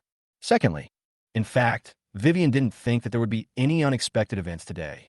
After all, they already knew the exact place of detention, and Wu Chongying had made sufficient preparations. Not to mention that there are more than 1,000 Gray Enterprise employees surrounding the abandoned chemical plant. Just the fact that there are 1,000 people outside responsible for support means that this matter is already a sure thing. While Vivien was thinking, Wu Chongying's men shouted loudly after hearing the order. Kill! Rush in to save people, and kill anyone who stands in your way. Those bastards from Tianping Trading Company, get out here and die. You son of a bitch! Johnson, you're threatening me with my family, right? The day I rescue them is the day I kill you. Amidst countless shouts and curses, led by the head of the Shengshi Gray Enterprise, 1,000 Gray Enterprise employees instantly poured into the huge courtyard in front of the abandoned chemical plant like black streams of water. All the people in the Shengshi system have been holding back a lot of anger during this period, and that is the murderous intent towards Luo Yin. It's a pity that their relatives were controlled by the other side, and they dared not retaliate at all. But now is the chance for revenge. As long as they rescue their relatives and have no evidence against them, they can turn around and point their blades directly at Tianpeng Trading Company to avenge their previous grudge. In this case, every one of the people present felt that their bodies were filled with endless power. However, as soon as everyone rushed into the factory, they suddenly found something wrong. What's going on? Why is there no one inside? Didn't they say that everyone is imprisoned here? Are you kidding me? Fuck, this place is so dusty. How could there be anyone there? We must have been tricked. Suddenly, a voice sounded from behind. Get out of the way, the dragonhead is coming. The crowd quickly retreated to both sides, making way for a path. Soon, Wu Chongying walked in with a look of astonishment on his face. What's going on? He asked, frowning. Mr. Wu, there's no one here, a person in charge of a Gray Enterprise said in a deep voice. We haven't seen anyone since we rushed in. If Tianpeng Trading Company really locked people up here, how could this happen? Yes, Mr. Wu. Others also spoke up. Have you been deceived? Where on earth did this news come from? Are you treating us like fools? Listening to everyone talking, Wu Chongying's face had become extremely gloomy, and even his hanging hands began to tremble slightly. No, impossible. How could she lie to me?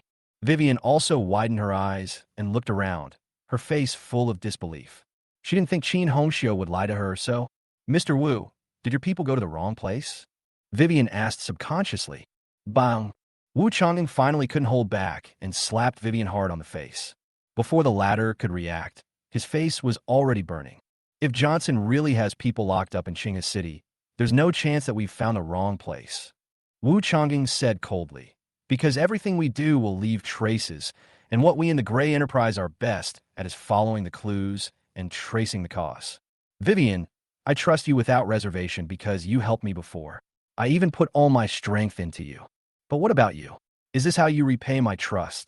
After hearing Wu Chongying's words and feeling the burning pain on her face, Vivien's face turned extremely pale and her brain went blank.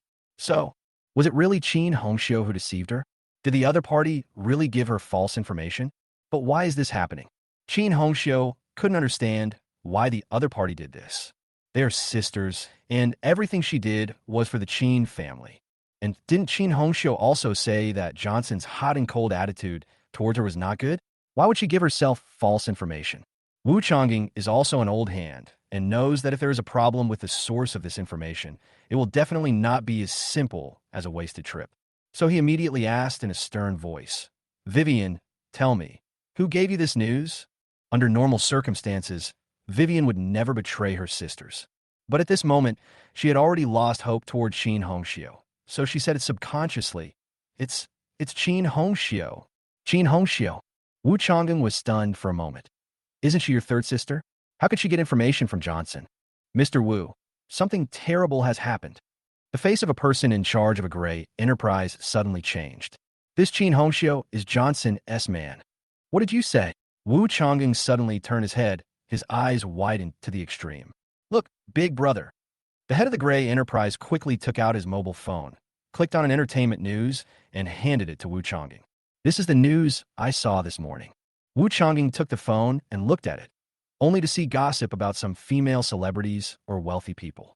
Under normal circumstances, he would not be interested in these at all. But now he was staring at the content intently with bloodshot eyes. But the content above is shocking. The popular young actress Hong Xiu was put on ice by Tian Feng, but was fished out again by a mysterious boss overnight. The financier behind the popular actress Hong Xiu has appeared, putting pressure on Tian Feng and demanding all the resources. Money really can do anything. Exploring the mystery, the popular young actress Hong Xiu makes a comeback. Who is the financial backer behind her? It's all entertainment news to attract attention. There are only two protagonists in these news, namely Chen Hong Xiu, whose stage name is Hong Xiu, and the mysterious financial backer behind her. In one of the news reports, a paparazzi had already uncovered the financial backer behind Chen Hong Xiu.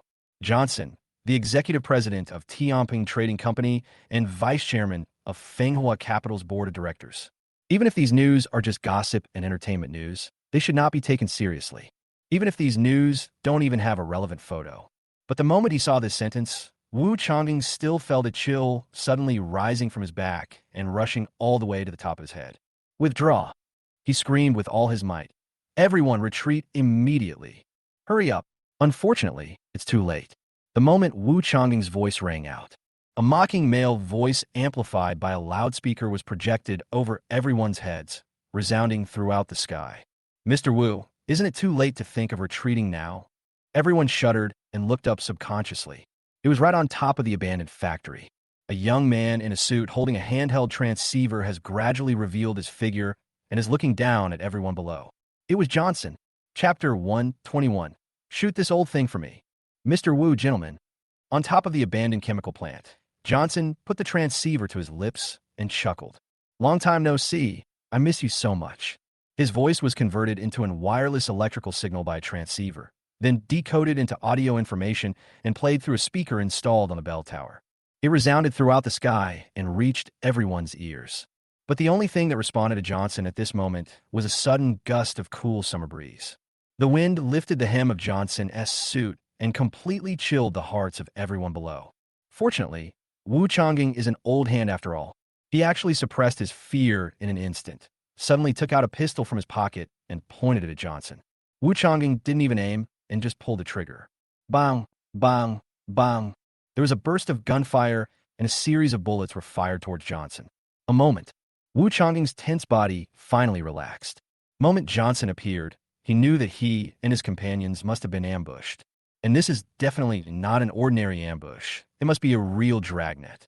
Because if the people arranged by Johnson did not have the absolute certainty to kill him and others, they would definitely not show up at this moment. Shot Johnson directly. No matter what the opponent's ambush is, there is only one backbone, and that is Johnson himself. As long as the other party dies, the people he arranged will definitely be in chaos and fear, anger, and panic. That was also the time for them to break out of the siege. As soon as he thought of this, Wu Changing's expression suddenly froze. But just when his bullets were about to hit Johnson, they seemed to be blocked by something and fell to the ground one after another. Mr. Wu, you don't think I'm really that stupid to expose myself to you without any defense, do you? On the rooftop, Johnson pointed at the tiny wall in front of him that had no scars at all and said jokingly to the transceiver, I forgot to tell you that I installed a high-standard bulletproof glass on a roof a long time ago. Forget about pistol bullets. Even if you carry a howitzer, you may not be able to blow it through. Certainly, Johnson changed the subject and added a sarcastic tone. If you really had this thing, you wouldn't be in this mess now. At the same time, Jean Lioli, who was dressed in combat uniform and looked extremely heroic, also stood up from behind Johnson, also holding a transceiver in his hand. Wu Changing, you are so bold as to dare to attack our president. She snapped into the transceiver. Shoot this old thing. When saying this, Jean Lioli felt an inexplicable sense of comfort and pride in his heart. Although she had a high status in the past, she was a businessman after all and had never experienced what real power was. But before that, Johnson was seen issuing orders in an orderly manner. And when the people receiving the order included not only the employees of Tianping Trading Company, but also the official agencies of Qinghe City, she finally understood what true authority was. And, thanks to Johnson, She can finally feel the feeling of having millions of horses obeying her orders. Only 2 seconds after she finished speaking, there was no sound around. Seeing that the people below had strange looks in their eyes, Jean Lely helplessly put down the receiver and subconsciously looked at Johnson, his eyes reddened. Boss, they don't listen to me. She is Johnson's confidant. So what's wrong with her being so impressive? Is there a problem? What? Johnson frowned. I didn't teach you a lesson enough just now, did I? Having said that, his heart still softened slightly when he saw Jean Lely's aggrieved look, looking like she was about to cry. After taking a look at the clock tower calmly, Johnson rolled his eyes at Jean Lely. Try it again. Jean Lely was stunned at first, and then he was overjoyed. She immediately suppressed the grievance on her face, raised the transceiver, and said with high spirits, "Everyone has it. Shoot this old thing." This time, as soon as he finished speaking, he heard the sound of dense footsteps coming from all directions. Then you can see one fully armed figure after another appearing from the rooftops or floors of the surrounding buildings. Click, click, accompanied by the dense sound of loading guns. Countless black gun muzzles were already aimed at everyone below. In an instant, Wu Changing and the others below, who were still somewhat puzzled, suddenly lost color on their faces and began to tremble like sieves. So many people, so many guns? Sheriff's Bureau. Why is the special agent from the Sheriff's Bureau here too? And there are special employees from the Bureau of Investigation. How much money did Johnson pay in bribes? Why are there so many people from official agencies here? What do you mean by so many? They are all official people. Originally, Wu Changing and others thought that Johnson's ambush was at most the combined manpower of Tianping Trading Company and Fenghua Capital. Who would have thought that when I looked at first glance, I didn't see any employees of Tianping Trading Company at all. They were all people from official agencies. Looking around, we saw a dark mass occupying the commanding heights, at least nearly 1,000 people. Johnson, bring all the official armed forces of Qinghe City here. Hey, President, why don't they shoot? Jean Lely was stunned for a moment. Do you really want to beat Vivien to death? Johnson slapped Jean Lely hard from behind and said, unhappily, "You still say you were her best friend? I think you were a snake and scorpion." What? Jean Lely was stunned for a moment and quickly looked down, and soon his face turned pale. Vivien is really here. Vivien was here before. For a while. Jean Lely was filled with gratitude. Fortunately, Johnson didn't really give these people to her to command. Otherwise, if Vivien was really shot, she would regret it and Johnson would definitely not let her go. After all, the other party is Chen Hong's sister, and Chen Hong is now Johnson's big baby. Although Jean Lely was reluctant to admit it, that was the fact. Compared to her, Johnson just likes Chen Hong more. Below, Vivien's whole body was frozen there. She stared with wide eyes at the man and woman standing side by side above her, and there was a buzzing sound in her ears. So this is all a trick by Jean Lely and Johnson? She thought she was in control of everything, but she ended up being a clown. That couple was the real winners. Just as she thought of this, Vivien suddenly felt someone pulling her hair. Her body had just begun to fall uncontrollably when a chill hit the back of her head. Johnson, you have bulletproof glass, but Vivien doesn't. Wu Changing pointed his gun at Vivien and shouted at Johnson. Don't you like to use other people's families as threats? I'll let you taste the same now. Give you 10 seconds to think about it. Vivien into a corpse in front of you. Chapter 122, Who the hell are you to hit her? The sudden change was beyond everyone's expectations. Not only did Jean Lely's face turn pale, but even Wu Changing's men almost failed to react. But soon they fell into ecstasy. Mr. Wu, you are really foresight. I was wondering why you brought such a burden with you. I didn't expect it was just in case. Johnson, do you hear me? If you don't want Vivien to die, let us go immediately. Release our family as well, or she will die. Facing the shouting of the Grey Enterprise employees, Jean Lely's voice trembled. Boss, what should we do? Vivien is in their hands. Johnson sneered. What happened to them? They thought of threatening me with Vivien. Don't even mention Vivien. Even if all 6 sisters of the Chen family were taken out, they would still die.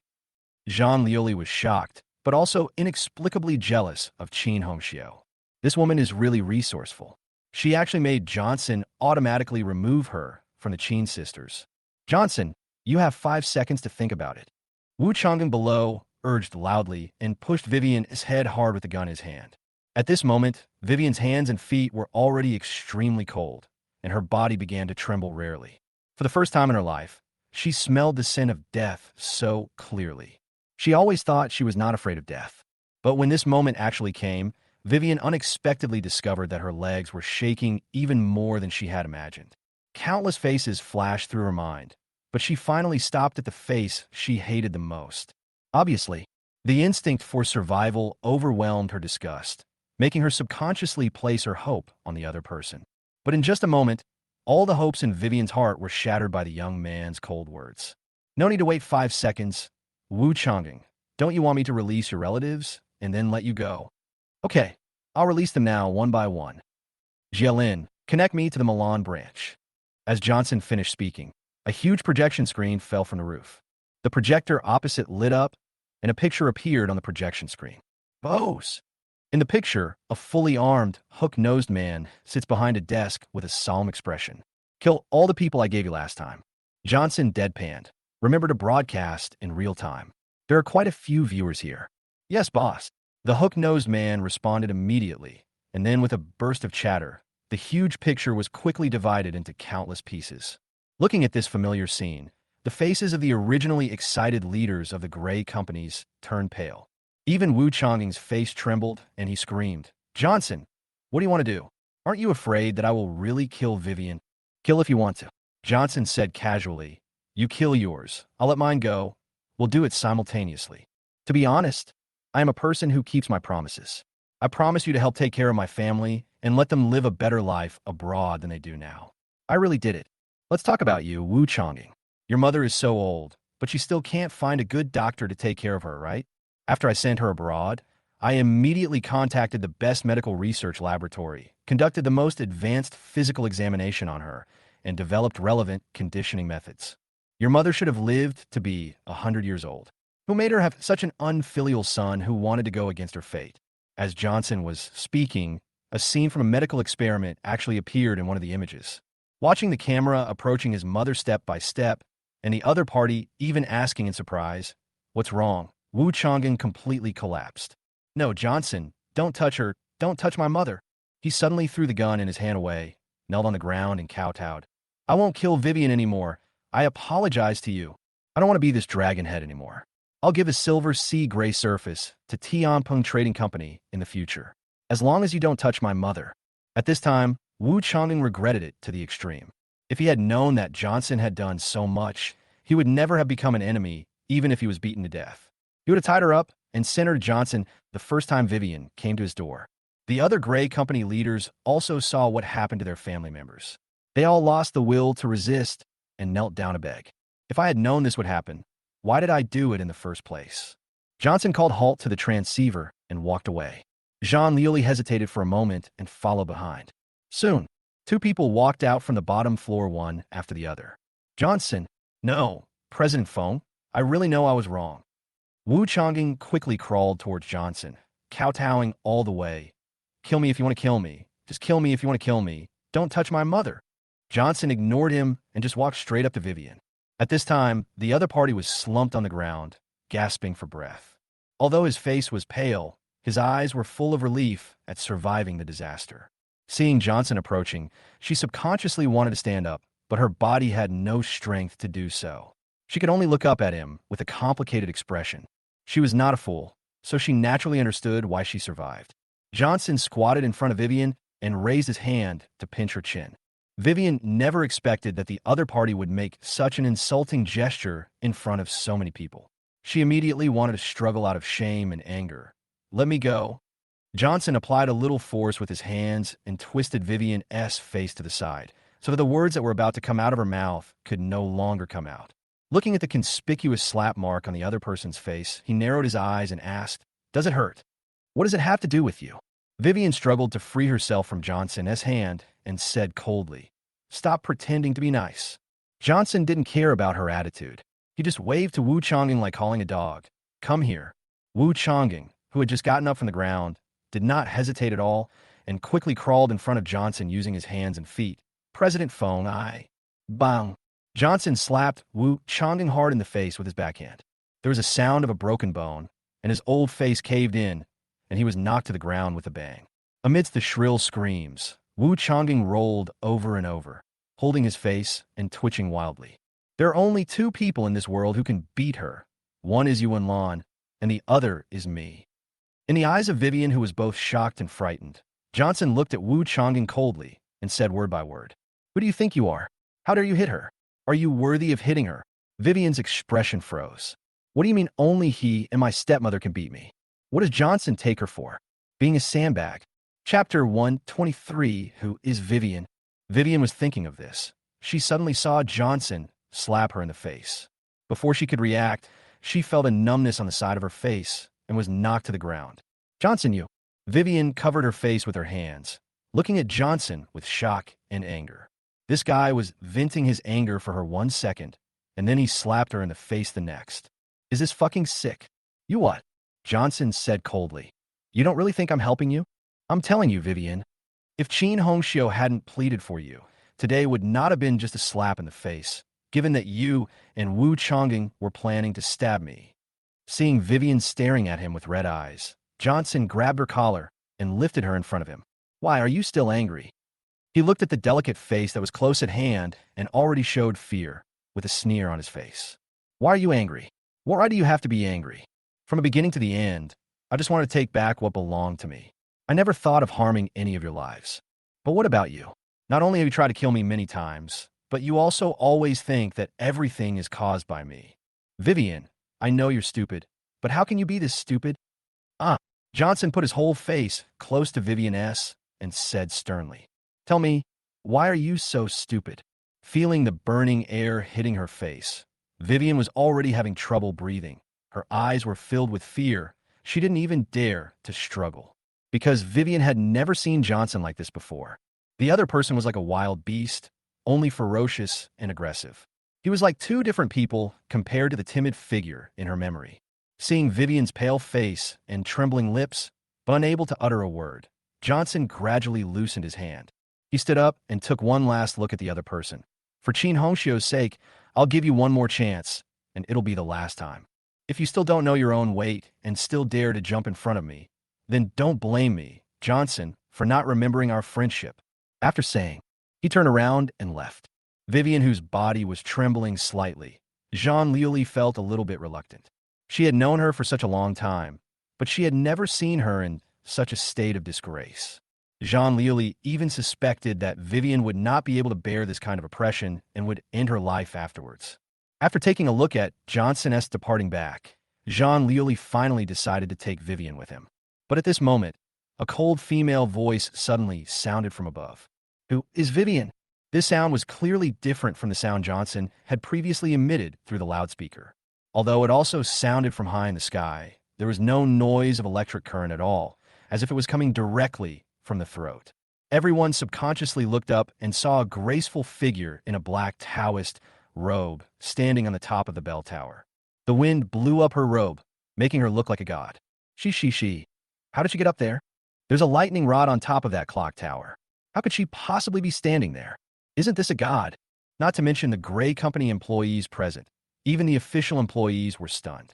Johnson, who was about to leave and hand the scene over to the official employees, suddenly stopped and turned to look at the woman. Then he looked at Vivien again, and his eyes narrowed slightly. Vivien is not simple. She can invite such a person. Johnson sneered in his heart, but did not take any action. He just watched the development of things quietly. The other side, while the Taoist robewoman was speaking, her eyes also glanced down and quickly locked onto Vivien. "So it's here." She stepped lightly on her embroidered shoes and swooped down like a giant bird. Boom! There was a loud bang, and the woman landed steadily in front of Vivien, with her feet full of cracks. Before the latter could react, the woman grabbed her collar and lifted her up. Seeing this scene, the Gray Enterprise employees all trembled. He jumped over a distance of more than 20 meters, and nothing happened to him. He must be an immortal, right? Even the official employees were having trouble holding their guns at this point. Faced with such an existence, even bullets cannot bring them a sense of security. "Your name is Vivien, right?" the woman asked coldly. Vivien's face was pale. Facing the fairy-like woman, there was not even shock in her eyes. Instead, she looked hopeless. After all, Vivien is a figure. But today she is really like a sandbag. Anyone can slap her in the face or grab her by the collar. The key is that she has no way to resist. This extreme change of status made her feel like she had thrown everything into tatters. Seeing that Vivien didn't answer, The woman raised a hand that was pulling her collar up suddenly and directly changed it to her neck and suddenly exerted force. Answer my question. The pain finally brought Vivien back to consciousness, and there was some light in her eyes, but only a little. Yes, what happened again? She opened her mouth, her voice weak. That's good. The daughter stared at Vivien and said in a cold voice, Tell me, when your father Chen Hong died, did he leave anything behind? If so, who did he leave it to? Was it you seven sisters or Johnson, or was it Yuan Lan? That's right. This person is Yuan Lan's senior sister, Wu Shuang. After one of the people he sent out died, and another was injured and escaped, Wu Shuang decided to take action himself and go to the Silver Sea to retrieve the wordless book. However, after arriving in Yinhai, she did not go to find Yuan Lan first, but first found Vivien, the head of the Qin family. In Wu Shuang's opinion, the previous accidents of his two disciples might not have been caused by Yuan Lan's interference. Maybe the wordless book is in Yuan Lan's hands, and she doesn't want to hand it over, so she made up this Johnson thing. After all, in front of something like the wordless book, no one can control their greed. Even she can't do it, let alone others. When Vivien heard the word Chen Hong, her body trembled, and her originally dazed brain finally became completely clear. Is this woman here for her father's relics? Well, what? She asked subconsciously. Vivien couldn't figure out what on earth was there in the things her father left behind that could attract the covetousness of such a person. You don't need to worry about what it is. You just need to tell me what Chen Hong left behind. Wu Shuang exerted a little force on her hands. Her eyes were cold. Don't think about deceiving me, because I can tell the truth from the falsehood in every word you say. Chapter 124 You lied. Vivien felt something familiar in Wu Shuang's eyes. That is the breath of death. Her heart tightened, and she said with difficulty, My father left behind some ancient medical books, as well as a lot of money and assets. Besides these, Wu Shuang interrupted Vivien. Did he ever leave anything special for you alone? I don't know about the others. Vivien shook her head. Anyway, we seven sisters don't have it. If Chen Hong really left something for one of the sisters, they would definitely not keep it to themselves. So Vivien was sure there wasn't one. Wu Shuang narrowed his eyes and looked at Vivien for a while. After confirming that the other party was not lying, his eyes flickered. So if Yuan Lan didn't lie, then the wordless book should be on that Johnson. On the contrary, if Yuan Lan lied, then the wordless book should be with her. But we are from the same school after all. We can't force him without evidence. Let's go find Johnson first. As long as Johnson doesn't have the wordless book, even if I attack Yuan Lan directly, Master can't say anything. Thinking about this, Wu Shuang asked directly, Where is Johnson now? Vivien accurately, naturally thanks to the special information channel provided by her master. But at that time, Wu Shuang was only busy looking for Vivien to confirm where the wordless book was and forgot to check Johnson's location. That's why she asked it this time. Vivien subconsciously glanced behind the other person. Dozens of meters behind Wu Shuang, Johnson was looking at this place expressionlessly. Johnson! Vivien opened her mouth and was about to tell Johnson's location. But for some reason, the words turned into, I don't know. I don't know where Johnson is. Even her gaze was withdrawn. You are lying. Wu Shuang's eyes narrowed, and he was about to use force with his hands. My God, Johnson is right there. He is behind you. A hurried male voice suddenly rang out. A gray company manager pointed in Johnson's direction and said excitedly, He's watching right there. Other gray company employees also spoke excitedly. My God, the man surnamed Fong has been watching a show from over there. That Johnson bastard is right there. Everyone had already given up hope, but at this moment, the woman in front of them appeared like a savior. This made them feel like they had grabbed a life-saving straw, and they were extremely excited. What happened to the official employees? What happened to the many guns? They still don't believe that guns can deal with such a person in front of them. After hearing what everyone said, Wu Shuang turned her head in surprise, and then saw Johnson looking at her with an expressionless face. She immediately stopped taking Vivien seriously, threw her to the ground, and walked towards Johnson step by step. You are quite courageous. You knew I was coming for you, but you still didn't run away. Wu Shuang stared at Johnson with a sneer on his face. Why should I run? Johnson spread his hands. What if you came to me because you admire me? Wouldn't it be a big loss if I just ran away like this? Wu Shuang was stunned for a moment. Then a smile appeared on her face, and her steps paused. Interesting, I haven't seen a man who dares to speak like this in front of me for a long time. Johnson up and down, and said in an inexplicable tone, "The appearance is good, and I like it. I have been in seclusion for several years and feel quite lonely. I want to have a taste of the world. How about this if you hand over what Chen Hong left for you? I can give you a chance to serve me." Johnson's eye twitched. Originally, he saw that the woman in Taoist robe was pretty and thought that he could anger her by speaking in a frivolous way. However, he unexpectedly got the upper hand and was noticed by the other party. It seems that what my godfather said was not wrong. People who devote themselves to martial arts usually have some problems with their brains. If I say that my godfather left me nothing, will you still give me this opportunity? Johnson said with a smile. Wu Shuang squinted her eyes and looked at Johnson for a while, and her eyelids suddenly twitched. What's going on? He didn't lie either? She was inexplicably shocked. Could it be that the thing is really with Yuan Lan? This damn Yuan Lan dared to embezzle the wordless heavenly book. He is courting death. This is the thought.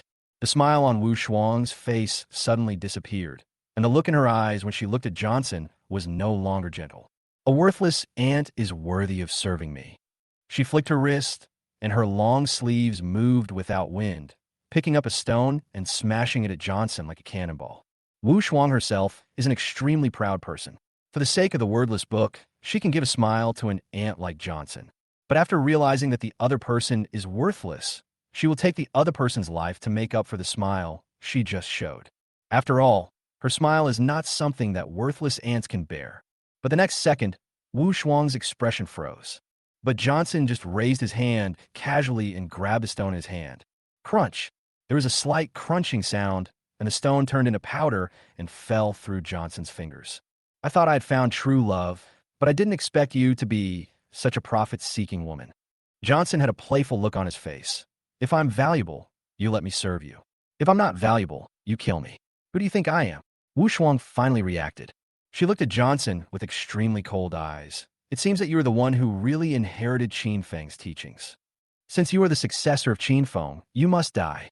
The moment the words fell, Wu Shuang suddenly rushed out.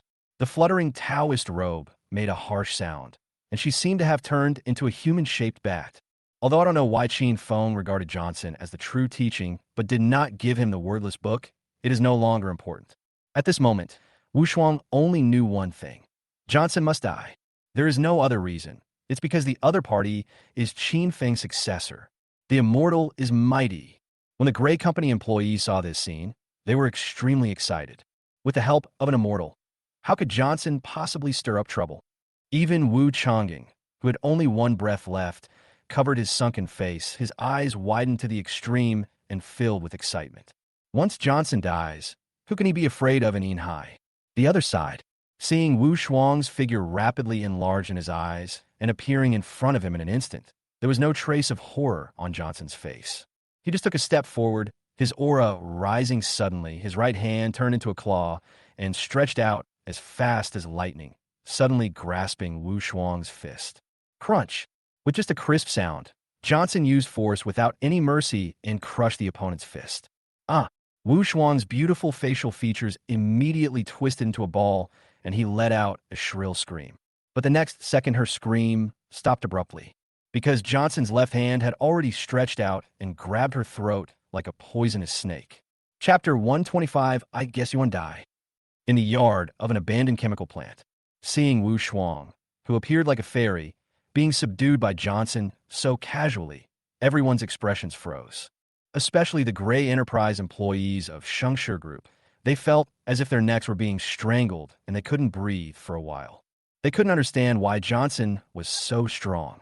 If he had such strength, why did he fight them back and forth in Chongwei Building before, and even threaten them with his family, etc.? Just as they thought of this, the members of the Gray Enterprise suddenly reacted. Before in Chongwei Building, Johnson didn't do much. It was his men who took action from beginning to end. In other words, after dealing with him for so long, this guy has never even shown his full strength. He was just playing house with them. When this thought came to mind, everyone in Shengshi Group, from the helmsman to the ordinary employees, felt despair for the first time in their lives. It seems that Johnson has never taken them seriously. Otherwise, how could the other party hide their strength? Besides them, Vivien also widened her eyes. Of course, she knew that Johnson was a good fighter, but she never expected that he could easily kill someone like the woman in Taoist robes. It is obvious that Linda, like Johnson, has also practiced martial arts since childhood. Moreover, the former received the greatest care. No matter what she studied, she was given priority and Johnson came second. But why is Johnson so powerful, while Linda is only slightly stronger than ordinary people? For a while, Vivien just felt her head buzzing. She thought she knew Johnson well enough, but she didn't expect that what she saw was just the tip of the iceberg. Johnson didn't care what others thought. He just grabbed Wu Shuang's neck and pulled her in front of him. Staring at Wu Shuang's terrified eyes, he asked coldly, "Why do I have to die just because I'm Qin Feng's disciple? What are you looking for? Since you just gave me a chance, if you answer me truthfully, I can also give you a chance to serve me." Feeling the big hand on his throat that was about to exert force at any time, Wu Shuang's body trembled. Are you serious?" She stuttered. "If I tell you, you really won't kill me?" "Of course it's true." Johnson smiled. "How could I bear to kill a beautiful and powerful woman like you, as long as she obeyed my orders? Can you answer my question now?"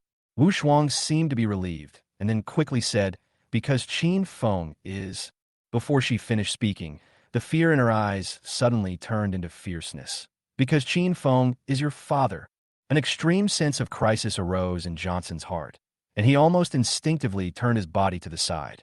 Just as he dodged, a black light shot out, almost brushing his face, and finally sank into the wall with a bang. Johnson turned his head suddenly and was about to crush Wu Shuang's throat, but his pupils suddenly dilated. I saw black blood oozing from the corner of the other person's mouth, and there was only a cold smile on his face. "Wu Yihai will never surrender." She opened her mouth and said in a staccato and sarcastic voice, "You want me to serve you? You are worthy. If I die alone, my whole family will be buried with me. You lose. I gain." As soon as he said the word, earn, Wu Shuang's eyes lost their luster, and he fell limply to the ground. Johnson slowly loosened his grip and let the other person fall to the ground, but his face was extremely gloomy. "Wu Yihai, Wu Yihai." He repeated Wu Yihai twice, his heart filled with doubt. What kind of power is this that can cultivate its subordinates into such a character? Johnson was sure that Wu Shuang was not a death warrior, because her eyes were still clear, without the dullness of a dead soldier. But even so, she would rather die than reveal the questions Johnson asked, which is enough to show that Wu Yihai's rules are more important to her than her life. Johnson felt inexplicably irritated when he thought about how he had handed Wu Yihai over to Xiaono for investigation, but the other party had not replied until now. "Boss, are you okay?" Jean Lioli rushed over and asked in panic. Johnson suppressed his thoughts, ignored the other party, and just squatted down and began to feel Wu Shuang's body. After a while, he paused slightly and took out a small token the size of a mahjong from the other person's chest. The token is completely black, with two small red characters Wu Yi engraved on the front and an ancient character Wu engraved on the back. Johnson stared at the token, put it away, and then stood up. But this time he did not leave directly. Instead, he strode up to Vivien, picked her up, and then left. Jean Lioli was frightened by Johnson's rough action and turned pale.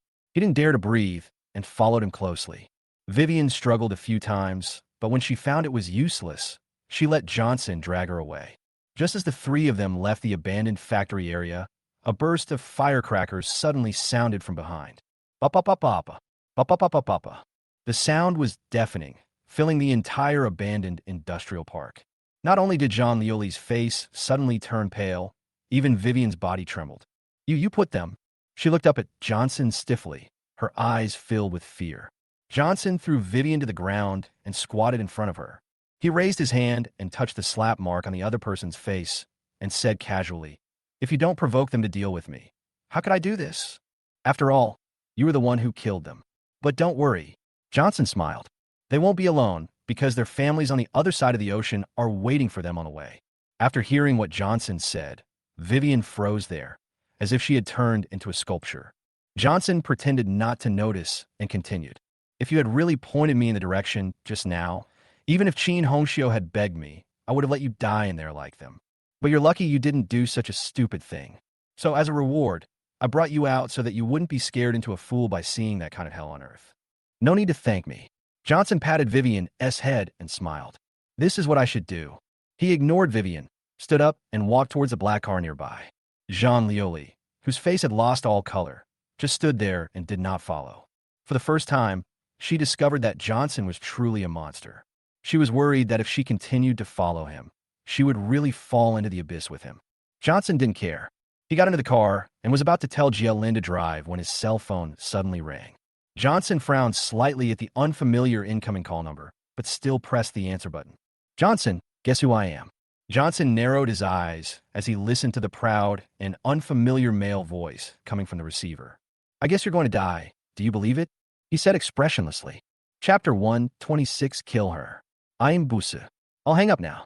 Outside Tianpeng Trading Company, in a dilapidated van in the parking lot. Peng's eye twitched when he heard Johnson's calm words.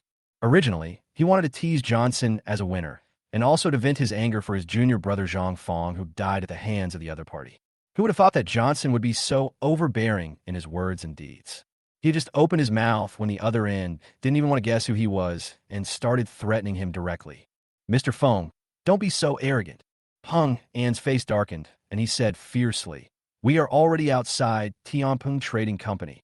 As long as we want, we can rush in and capture your sister at any time. If you don't want your sister Eve to get hurt, you'd better hand over the things Qin Feng left for you to our master immediately. Do you understand? On the other end of the phone, Johnson narrowed his eyes and said, I didn't expect you guys would have a backup plan. The master you're talking about, is it the nun in the black Taoist robe? She's already so powerful. Do you still need to threaten me with your family? Peng sneered.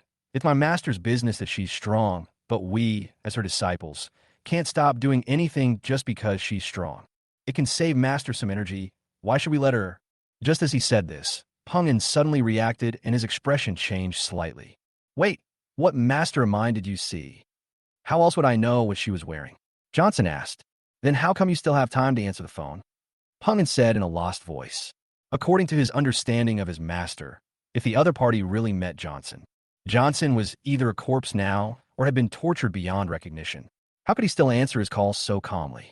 Of course it's because I killed your master, so I can answer your call. Johnson said casually. Let me guess, you should be the guy who escaped last time? You were lucky enough to get away before, but I'm afraid you won't be so lucky this time. Peng's face suddenly changed. You are talking nonsense. My master is extremely powerful. How could... Before he could finish, Peng glanced at his fellow apprentices in the car who were looking at him inquiringly, and quickly shut up. He took a deep breath and said coldly, Johnson, don't scare me here. I'm warning you one last time. If you don't hand over the things, I'll kill your sister. Then just kill her. Johnson said indifferently, I'm Busa. I'm hanging up now. After saying that, he actually hung up the phone. Peng was stunned and couldn't react for a moment. He said it so clearly. Didn't Johnson hear what he meant? Or does this guy simply not care about his sister? For some reason, Peng had a bad feeling in his heart. Could it be that what Johnson said was true, and Master Wu Shuang was really killed by the other party? Otherwise, how could he be so calm and composed? What's wrong, senior brother Peng? What does the surname Feng say? Several fellow disciples in the car asked. Peng suppressed his panic and said sternly, Johnson is a man who refuses to accept my offer. Let's go and catch Eve. As the disciple of Master, I should leave some backup for her. Not only did Peng not tell anyone that his master might be in trouble, he even added, you guys go and catch them, I'll pick them up outside. This is the mortal world after all, and it's still troublesome to be entangled by people from the Public Security Bureau. Understood, senior brother. We'll go right away. The group of fellow disciples got out of the car without any doubt and strode towards the lobby of Tianpeng Trading Company. They didn't even try to hide their bad behavior. As people from Wuyi Hai, no one thinks that any ordinary person can be their opponent. Even if Tianpeng Trading Company has assassins, they don't take it seriously. Bullets can't catch up with them. However, these people did not see that the moment they entered the lobby, Peng had already scolded the driver they had abducted. Take me out of the city, or I'll kill you. No, not waiting for them, the driver asked in horror. It's none of your business whether you wait or not, just drive. Peng shouted harshly. He flipped his hand and produced a dagger which he pointed at the other man's neck while looking around nervously. His intuition, developed from years of caution, told him that something was wrong with Johnson. Something is wrong. This made Peng feel that the surrounding environment was dangerous. He no longer wanted to care whether his master had been in trouble or not, and even less did he want to care how his fellow disciples would contact Johnson after abducting Eve. Peng just wants to leave here as soon as possible. At the same time Peng left, his fellow disciples had already entered the lobby. It can be seen that these people are dressed very simply. If it weren't for their excellent skin and detached temperament, they would look more like young farmers who had just put down their hoes. As soon as they saw the young and beautiful receptionists, they couldn't take their eyes off them. Lou, brother Lou, Fancher is so nice. A junior fellow student stuttered. There are such beautiful girls everywhere, not like in our place, where they are all rustic and ugly. The other fellow disciples also nodded in agreement. The young man called Lu Chung, who was called Senior Brother Lu, snorted coldly. It's nothing more than dressing more wildly and putting on more makeup. What's so beautiful about that? As warriors, we must learn to see the essence and not be deceived by the surface. Also, don't forget our mission this time. We are here to help Master share his worries, not to see women. The other fellow disciples were startled and woke up and dare not look anymore. Brother Lu, this place is so big. How can we find Eve? Someone asked puzzledly. Isn't this simple? Lu Chung sneered, and then raised his voice and said loudly, Where's Eve? Come out. All the fellow disciples were startled by Lu Cheng's sudden raised voice.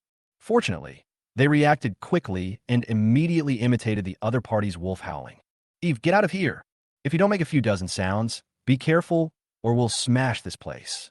To everyone's surprise, they kept yelling and screaming here. Not only did the receptionists ignore them, but even the other employees walking around ignored them. If those employees had not been walking around them, Lu Chung and others would have almost thought they were invisible. Damn it, if you don't accept my toast, you'll have to drink the wine for punishment, right? Lu Chung was furious and rushed towards the nearest employee, grabbing him and asking him where Eve was. But he had just taken 2 steps when a cold female voice suddenly sounded from the side. Who did you say you were looking for? Everyone looked over subconsciously, but then they saw a short-haired woman in a gray stand-up collar suit walking out of the elevator with an expressionless face, looking at them with eyes as fierce as a hawk. Behind her, there were several men in suits, all with dark golden cross, sword emblems on their chests. Chapter 1, 27 Mu Run. The women made quite a big scene, but Lu Chung and the others were not at all inferior. What happened to us looking for Eve? Lu Chung raised his chin and asked coldly, Why? Do you know her? Or are you Eve? Of course I'm not Eve. The woman narrowed her eyes, but you probably won't have the chance to meet her. Why? Lu Chung was slightly startled. She's not here. The woman shook her head. She's right here. Then why do you say we can't see her? Lu Chung was furious. You damn woman, are you kidding us? The woman was not angry. She just said expressionlessly, I mean, you will die soon, and the dead cannot see the living. Lu Cheng's expression froze, and then he flew into a rage. You're looking for death. The moment he finished speaking, he stomped his foot on the ground. As the tiles on the floor cracked, Lu Chung shot out like a cannonball, his fist making a sharp sound of breaking through the air, pointing directly at the woman's face. There is no intention of showing any mercy to women. The other brothers also became excited and shouted, Kill this ungrateful guy. Senior Brother Lu is so awesome. Let these ordinary people see what ancient martial arts are. God. Next second, their expressions suddenly froze, and the person who was making a fuss even let out a strange cry. Everyone's eyes widened as if they had seen something extremely terrifying. Just as Lu Cheng's fist hit the woman in the face, the latter's body twisted like water waves and then suddenly disappeared. After image, Lu Cheng's pupils suddenly shrank. As an extreme sense of crisis emerged in his heart, he subconsciously wanted to pull away and avoid it. But it was too late. A white hand suddenly appeared from behind him without any warning. It seemed to be slow, but it instantly pressed on the back of Lu Cheng's head. The wrist stretched slightly and then suddenly straightened. Lu Cheng's head shook slightly, and his facial features bulged out an inch. As the white hand quietly withdrew, Lu Cheng staggered forward 2 steps and finally fell to the ground with a bang. Blood was oozing from all 7 orifices of his face, and he died with his eyes open. As Lu Cheng fell, the tall, slender, and cold-looking woman in a stand-up collar suit also appeared behind him. She took out a towel from her pocket and wiped her hands, saying softly, A chicken and a dog. They are so weak that they can't stand a single blow. Lu Cheng's fellow apprentices were so frightened that their souls were out of their bodies, and they were shaking. You know, Lu Cheng is the strongest person here. Even Peng and may not be his opponent. But the opponent was killed instantly by this woman. This is enough to prove that even if they were combined, they would not be a match for the other. You, who are you? One person said in horror. You even dare to meddle in Wu Yihai's affairs. Are you tired of living? Wu Yihai. The woman's eyelids twitched slightly, but she suppressed the fear in her heart in an instant. She ignored these people, turned around, and walked towards the hidden staircase of the building, leaving a sentence. Leave two alive. The president will probably need them. As for the rest, kill them all. Yes, Chief Representative. All the men in suits bowed in unison. Next second, they all turned into black shadows and rushed towards the remaining people. In just a few breaths, except for two brothers who were specially left alive, all of Lu Cheng's fellow apprentices had turned into corpses.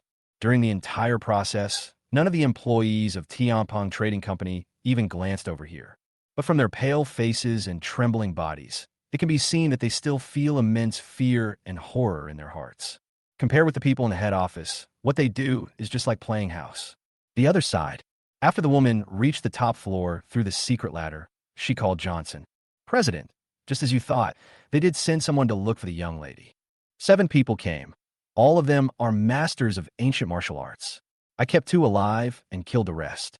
There's no news from the scrapyard yet, but with Xiao Na in charge, there shouldn't be any problems. On the other end of the phone, Johnson listened to the report and nodded slightly. Good job, I'll be right there. Johnson right now is none other than the general manager of Tianhe Private Security Company, Mu Run. The other party is also the most capable fighter under Johnson. Otherwise, he would not let her be responsible for Tianhe's safety. Johnson first encountered Peng En and Zhang Fong. He realized that there must be a huge force behind these 2 people. So as soon as he dealt with Zhang Fong, he transferred Mu Run, who was in charge of Tianhe's security, and Xiao Na, who is currently in charge of the head office's intelligence department. Johnson also ensures that someone is available when necessary. Although Jia Lin is reliable, she is a secretary after all, and her own ability is not strong. Professional matters should be left to specialized people like Mu Run and Xiao Na. 1 hour later, the black car drove into the underground garage. Johnson got out of the car and went straight into the secret staircase with Feng Lin. Soon, they reached the top floor. Seeing that Mu Run was waiting for him here with his men, Johnson asked, Little Eve, don't you know about this? Mu Run shook his head. The young lady has been in the office and has no idea what happened in the hall. I have also told those employees that no one dares to gossip in front of her. That's good. Johnson nodded. He didn't intend to let Eve see something dark. But Wu Yihai's case was too special, so it would be better not to involve Eve. The most important thing is, Johnson had a hunch. Eve is hiding a big secret. If she were to come into contact with ancient warriors, something unexpected might happen. Johnson doesn't like changes. He prefers the feeling of having everything under control. What about those 2 people? Johnson asked, suppressing his thoughts. In the office, Mu Rin said truthfully, My people have been tortured. Just ask whatever you want to ask. It's just, she suddenly seemed to be a loss for words. Johnson stopped suddenly. Just what? He looked at Mu Run and narrowed his eyes. According to his understanding of his trusted subordinate, the other party did not seem like someone who would hesitate. Facing Johnson's gaze, Mu Run took a deep breath. What I want to say is, if you can avoid provoking Wu Yihai, it would be better for the president not to go against them as much as possible. This power is very deep. Even the Tianquan group can easily fall into it. Johnson's pupils suddenly dilated, and he stared at Mu Run. Do you know Wu Yihai? He really didn't expect it. The information that even Xiao Na couldn't find out was actually broken through by Mu Run. Chapter 128, Shanha Society.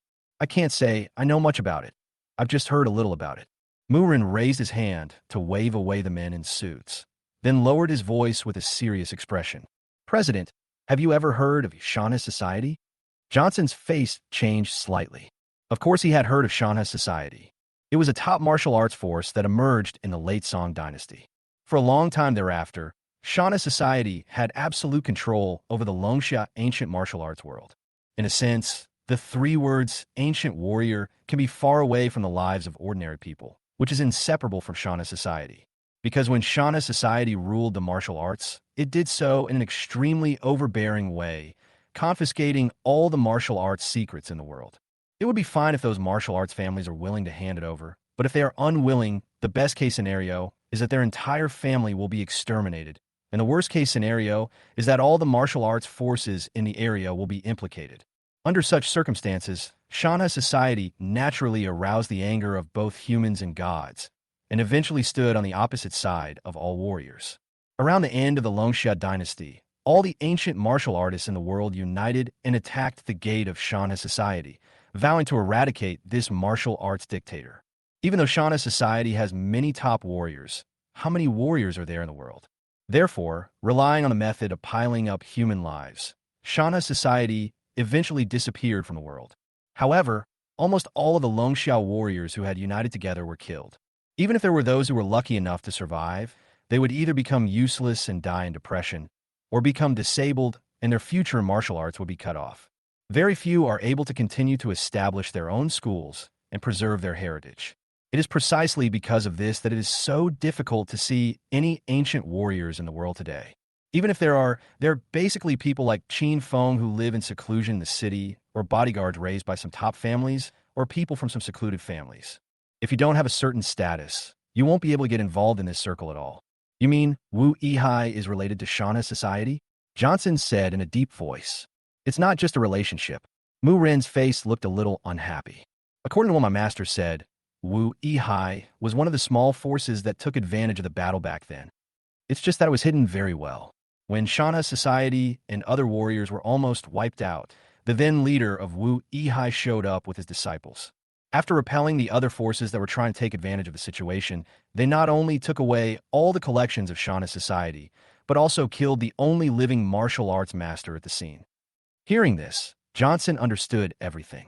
It turned out that Wu Yihai was the one who benefited the most from the battle that year. You know, the end of the previous dynasty is only less than 100 years away from now. Such a long time was enough for Wu Yihai, who had not suffered any damage at all, to become so powerful that it was despairing. Even the descendants of other warriors who survived by chance had recovered some of their strength through 100 years of rest and recuperation. But Wu Yihai has the inheritance of Shana society built up by the martial arts of the world. It is possible that the current Wu Yihai has already grown into the Shana society of the past. According to Longxia's current martial arts landscape, even if all the hidden ancient martial artists in the world came out, it is estimated that they would not be even 1/10,000th of the number they had back then. In this situation, who would dare to go against Wu Yihai? And who could go against Wu Yihai? As his thoughts raced through his mind, Johnson's face became extremely ugly. He knew that Wu Yihai was powerful, but he didn't expect him to be this powerful.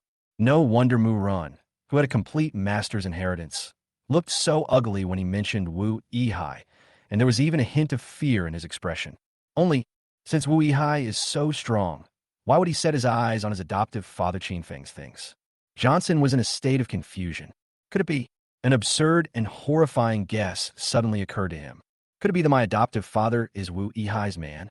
What important things did he take with him when he left Wu Yi? That's why he is being hunted so hard. Johnson thought about it, the more likely it seemed. After all, the things that his adoptive father Qin Feng gave him were really powerful. Even Mu Run, who had a complete martial arts inheritance, was no match for him. I'm afraid the only people in the world who can do this are the people of Weihai. But Johnson couldn't figure it out. It was said that Qin Feng came to Inhai to live in seclusion 25 years ago. What on earth could have made Wu Yihai so slow that he took a full 25 years to come looking for it? Johnson's face was gloomy and uncertain, and he felt like he was surrounded by a fog. What else do you know? He looked at Mu Run. I don't know about the rest. Mu Run shook his head, then pointed in the direction of the office. But the two people inside may know something about what the president wants to ask. Johnson reacted, said nothing, and walked straight to the office. Seeing that Jialin was about to catch up, Mu Run raised his hand to stop her. Jialin, don't go, she advised kindly. You are not strong enough, and even if you know about ancient martial arts, you can't help. Jialin paused, bit her lip, and said nothing. She also wanted to be an all-round person, but her own martial arts talent was really not good, so there were some things she really couldn't help Johnson with. The other side. Johnson entered the office. He saw two figures lying in a pool of blood. They seemed motionless, but if you looked closely, you could see that they were still breathing, and even the look in their eyes was obviously filled with fear. Johnson didn't even bother to blame Mu Run for dirtying his office. He squatted directly in front of them and asked coldly, "Was Qin Feng a member of your Wu Yihai before?" The two men had obviously been tortured to the point of being boneless. When they heard Johnson's words, they replied without hesitation. We don't know either. Johnson frowned. Then do you know what your master is looking for? And who asked her to look for it? We don't know what she's looking for, but this order came from the Grandmaster. As soon as the Grandmaster came out of retreat, he called Master over. Then Master began to order us to come to Inhai to look for Qin Feng's relics. The Grandmaster has come out of seclusion? Johnson's eyelids jumped. How old is your Grandmaster? And how many years has he been in seclusion? The Grandmaster should be 120 years old. One person stumbled over it. I heard from Master that he has been in seclusion for 25 years. 120 years old? 25 years of seclusion. Johnson's eyelids twitched. Doesn't this mean that Wu Yihai's current ancestor is the guy who led Wu Yihai to be the scapegoat back then? This guy is still alive until now. Moreover, the other party has been in seclusion for 25 years. Is this really possible for a human being to do this? The most important thing is, the Grandmaster had been in seclusion for 25 years, and Qin Feng had left Wu Xi 25 years ago. Johnson's eyelids twitched, and he felt more and more that his previous guess must be true. Tell me, besides you, who else in Inhai is from Weihai? Suppressing his fear, Johnson's eyes became increasingly cold. And there are also senior brother Peng and junior uncle. The two of them told them everything they knew. Who is senior brother Peng and who is junior uncle? Johnson asked, where are they now? The two replied, senior brother Peng and is the one who just called you. He is still waiting for us in the van. My junior uncle's name is Yuan Lan, and now she is the mistress of the Qin family. Yuan Lan is the junior master. Johnson felt as if struck by lightning, and his brain was buzzing. He never expected that the sarcastic stepmother Yuan Lan was actually Wu Yihai's person, and he is a senior uncle? This is impossible. That woman clearly doesn't look like she has ever practiced martial arts. Chapter 129, Why do I suffer more grievances the more I do? When Johnson walked out of the office, his face had returned to calm, and no one could tell what he was thinking at the moment. President, Mu Rin stepped forward and tried to persuade him, but was interrupted by Johnson waving his hand. Now that Wu Yihai and I are facing each other, it's not as simple as if I don't provoke him and the matter will end. Although no one knew what Wu Yihai was looking for, the other party obviously believed that the thing was with him. Even if Johnson wanted to stop, Wu Yihai would never let it go. So no matter how powerful Wu Yihai is, Johnson must be prepared to face it. The words that Mu Run was about to say were blocked, and he could only purse his lips and nod. Understood, President. I'll take care of everything. Johnson nodded and looked through the window at the parking lot below. The two survivors said that there was a man named Peng and waiting for them in the van in the parking lot. So they sent someone to capture him. Johnson guessed that Peng and should be the person who called him before, and also the guy who dug up Qin Feng's grave. That person has already run away. Mu Rin said truthfully. I checked the surveillance video. When these guys entered the lobby, the van had already hurriedly left the parking lot.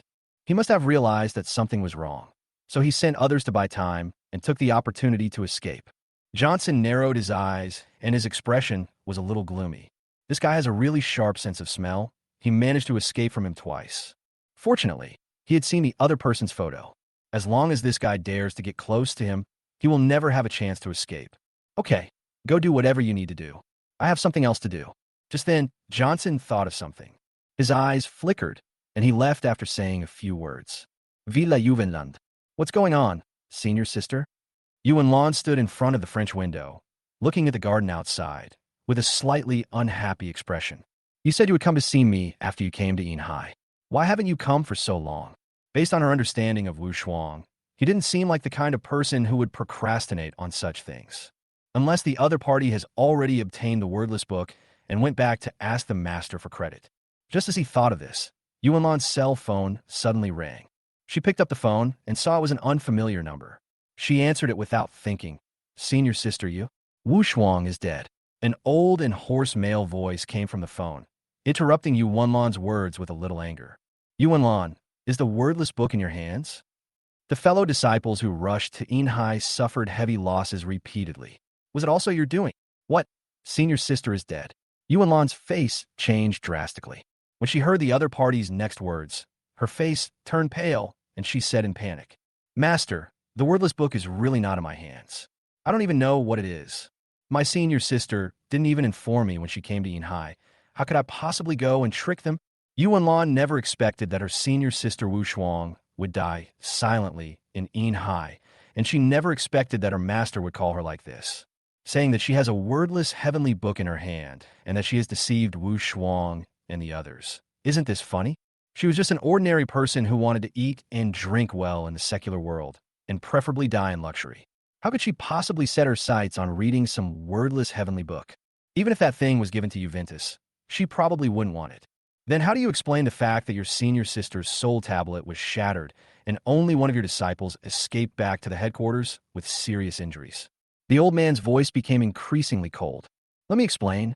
Yuan Lan was about to go crazy, and her voice became sharp. I don't even know what happened. How can I explain it? Master, others may doubt my loyalty to Wu Yihai. Why do you doubt me too?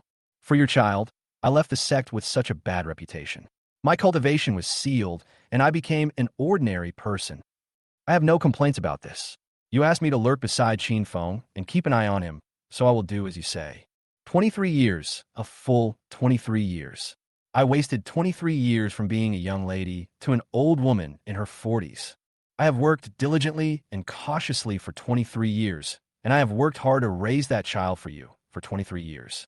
Doesn't this prove my innocence? Yuan Lan became more and more angry as he spoke. I don't understand why the more work I do, the more injustice I suffer.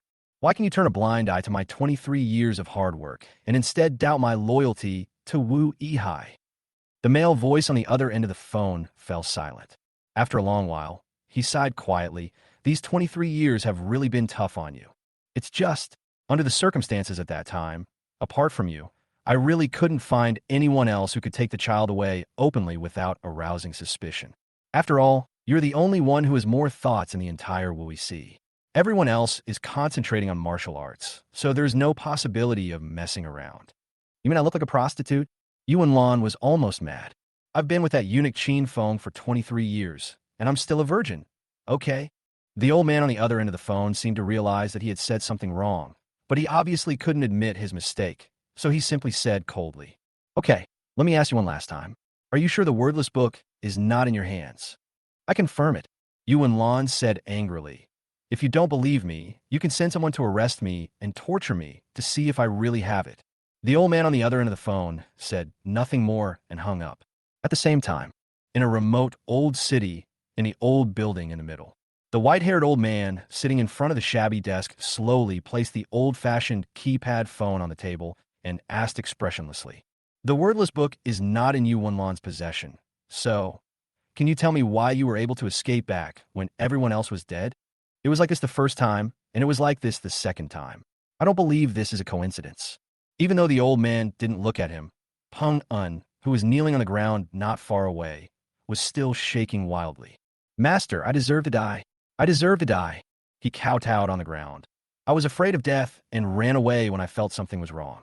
The injuries on my body were also caused by myself. The main reason is that Johnson is too strong. Even Master is no match for him. I don't dare to fight him head on, so I can only keep myself useful and come back to report to you. Peng An even dared to tell lies in front of his master Wu Shuang, because he was confident that even the other party would not be able to expose his lies. But in front of this ancestor who had just come out of seclusion and whom he had never met before, Peng An did not dare to even have the slightest thought. His intuition told him, if he dared to tell a lie, the other party would slap his head to pieces. Chapter 130, I heard everything I should hear. In the old room, the old man narrowed his eyes and said, So, it is possible that Chen Feng gave the wordless book to Johnson? After all, without the support of the heavenly book, how could a mortal in his early 20s be a match for me, the direct descendant of Wu Yihai? I think so too, Master. Peng An nodded repeatedly. Although my disciple's strength is not strong, he is naturally sensitive. Every time I see Johnson, I can feel a strong sense of oppression. That is definitely not the aura that ordinary ancient martial artists can have. Even if he doesn't have the wordless heavenly book, he must have other treasures. Humph! The old man snorted coldly. What else in the world can be called a treasure in front of the book of heaven? Go and call Qi Gang over. Let him handle this matter. You are more familiar with Yinhai. Stay beside him and act as a guide. Do you understand? Seeing that the master was willing to spare his life, Peng An was overjoyed and kowtowed repeatedly in agreement. But he was somewhat confused. Since the founder values the wordless heavenly book so much, why doesn't he go to the Silver Sea to retrieve it himself, but instead sends his disciples there? However, feeling the majesty coming from the master, Peng and did not dare to ask any questions. After Peng and left, the old man looked out the window, his wrinkled face gradually twisted. Chen Feng. Oh, Chen Feng, I wasted 25 years of my life just for a fake heavenly book you gave me. If I had known you were such a sinister and rebellious person, I should have killed you with one blow. Inside the villa, seeing the call being hung up, Yuan Lan seemed to have lost all his strength and almost collapsed to the ground. Fortunately, I passed this level. She wiped the cold sweat from her forehead, and her face turned a little pale. If she hadn't been quick-witted and not afraid of the other party's authority at all, and hadn't brought out all the contributions she had made over the years, she would probably have become the scapegoat today. No one knew better than her how suspicious the master was. Once they become suspicious, no matter how innocent they are, they will definitely be taken back to the headquarters and tortured. I'm not from Weihai anymore. Can you please not come to me for these bullshit? Yuan Lan couldn't help but curse inwardly. I'm already worried enough about that little bastard Chen Feng, and he's still looking for trouble for me. He's sick. Can you tell me what the wordless heavenly book is? A calm male voice suddenly sounded from behind. Yuan Lan trembled and turned her head in horror. But I saw a figure in a neat suit, sitting on the sofa in the room, looking at me expressionlessly. Fun. Johnson. Yuan Lan's face lost all color, and her voice trembled. Why? Why are you here? No. What did you hear? She never expected that Johnson would show up at her house and hear the conversation just now. Of course I heard everything I should have heard. Johnson crossed his legs and placed his hands casually on his knees. So, Master Wu Yihai's youngest disciple, can we sit down and have a good chat now? Yuan Lan's face twitched. She had assumed Johnson had simply overheard the conversation. But now it seems that the other party knows more than I thought. I don't understand what you were saying. Yuan Lan said with gritted teeth. It doesn't matter if you don't understand. Johnson didn't get angry. He just took out his phone and made a video call, smiling. As long as he understands.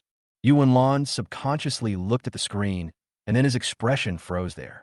Oscar, who was lying on a hospital bed, was being held down by someone. A man in a white coat was holding a syringe filled with something pointed at his neck. No, Johnson. Yuan Lan was so panicked that her voice trembled. Don't be impulsive. If Oscar dies, you will die too. Really, I definitely didn't lie to you. Do I think I'm afraid of dying? Johnson said with a half smile. You may not know this, but I only have less than a year and a half to live. It's all death anyway, so it doesn't make any difference to me whether I die earlier or later. Yuan Lan really didn't know about this. But seeing that Johnson didn't seem to be lying, she finally gave in. What did you want to talk about? Yuan Lan took a deep breath, sat opposite Johnson, and said with pursed lips. But let me be frank. I can tell you what you asked, but you can't tell anyone else that I said it. Otherwise, you might as well kill Oscar. Of course. Johnson nodded. Today's conversation is a secret between you and me. I won't tell anyone else. But before we start the formal conversation, I have a small question. I wonder if you can answer it for me. Speak. Yuan Lan's face was gloomy, and he spoke sparingly. Johnson glanced at Yuan Lan, who was wearing a knee-length cheongsam that revealed her round black thighs, and asked with a half smile. As far as I know, you and Chen Feng share a room, right? But you just said you were a virgin. I'm really curious about how you managed to stay a virgin. Yuan Lan's face immediately turned red, and he was about to break down and curse on the spot. But when she saw Johnson holding up his phone and shaking it, she felt as if a bucket of cold water was poured on her, and she calmed down instantly. It's simple because Chen Feng is a eunuch. Her voice was cold and hard. Don't say he has no thoughts about women. Even if he does, he can't do anything about it. How is that possible? Johnson frowned. If Chen Feng is a eunuch, how did the 7 sisters of the Chen family come here? Yuan Lan showed a strange smile on her face. Why do you think that the 7 sisters of the Chen family are Chen Feng's children? Have you never wondered that there are clearly 7 sisters? So why is it that the oldest, Grace, and the youngest, Qin Yinji, are only 6 years apart in age? Johnson's expression froze.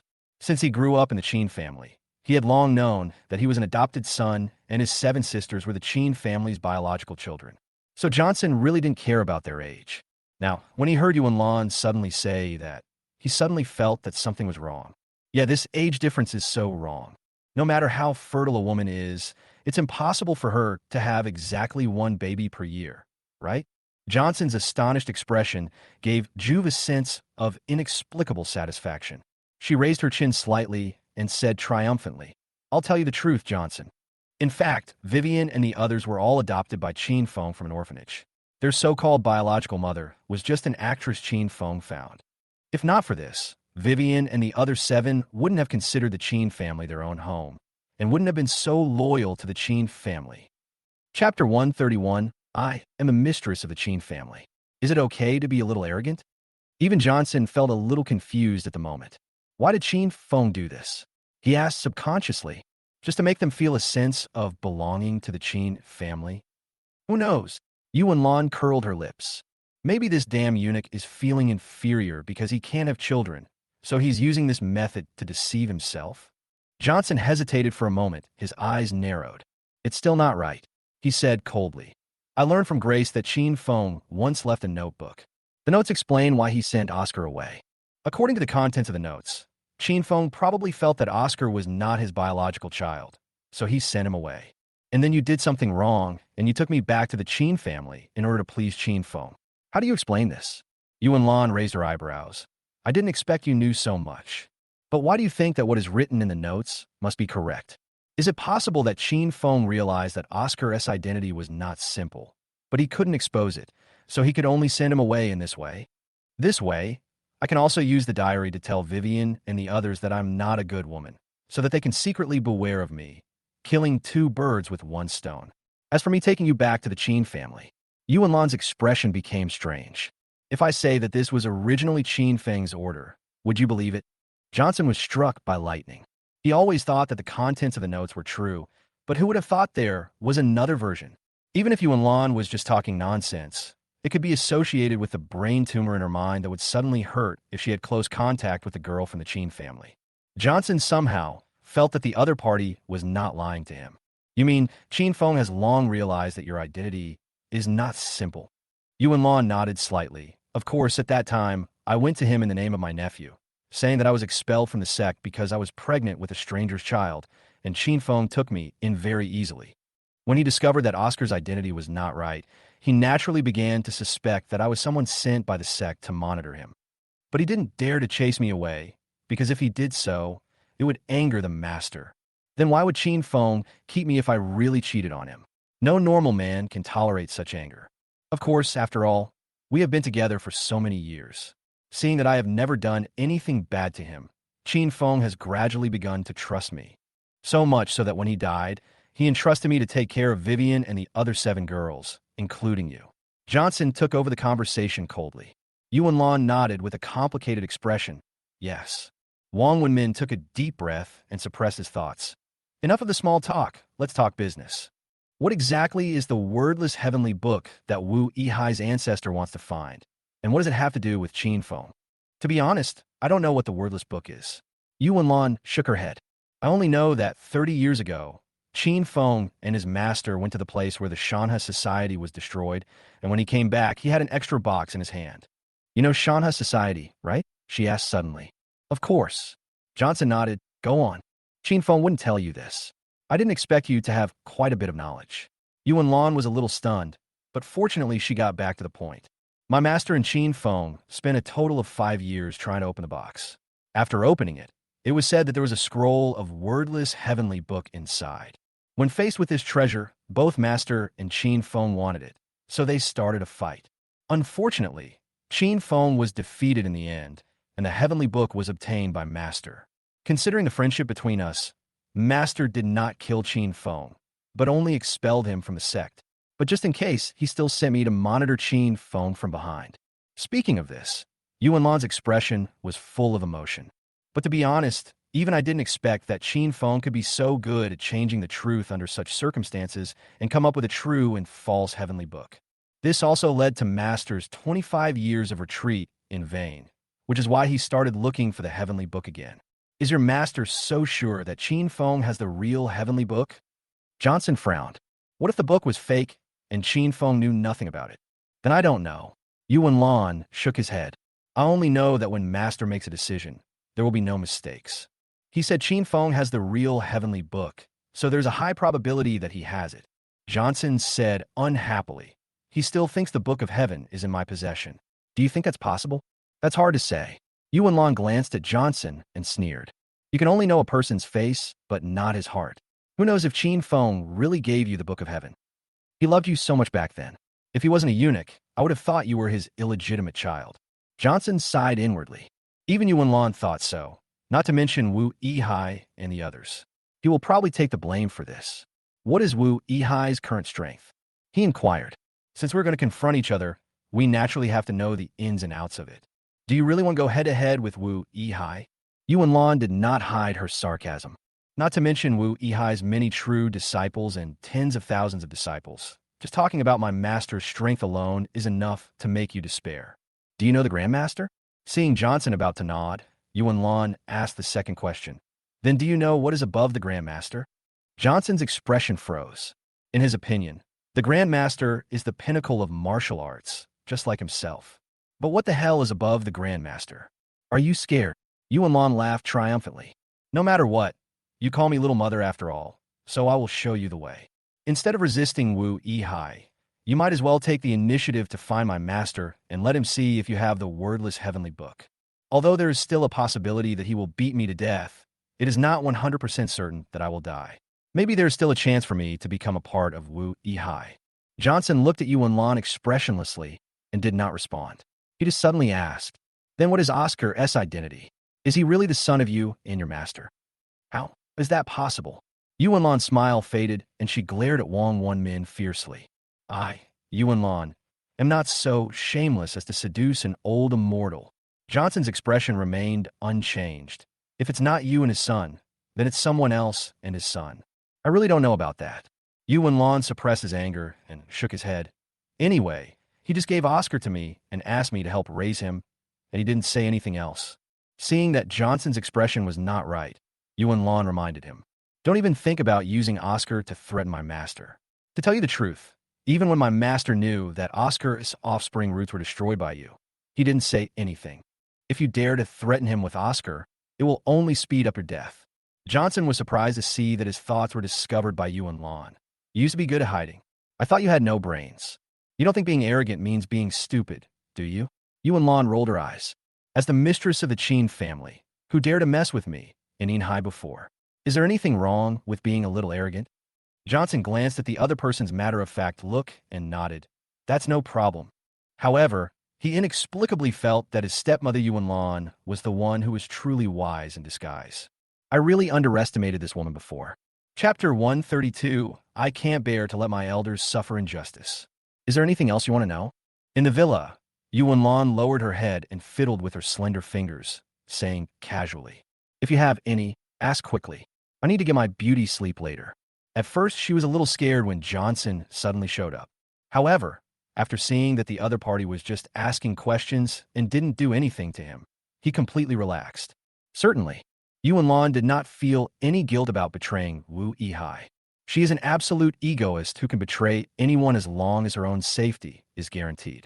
Are you sure you don't know what the wordless book is? Johnson frowned and said, you don't even know what he looks like?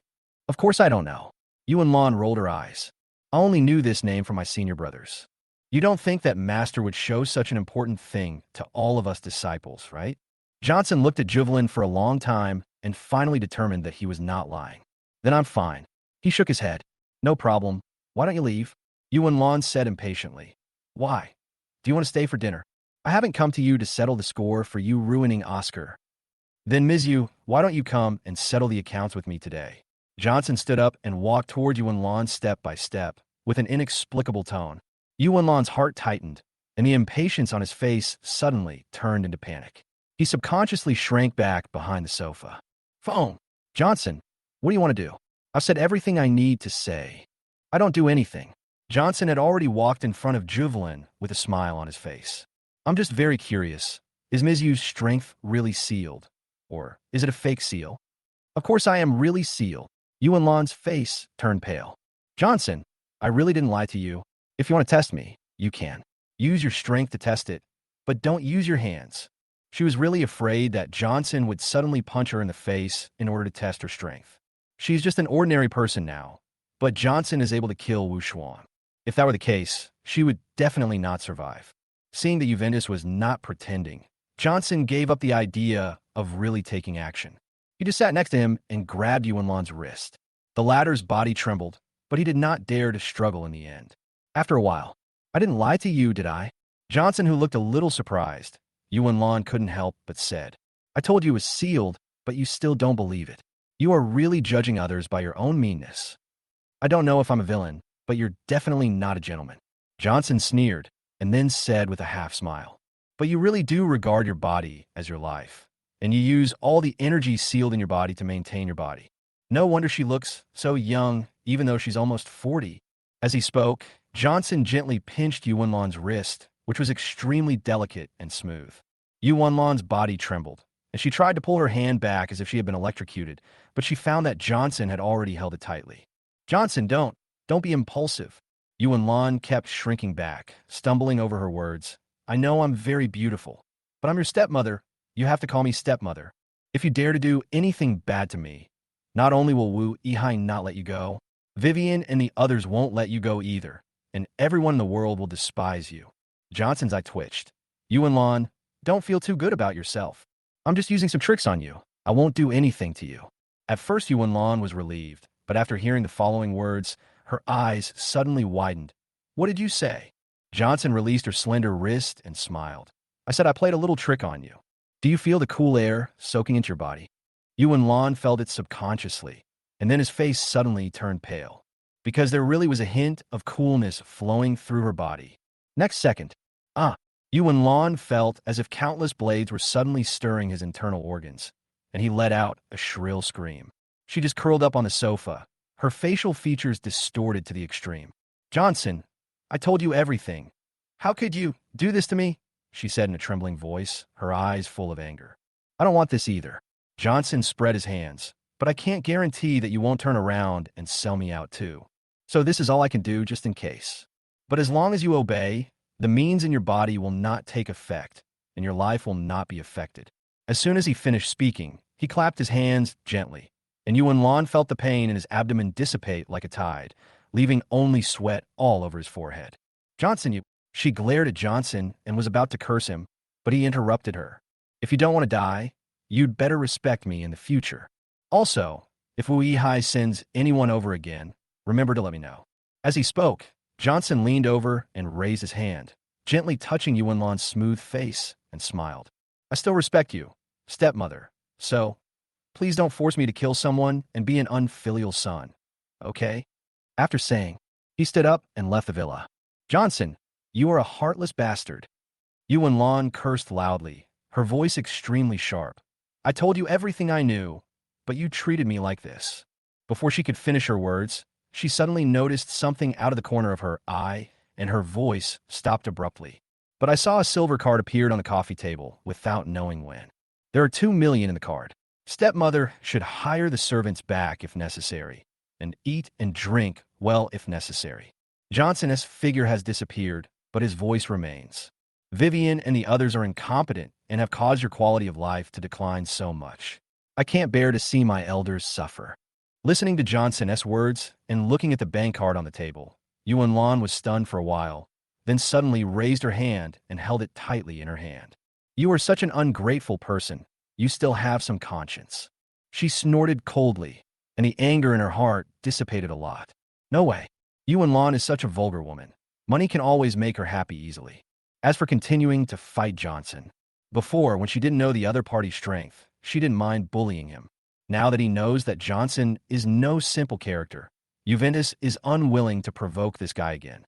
After leaving the Ewing Land villa, Johnson looked up at the bright moon in the night sky, closed his eyes, and quietly digested all the information he had just received. To be honest, this was the first time he sat down and talked face-to-face with Yuanlan. The effect is obviously very good. At least the mysterious veil of Wu Yihai has been largely unveiled, which makes him feel more at ease. If you have any questions in the future, just come and ask Yuanlan. This stepmother was indeed a rude person before, but after getting to know her better, Johnson found that she was actually quite simple. A simple egoist is also a kind of simplicity. Above Grandmaster, Johnson raised his hand towards the outline of the moon and murmured, Chen Hong always said that I was a martial arts genius that is rarely seen in a century, so I really want to see what it is like to be above the Grandmaster level. Of course, I don't mind seeing if the world's top financial group can defeat your corrupt and outdated ancient martial arts force. The moment he finished speaking, he clenched his hands suddenly. It was as if he was holding the moon, and it was also as if he was crushing Wu Yihai's master. Johnson is never afraid of a challenge. He is only afraid that there will be no challenges in life. Chapter 133, Qin Yinji was harassed. The next 2 days were quite peaceful. Johnson went back to the scrapyard to sleep every night, as usual, and went to Tianpeng Trading Company during the day. However, he did not go to the president's office again, but stayed in the practice room next to the office all day. Speaking of which, Johnson hasn't practiced martial arts for a long time. Since there is no opponent, there is of course no motivation to practice martial arts. But the appearance of Wu Yihai obviously rekindled his fighting spirit. Bang! In the fully enclosed training room, made of heavy steel, a fist slammed into the solid iron pillar in the middle, leaving a 3-finger-deep fist mark on the spot. Mu Run, who was holding a towel at the side, watched with his eyelids twitching. Even if the president's strength is placed among the grandmasters, I'm afraid he doesn't have many rivals. She couldn't help but say. Although Mu Run came from an ancient martial arts family, she had never heard of a martial arts genius like Johnson. He reached the level of a grandmaster at the young age of only 20-something and was one of the best. He was truly a monster. Not enough. Johnson, dressed in a black training suit, shook his head. The emergence of Wu Yihai meant that his goal was no longer limited to becoming a grandmaster. But it was not easy to tell Mu Run about these things, so Johnson just let Mu Run hand him a towel to wipe his sweat, and then said casually, "Let's stop here today. Little Eve has her birthday tonight, so I have to go back early." To increase strength below the grandmaster level, one has to rely on practice, but to become a grandmaster, one has to rely on enlightenment. Without the right opportunity, no matter how hard Johnson practices, he will not be able to improve his strength. By the way, have you arranged everything? He was about to go to the bathroom, but then he thought of something, stopped and asked. "Everything has been arranged, President." Mu Run bowed slightly. Tiana Securities' overseas employees have all been transferred back, and all official agencies in Yinhai, including the province, have been connected and are on standby at any time. Johnson nodded slightly, said nothing more, and went straight into the bathroom. In terms of overall combat power, he is naturally no match for Wu Yihai. But don't forget that this is the technological age, not the era 100 years ago when people were fighting with muskets and spears. If Wu Yihai really pushes him into a corner, he will let him see what modern scientific and technological power is. After leaving Tianpeng Trading Company, Johnson took a bus directly home. When passing a familiar high school, he suddenly said, "Stop the car and pull over." The driver did as he was told and parked the car next to the school's curb. Johnson was looking at the scene at the school gate through the car window, his eyes narrowed. But at this time, a fat man in a shirt was pulling a woman in a small suit. The woman continued to struggle. Her smile was very stiff and contained a hint of disgust. This woman was none other than Qin Yinji, the 7th daughter of the Qin family. Why did Qin Yinji become like this? After watching for a while, Johnson was quite stunned. Based on his understanding of Qin Yinji, shouldn't she just slap him in the face when encountering such a thing? No matter who the leader is, no one can harass her. But why is she so cowardly now?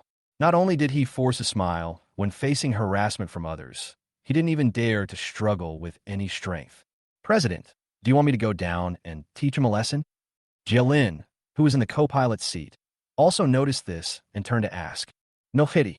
Johnson lowered the car window a little and said with a smile, "When have you ever seen Qin Yinji like this? Let's watch her for a while. By the way, take out your phone and take a video. Remember to take more close-ups of Qin Yinji's face and send it to me later as a souvenir." Jielin's eyes twitched slightly. She thought Johnson stopped the car to save the beautiful girl, but she didn't expect it was to satisfy his evil taste. But since the president didn't care, she naturally had no objection either and obediently took out her mobile phone to take pictures. The other side, Qin Yinji, "Are you sure you don't want to go have a quick meal with me?" Seeing Qin Yinji struggling to break free, the fat man finally lost his patience and threatened. "Don't forget that you can still do cleaning work in school during the holidays and get paid, all thanks to my help. If I'm unhappy, I can tell you to get out with just one sentence. Don't think you are still the dean of academic affairs who has the Qin family as your back. Now you are just an ordinary employee. Why are you so arrogant in front of me?" Qin Yinji was so furious that she wanted to slap the other person's fat pig face to pieces. But thinking of her sisters at home, in order to keep this last source of income, she could only force a smile and explained. No, director Liu. My family is waiting for me, so I won't go to your place for dinner. Otherwise, if I go back late, my family will be worried. Why would your family be worried about you eating at my place? Director Liu was about to speak, but suddenly, he wanted to say something, and his eyes lit up. The family you're talking about are Mr. Qin and others, right? Well, you don't have to go to my house for dinner. How about I go to your house for dinner?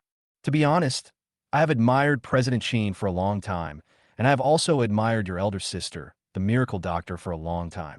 It's just that the gap in status was too big before, so it was difficult to get along with each other. Now it's a good opportunity for us to get to know each other.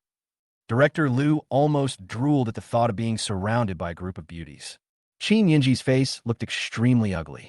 It's bad enough that this fat pig harassed her, but he actually wanted to harass her sisters? I'm sorry, Director Liu.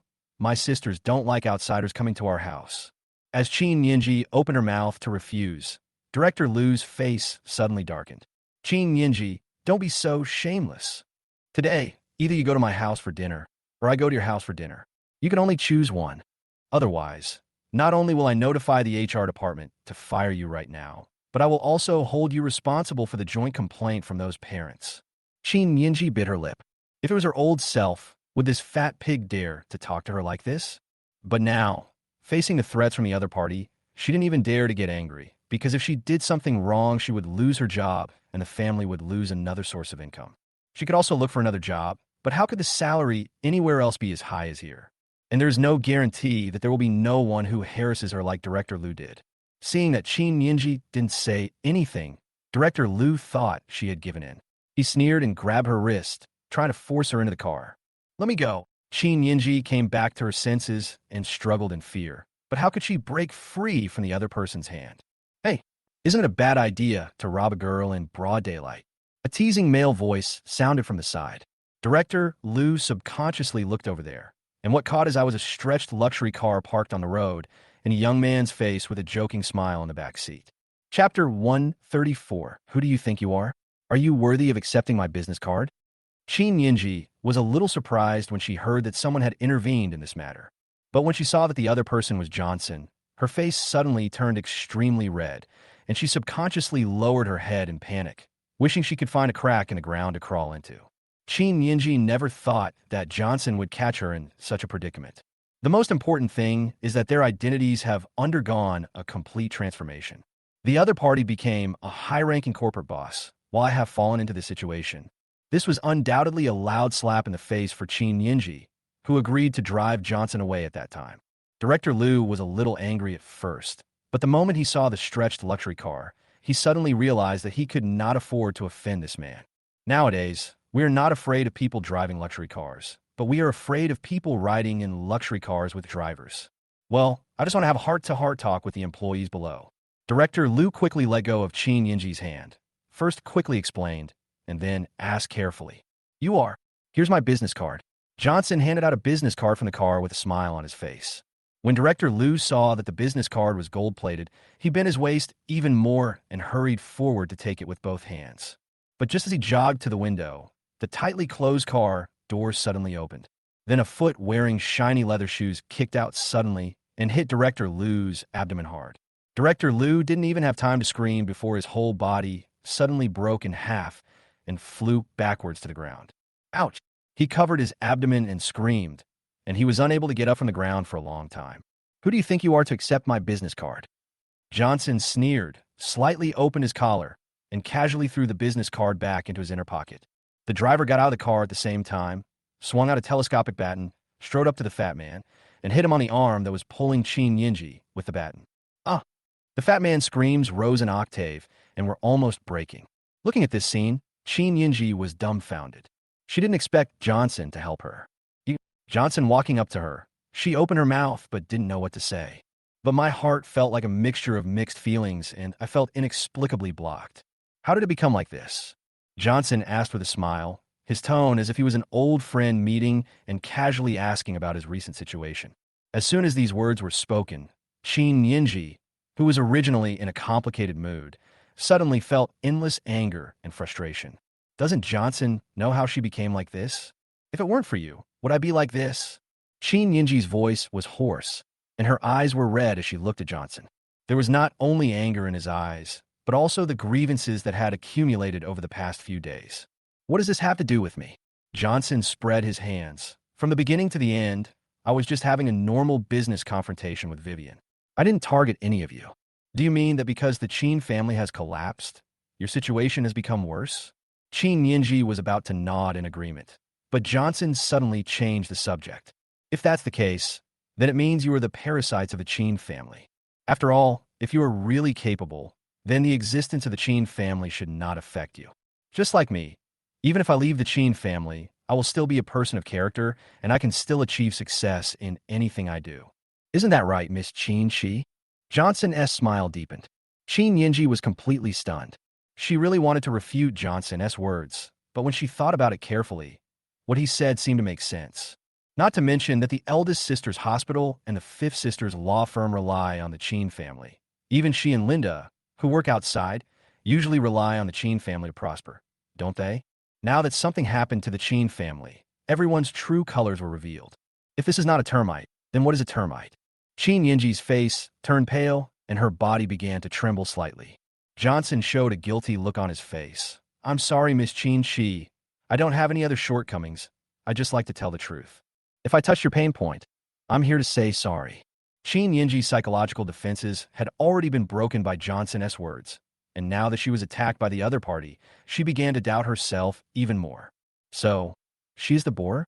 She felt as if all her strength was suddenly drained away, and she collapsed to the ground, her body shaking more and more violently. Just as she was about to collapse, Qin Yinji suddenly reacted. That's not right. The Qin family is now supported by her and Linda. How can she be considered a parasite? Johnson was clearly trying to humiliate her on purpose. That's why he said that. In an instant, Qin Yinji was extremely angry. She suddenly raised her head and said, Johnson, whether I am a parasite of the Qin family has nothing to do with you. Why do you have to say that here? If you want to humiliate me in this way, please get out of here right now. No matter how incompetent I am, Qin Yinji, I won't be defeated by a few words from you. Johnson raised his eyebrows slightly. I didn't expect Qin Yinji to be so smart and realize something was wrong so quickly. But he didn't care. It was just a casual remark anyway. This is your attitude toward your lifesaver. You are such an ungrateful person. He shook his head and prepared to leave, but then he thought of something and stopped and said, By the way, that fat guy might want to take revenge on you later. After all, we have known each other for a while. If you're interested, how about coming to work for me? I don't need your pity. Qin Yinji got up from the ground and said coldly. Okay. Johnson didn't force it, but just said casually. Since we are old acquaintances, I wanted to offer you a monthly salary of 30,000 to 50,000 yuan, but since you don't want to, forget it. Qin Yinji's face turned cold. How many? 2 minutes later. When the limousine left the school gate, there was already one more person in the back seat. Qin Yinji sat next to Johnson, her hands tightly grasping the corner of her clothes. She felt ashamed and spineless. She didn't know why she agreed to it just now. Maybe it's because a monthly salary of 30 to 50,000 is really tempting. In the past, when the Qin family was at its peak, she had never had any concept of money and never touched her monthly salary. But the embarrassing experience of the past few days has made Qin Yinji grow a lot. For the first time, she understood the concept of money and also understood how difficult it was to make money. Whether it is 30,000 or 50,000, it is enough to improve the Qin family's life. At least I can definitely afford the property management fee. If Johnson could really give her so much money, the sisters wouldn't have to discuss whether to sell the house and move to the suburbs. However, for the sake of her last bit of dignity, Qin Yinji couldn't help but say, Well, I didn't work for you just because of the money. I know. Johnson nodded and interrupted Qin Yinji's words, smiling. Miss Qin Shi felt sorry for me because I couldn't find anyone, so she was so kind as to help me. Of course, you can rest assured that I won't tell anyone about this.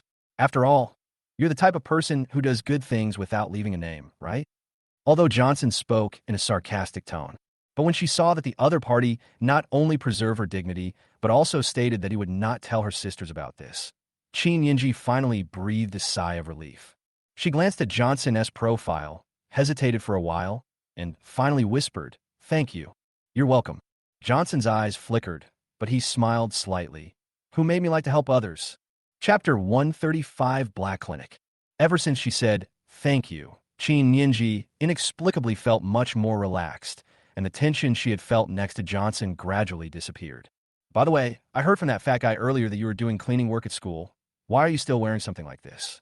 Aren't you afraid of getting it dirty?" Johnson suddenly thought of something and glanced at Qin Yinji's suit, feeling a little confused. The latter lowered his head, hesitated for a moment, and then explained, "My dean of academic affairs was fired, and I didn't dare tell my family because I was afraid they would worry. So I wear this when I go out, and only change into work clothes when I get to school." Johnson understood immediately. It seemed that her family had no idea about the grievances Qin Yinji suffered outside. "I'm sorry for wronging you," he sighed, looking quite distressed. This was the first time that Qin Yinji had told someone about her current situation in these days, and it was also the first time that someone had shown such concern for her.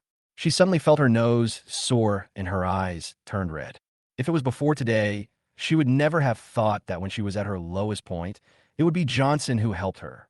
Qin Yinji didn't want Johnson to see her current state, so she looked out the window and changed the subject. "Where are we now?" Although she tried her best to suppress it, there was still a slight tremor in her voice. Johnson pretended not to notice the other party's strangeness and casually replied, "Go home."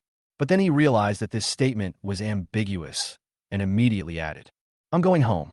After we get there, GLN will take you back to Tianping Trading Company to complete the onboarding process.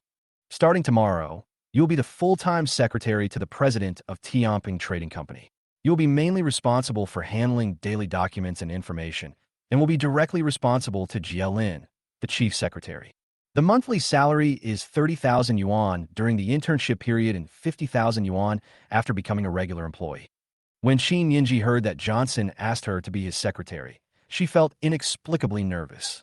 After all, this guy in front of him is not a good person. Not only does he have a past with Linda, but he is also said to have become the financial sponsor of the third sister Chen Hong. But when she heard that she only needed to be responsible for Jialin and not become Johnson as personal secretary, she immediately breathed a sigh of relief.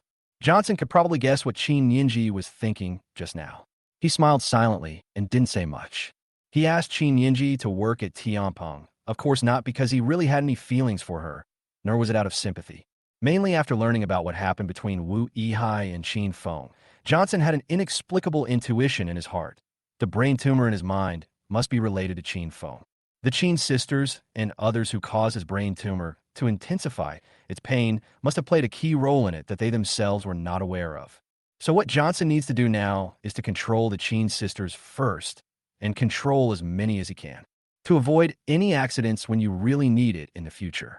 Originally, he was planning to do this tomorrow. After all, today is Eve's birthday. Unexpectedly, I met Qin Yinji on the road by chance, so I took the opportunity to do this matter. Among the remaining 6 sisters of the Qin family, except for Vivien and Jessica Johnson, who he had no confidence in, he really didn't take the others seriously. First of all, the remaining people either have no opinions of their own or are weak-willed and are easily influenced by others. Secondly, after experiencing the difficult life during this period and realizing the difficulties of life, they will definitely have some thoughts that they have never had before. When Johnson extends an olive branch at this time, it is probably hard for anyone to refuse. Just like Qin Yinji in front of us. Wait, that's the eldest sister. Just as the car turned a corner, Qin Yinji suddenly saw something and her face changed. "Johnson, stop the car." Johnson followed the other person's gaze and saw Grace, the eldest sister, standing there in a small clinic on the side of the road with red ears, looking flustered and at a loss as to what to do. Opposite her, a bespectacled man in a white coat had his arms folded across his chest and was saying something in a sarcastic tone. "What day is today?" Johnson was surprised. First it was Qin Yinji, then Grace. How come they all came to me one after another? But no matter what, it's a good thing after all. He winked at Jialin in front of him, who saw it in the rearview mirror and immediately ordered the driver to stop. The car had just stopped when Qin Yinji opened the door and rushed out. Johnson didn't move, but said to Jialin in front of him, "Record this too. Remember to take a close-up of her face. I also want to keep it as a souvenir." Jialin was already used to Johnson's bad taste, so she took out her cell phone and started recording. "By the way, Check later to see if the other Chen sisters are in the same predicament. Johnson asked, if anyone gets into trouble, remember to tell me immediately except Vivien and Jessica. Johnson, who had never been interested in the Chen sisters before, suddenly wanted to help them. However, as a professional secretary, she had no intention of asking any questions and just nodded seriously. At this time, inside the clinic, Grace, is there something wrong with your brain? The bespectacled man looked at Grace in front of him and said angrily, what's wrong with me prescribing medicine for patients at a higher price? If you can do it, do it. If you can't, get out. Why are you pretending to be a good person in front of the patient? I'm the one who pays you, not them. You know that. Originally, when the bespectacled man saw that Grace had an excellent medical degree and was also very beautiful, he thought he had found a treasure. After all, if the other party's medical license had not been revoked and he could not go to a regular hospital, such a person would not come to his black clinic. But before he could figure out a way to play the unspoken rules of the workplace against Grace, he was furious at what she did. After Grace joined the company, she kept asking why the prices of medicines in the store were so high. He also kept finding fault with the medical equipment, saying that either it was out of date or it was not sterilized. If you don't know, you might think she is from the Drug Administration. The most important thing is, when a bespectacled man was prescribing medicine for the patient, this guy actually said that the price was too high, causing the patient to turn around and leave, which made the bespectacled man furious. Damn it, this is a black clinic, not a regular hospital. If the medicines are not expensive and the medical equipment is advanced, can it still be called a black clinic? Although Grace's face turned extremely red after being yelled at by the four-eyed man, her body was trembling slightly with fear. But as a medical practitioner, she still had to bite the bullet and say, but the prices of all medicines are clearly stipulated by the Drug Administration. Bullshit written rules. The bespectacled man laughed in anger. The Drug Administration said it wants to eliminate all illegal clinics, but I'm still running them. Grace opened her mouth, but this time she didn't know how to refute. She knew that roadside clinics were shady, but who could have imagined they were this shady? If her medical license had not been revoked, and she had to work in a place like this, she would not have known that the lower-level medical industry was so shady. Chapter 136 Johnson, save me. Okay, I won't waste so much time talking to you. The bespectacled man said coldly, you scared away my patient. You must compensate me today, or don't blame me for being rude. Grace was at a loss. I have no money. If she had money, she wouldn't come to work here. What's more, Grace didn't think she had done anything wrong. If you don't have money, you can pay with your body. The bespectacled man looked Grace up and down, with a lustful look in his eyes. If you are willing, not only will I not fire you today, I will also give you a little more salary. Grace's already flushed face turned even redder with anger. She felt as if she had been greatly insulted. Dream on. You might as well just fire me. After saying that, she was about to leave angrily. The bespectacled man stepped in front of her and sneered. You ruined my business, and you still want to leave? How can it be that easy?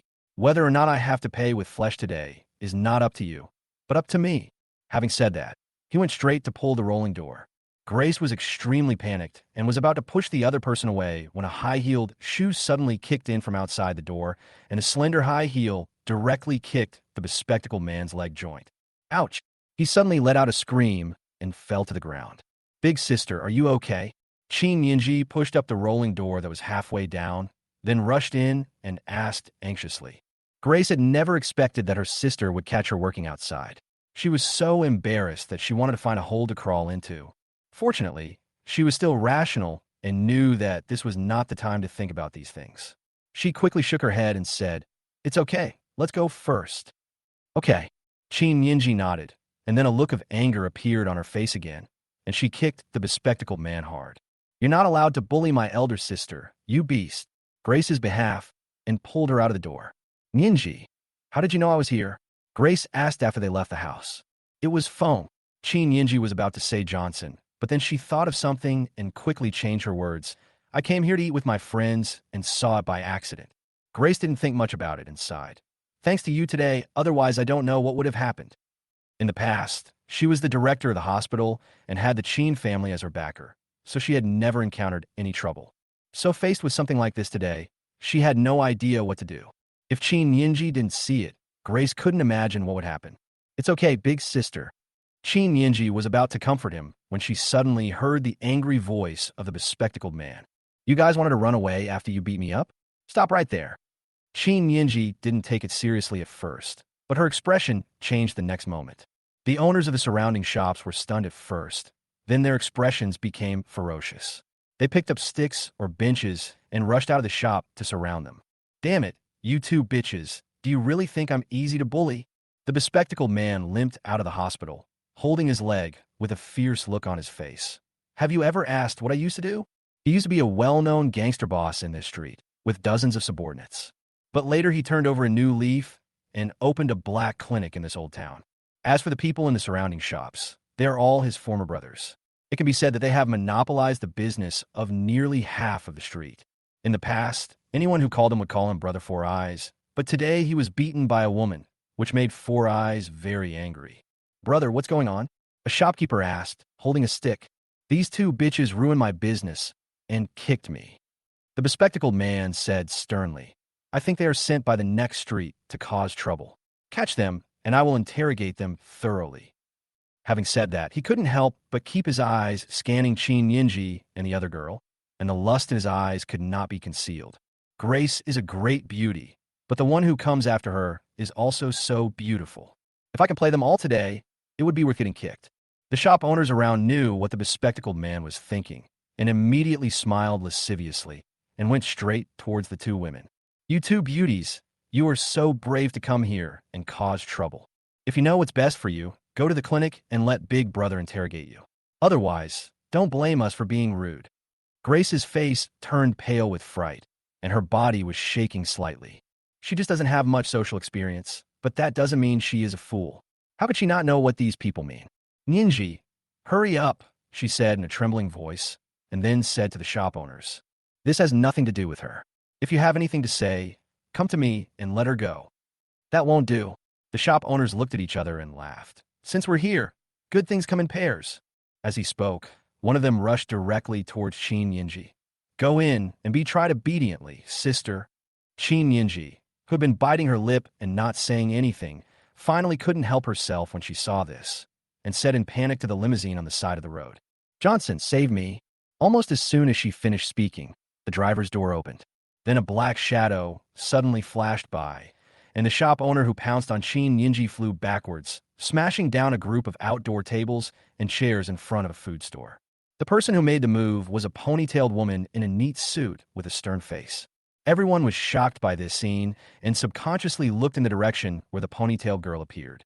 Only then did they notice that a luxury car that they usually didn't see had been parked on the side of the road. Who is it?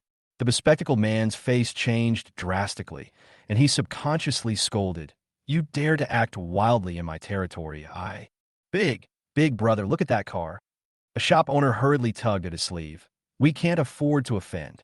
The bespectacled man followed the other person's gaze, and his eyelids twitched. Although he does not hold a high position, he still has some knowledge. Although there is no logo on the stretch sedan, the shiny paint and thickened wheels all indicate its simplicity. The most important thing is that this is an extended luxury car with a driver. Even some wealthy people with a net worth of hundreds of millions find it difficult to travel in such a style. Grace was also confused at this time. Ninji, is this the friend you were talking about? She stared at the car, not coming to her senses for a long time. Why does she feel that this car looks so familiar? The other side. The bespectacled man's expression changed for a while, and anger suddenly flashed in his eyes. Fuck, isn't it just that he's rich? In my territory, a dragon must lie down and a tiger must coil up. Otherwise, how are we going to survive if this gets out? The moment he finished speaking, the passenger door of the car suddenly opened. Then, a woman in a suit with short silver hair got out of the car quickly, walked to the back door, bent down, and opened the door. How do you want me to lie down? Accompanied by a male voice. Johnson got out of the car and looked at the bespectacled man with a half smile. He thought this guy would be like the fat guy before and give in when he saw the car, but he didn't expect him to still have some courage. As expected of a member of society, he is more arrogant than those working in an office. Of course, it's also dumber than working in an office. Chapter 137. Work for me, Dean Sheen. Johnson, Grace's eyes widened to the extreme. No wonder she felt that the car looked familiar. It turned out to be Johnson's private car. Qin Yinji, you. She glanced at Qin Yinji, then at Johnson, and couldn't say the words that were on her lips. Grace couldn't understand why the other party appeared with Johnson. Qin Yinji opened her mouth, but finally lowered her head. She didn't know how to explain it to her elder sister. On the other side, the bespectacled man was angered by Johnson's contemptuous attitude. You want to see it, right? I'll help you. Brothers, teach this bastard a lesson and smash his car too. There are two rich guys who dare to show off in front of me. I'll show them what it means to be barefoot and not afraid of those wearing shoes. When the shop owners heard what the eldest brother said, they were immediately filled with ferocity and fear, and they rushed forward immediately. Suddenly, the roar of an engine came from not far away.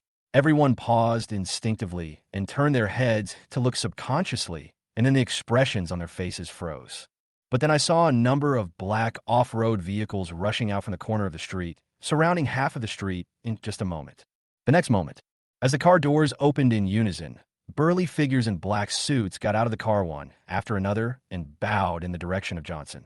President, the sound was so loud that it made the ears of the people around them buzz. The bespectacled man and others were completely confused. Their minds went blank. At first they thought Johnson was a rich second generation, but they were shocked when they saw this scene. How can this guy be called a rich second generation? He is clearly from a great company. Clean them and these stores up. Johnson said calmly. The old city can be old, but it can't be messy. Otherwise, the residents living here will be worried every day. As a resident of the old town, he felt that he needed to do something for it. Yes, President. Nearly 100 men in suits agreed immediately. And then, with telescopic sticks being swung out, a big cleanup began with the sound of clang-clang, of smashing and destroying things. Faintly, shrill screams could still be heard. That was the sound of the bespectacled man and others being knocked over. Let's go, Secretary Qin. Looking at the stunned Qin Yinji and the other person, Johnson smiled and said, It's a bit noisy here. Let's get in the car first. Qin Yinji finally came to her senses. After hesitating for a moment, she actually pulled Grace into the car. The latter was still in a daze at this time. By the time Grace reacted, she was already sitting in the back seat of the car. The car had even left the street. Yinji, what's going on? Grace glanced at Johnson, who was resting with his eyes closed, and asked in a trembling voice, Al, how come you're with him? In the past, Grace had a very good impression of Johnson and even tried many times to persuade Vivien to bring him back to the Chen family. But ever since she witnessed Johnson digging graves with her own eyes and then did all kinds of ungrateful things to the Chen family, Grace has been completely disappointed in him. Who would have thought that at such a critical moment for the Chen family, Qin Yinji would actually be with Johnson? If Johnson hadn't just saved her, Grace would have lost her composure. Big sister, Qin Yinji didn't dare to look at Grace, but lowered her head and whispered, I haven't told you all this time. Actually, I'm no longer the director of the academic affairs office. After the Chen family got into trouble, the school fired me. In order not to worry you and to save my family any income, I could only ask the director of the personnel office to let me stay and clean the school. As a result, after I stayed, not only did the principal deliberately harass me, but the director of the personnel office also threatened to expel me every day and asked me to go to his house for dinner all day long. This afternoon, he even tried to force me to go to his house. It was only when Johnson saw this that the matter was resolved. By the end of her speech, Qin Yinji's eyes were red and her voice was choked with sobs. Grace was originally a little angry, but after hearing Qin Yinji's words, her lips trembled and only heartache and guilt remained in her heart. She never expected that her youngest sister would have such a hard life out there. The key point is that the other party comes home every day and behaves exactly the same as before, so she has no idea about it. I'm sorry, Nyanzi. I'm sorry. She hugged Qin Yinji in her arms and said in a trembling voice, It's all the sister's fault. It's all because of us who are useless. Qin Yinji finally couldn't hold it in anymore and burst into tears while hugging her elder sister. Johnson on the side just closed his eyes and seemed to hear nothing. Jilin in front quietly raised the baffle to separate the space behind. After an unknown amount of time, Qin Yinji managed to calm down and choked up, Sister, I've had enough of this kind of life. No matter what you think of Johnson, I will work for him in the future and the money will be spent on the family. If you think I'm spineless, then beat me if you want, scold me if you want, but don't tell my second sister and the others. Grace's heart trembled. Unable to say anything, she just hugged Qin Yinji tightly. Everything the other party did was for the Chen family and for them. She didn't even have time to feel guilty. So how could she possibly blame Qin Yinji? Even Johnson suddenly became pleasing to her eyes. Thanks. She hesitated for a while and finally whispered a thank you to Johnson. Grace did not thank the other party for giving Chen Yinji a job, but thanked him for protecting the other party's safety. You're welcome, Dean Sheen. Johnson opened his eyes and nodded slightly, very politely. Grace didn't know what kind of person the other person was. She would have thought that he was a rich young man trained by some family. Then she looked bitter again. Don't call me Dean Sheen. The hospital is closed. Call me Sheen if you want. Call me Grace. She originally wanted Johnson to call her Sister Sheen, but this word seemed to be a taboo, making her unable to say it out loud, so she finally chose to let the other party call her by her name. Johnson smiled and said, There's more than one hospital in the world. If Dean Sheen doesn't mind, how about coming to work here? Tianpeng Trading Company also has a hospital under it, and they're in need of a director. Don't worry, it's definitely a regular hospital and no smaller than your original one, he added. Grace was dumbfounded. Isn't Tianpeng Trading Company a great company? How can there be a regular hospital? Then she realized that she couldn't go, regardless of whether it was formal or not. After all, it would be fine if Chen Yinji went to work for Johnson, but what would it matter if she went there? Vivien has been acting strange these past 2 days, and she must be mad with anger if she knew about this. Thinking of this, Grace was about to refuse politely. But before she could say anything, Johnson smiled and said, Don't worry, I won't tell anyone about this. And I will also help you get your revoked license and other certificates back. The main reason is that the hospital is in need of a dean. Rather than hiring someone unqualified, it is better to let you take charge. After all, Dean Sheen not only has sufficient management experience, but also has a high enough level of professionalism. He is fully capable of taking on a responsibility. Grace couldn't say the words that were on the tip of her tongue. Johnson's words and deeds not only gave her enough dignity and respect, but also the conditions really made her excited. The most important thing is, right now, she really needs a job like this to provide a support for her younger sisters. Chapter 138, if you want to do it, do it. If you don't want to do it, get out. On one hand, there is the embarrassment of the Chen family and himself, and, on the other hand, there is the humiliation of working for Johnson. The balance of two emotions kept swaying in Grace's heart, and finally one side was completely overturned. Grace felt that she was making a decision to betray the Chen family and her sisters. But there was another voice in her heart telling her. All she did was for the Chen family and for her sisters. She is enduring humiliation for them. The moment this voice sounded from deep within her heart, one side of the scale in Grace's heart was completely overturned. Are you sure you won't tell anyone about this? She looked straight at Johnson and asked, biting her lip. This is her only concern at the moment. She was worried that Johnson was helping them so much in order to release this news to suppress Vivien at a critical moment. Grace could imagine how much of a blow it would be to Vivien if she knew that she and her sisters were working for Johnson. She would probably go crazy. You don't think I'm helping you guys just to hurt Vivien, do you? Johnson directly stated Grace's concerns, shook his head slightly, and said in an inexplicable tone, First of all, I am not such a person, and I can't do such a thing. Secondly, there's a hint of disdain in his tone. To be honest, Vivien is not worth it for me to do this. Without waiting for Grace and the other two to speak, Johnson turned his head to look at them and said word by word, Whether you believe it or not, I can tell you responsibly that I am helping you not for anyone else, but simply because I miss our old friendship. Do you understand? Facing Johnson's gaze, Chen Yinji nodded subconsciously, feeling inexplicably moved. After all, she had never thought about whether Johnson had any other purpose in helping her. Besides, given my second sister's current condition, it seems that there is really no need for the other party to attack her. Grace questioned, If you really miss the old times, then why did you? Have I ever touched any of you before? Johnson interrupted her. Have I ever hurt any of you? I didn't even think about doing anything to the Chen family at first. Wasn't it you who started the trouble, and I had no choice but to fight back? Now that the Chen family has fallen into this state, can they still blame me for fighting back? Grace was speechless, because what Johnson said seemed to be true. As soon as the other party left the Chen family, Jessica came to the door because of Oscar's matter. Then the entire Chen family inexplicably confronted the other party. The most important thing is, it wasn't Johnson who was wrong about Oscar. So, if Johnson left the Chen family, they would no longer provoke each other, and now both sides must be living in peace. Unfortunately, there are no ifs in the world. Then my father's grave. Grace wanted to say something else, but was interrupted by Johnson again. Grace, Can you please use your brain to think about it? Would I dig up someone else's grave for no reason? I don't want to explain this to you. If you think it was really me, you can get off the car now. He was really pissed off by Grace. He gave her a job and a way out, but it actually seemed like he was begging her. The dean can do the job or not. If she doesn't want to, just get out.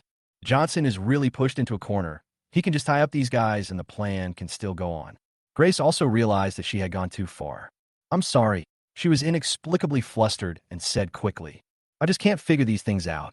I always feel like something is blocking my heart. I dug the grave, okay? Johnson glanced at her and said, Is it still blocked now? Grace opened her mouth, feeling even more choked up. It wasn't because she really believed what Johnson said, but mainly because she thought about the Johnson who was always concerned about her in her memory, and then looked at the cold guy in front of her. She inexplicably felt that the more than 20 years she had spent with him was like a dream. No one spoke in the car until the car stopped 2 street corners away from the scrapyard. Then Johnson spoke again. If you want to work here, you could go to the company with Chen Yinji to join. I will give you the hospital's information tomorrow. If you don't want to, just pretend I didn't say anything. After saying that, he got out of the car and walked towards the scrapyard. The 2 sisters were silent for a long while as they watched Johnson's back disappear. It was not until she saw the baffled fall that Grace could not help but ask Jialin in front of her, Does he come back every day? Yes. Jialin was very frugal with words. Chen Yinji was a little confused. Johnson is so rich. Why does he let his parents live in the scrapyard? Jialin did not answer.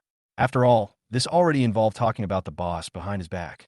As a professional secretary, she couldn't do such a thing. Grace suddenly said, Because he really misses the past.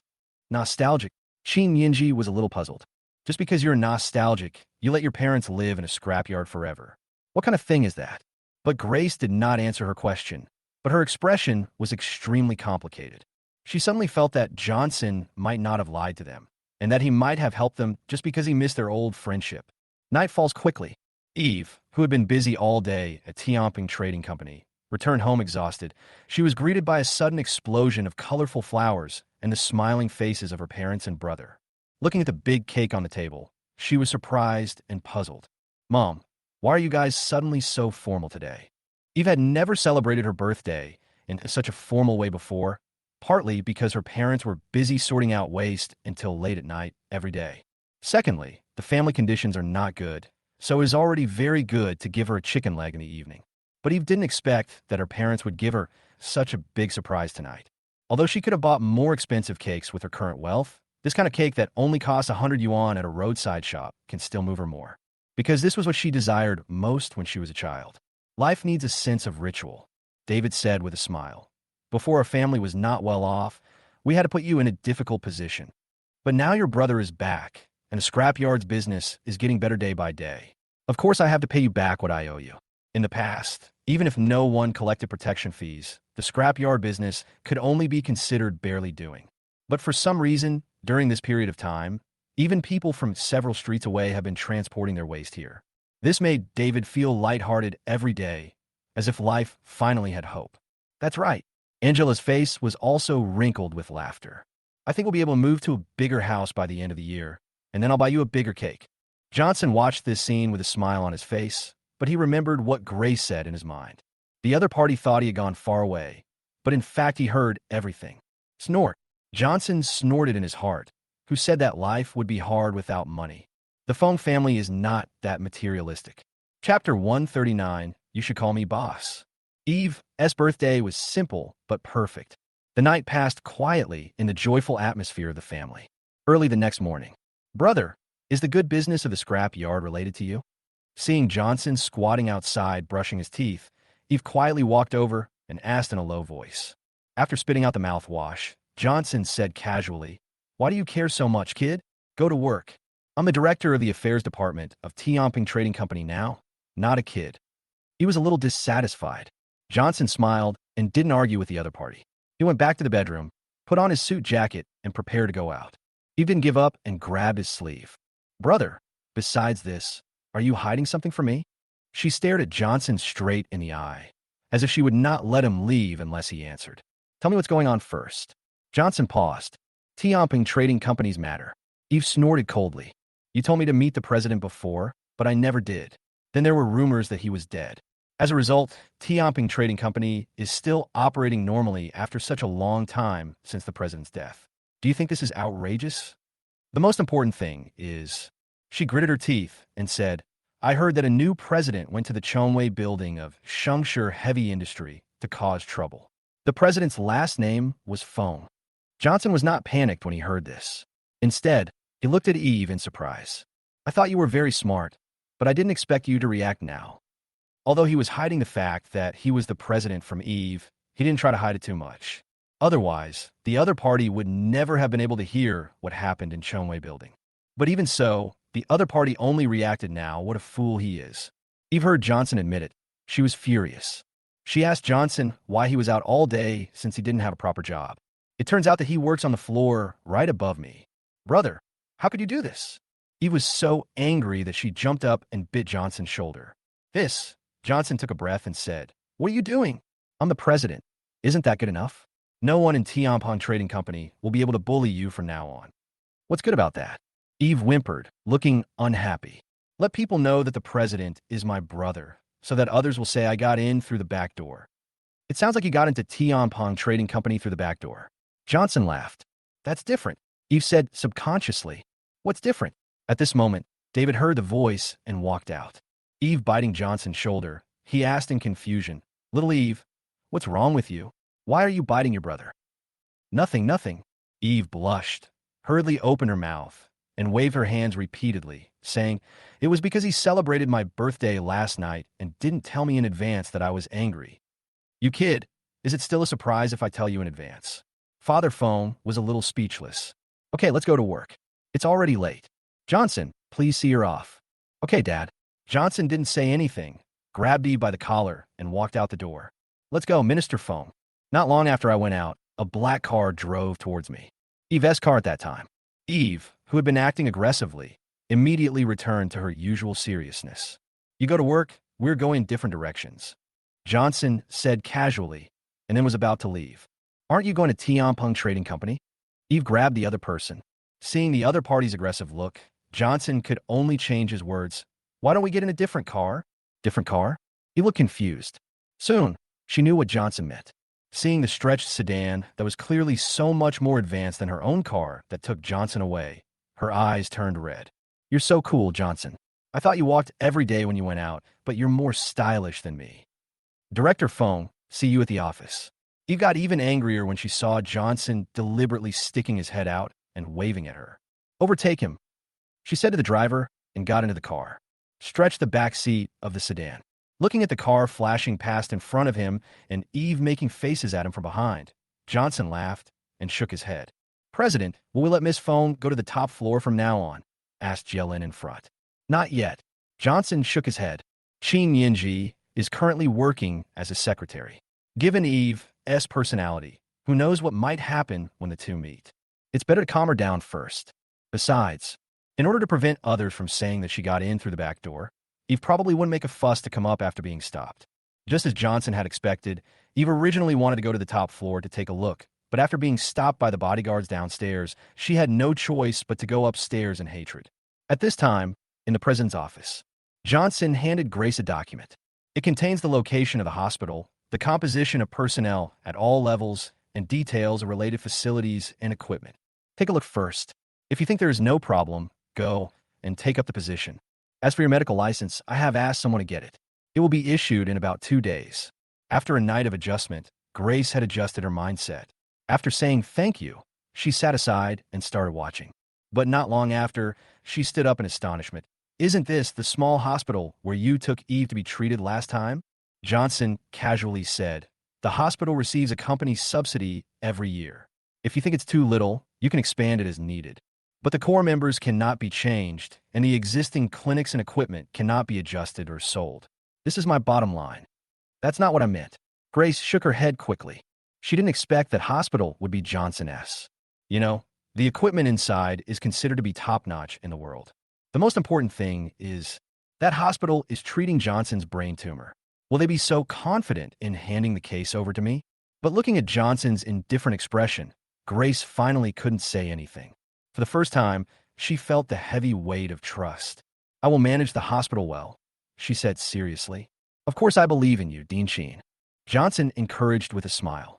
With his advice, Grace could manage the hospital in an orderly manner even if she was a pig, not to mention that the other party was not a pig. After Grace left with mixed feelings, Johnson turned his gaze to Qin Yinji. Just follow Jielin and learn first. I'll call you if I need you. Oh, okay. Qin Yinji nodded and prepared to get up. Johnson narrowed his eyes. Wait, what did you call me? Seeing that Johnson's face looked a little strange, Qin Yinji was stunned for a moment. I didn't scream anything, she said subconsciously. But the next second Qin Yinji realized that it was precisely because she didn't scream that the problem became serious. Okay, President.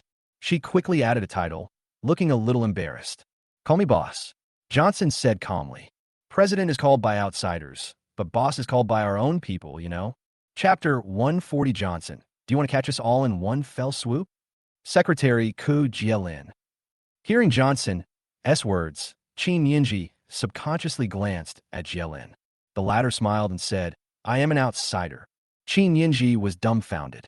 She could still call him President Johnson, but calling him boss. This is so shameful. After all, just half a month ago, the other party was still a small figure whom she did not take seriously. Ow! Johnson raised his eyebrows. You get paid by my company and enjoy my company's benefits, but you don't even want to call me boss? Seeing Johnson's dissatisfied face, Qin Yinji's face turned red to the extreme. After a fierce ideological struggle, she could only shout out in shame and humiliation. Boss, you have to bow, Jielin reminded with a smile. Qin Yinji gritted her teeth, bowed, and called out again. If Johnson's salary hadn't been so high, and if the Qin family hadn't been in poverty, she wouldn't have bowed down for 30,000 yuan. Fortunately, Johnson didn't continue to embarrass her and wave his hand casually.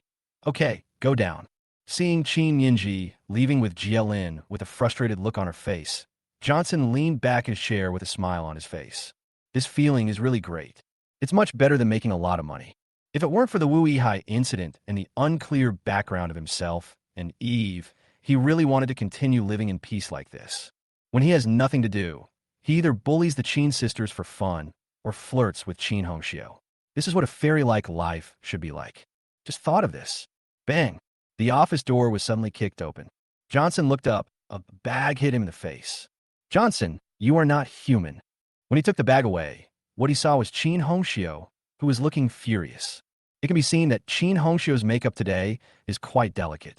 She is also wearing a small suit, looking like a professional secretary. She originally wanted to give Johnson a surprise, but who knew that he would give her a surprise instead? If she hadn't come to Tianping Trading Company, she wouldn't have known that Johnson had extended his claws to the eldest sister in Xiaoqi. What's wrong with you again? Johnson felt a little confused. He stood up and walked out from behind his desk, wondering, did anyone bully you? Don't you know who bullied me? Chen Hong said coldly, tears already rolling down her red eyes, and her gaze toward Johnson was filled with resentment and despair. Isn't it enough for you to have me? Do you want to catch all the Chen family members in one fell swoop? Now it's the eldest sister and the seventh sister. Who do you want to mess with next? The fifth sister, the fourth sister, or the second sister? Johnson, I trusted you with all my heart and helped you to cheat my second sister, but I didn't expect you to be such a sex-hungry ghost. The more she spoke, the angrier and more desperate she became. Finally, she pounced on Johnson and started punching him in the chest. Johnson finally realized something at this moment. Was this woman's glass heart broken again? It was really hard to deal with her. But he didn't explain or fight back. He just let the other party vent his anger.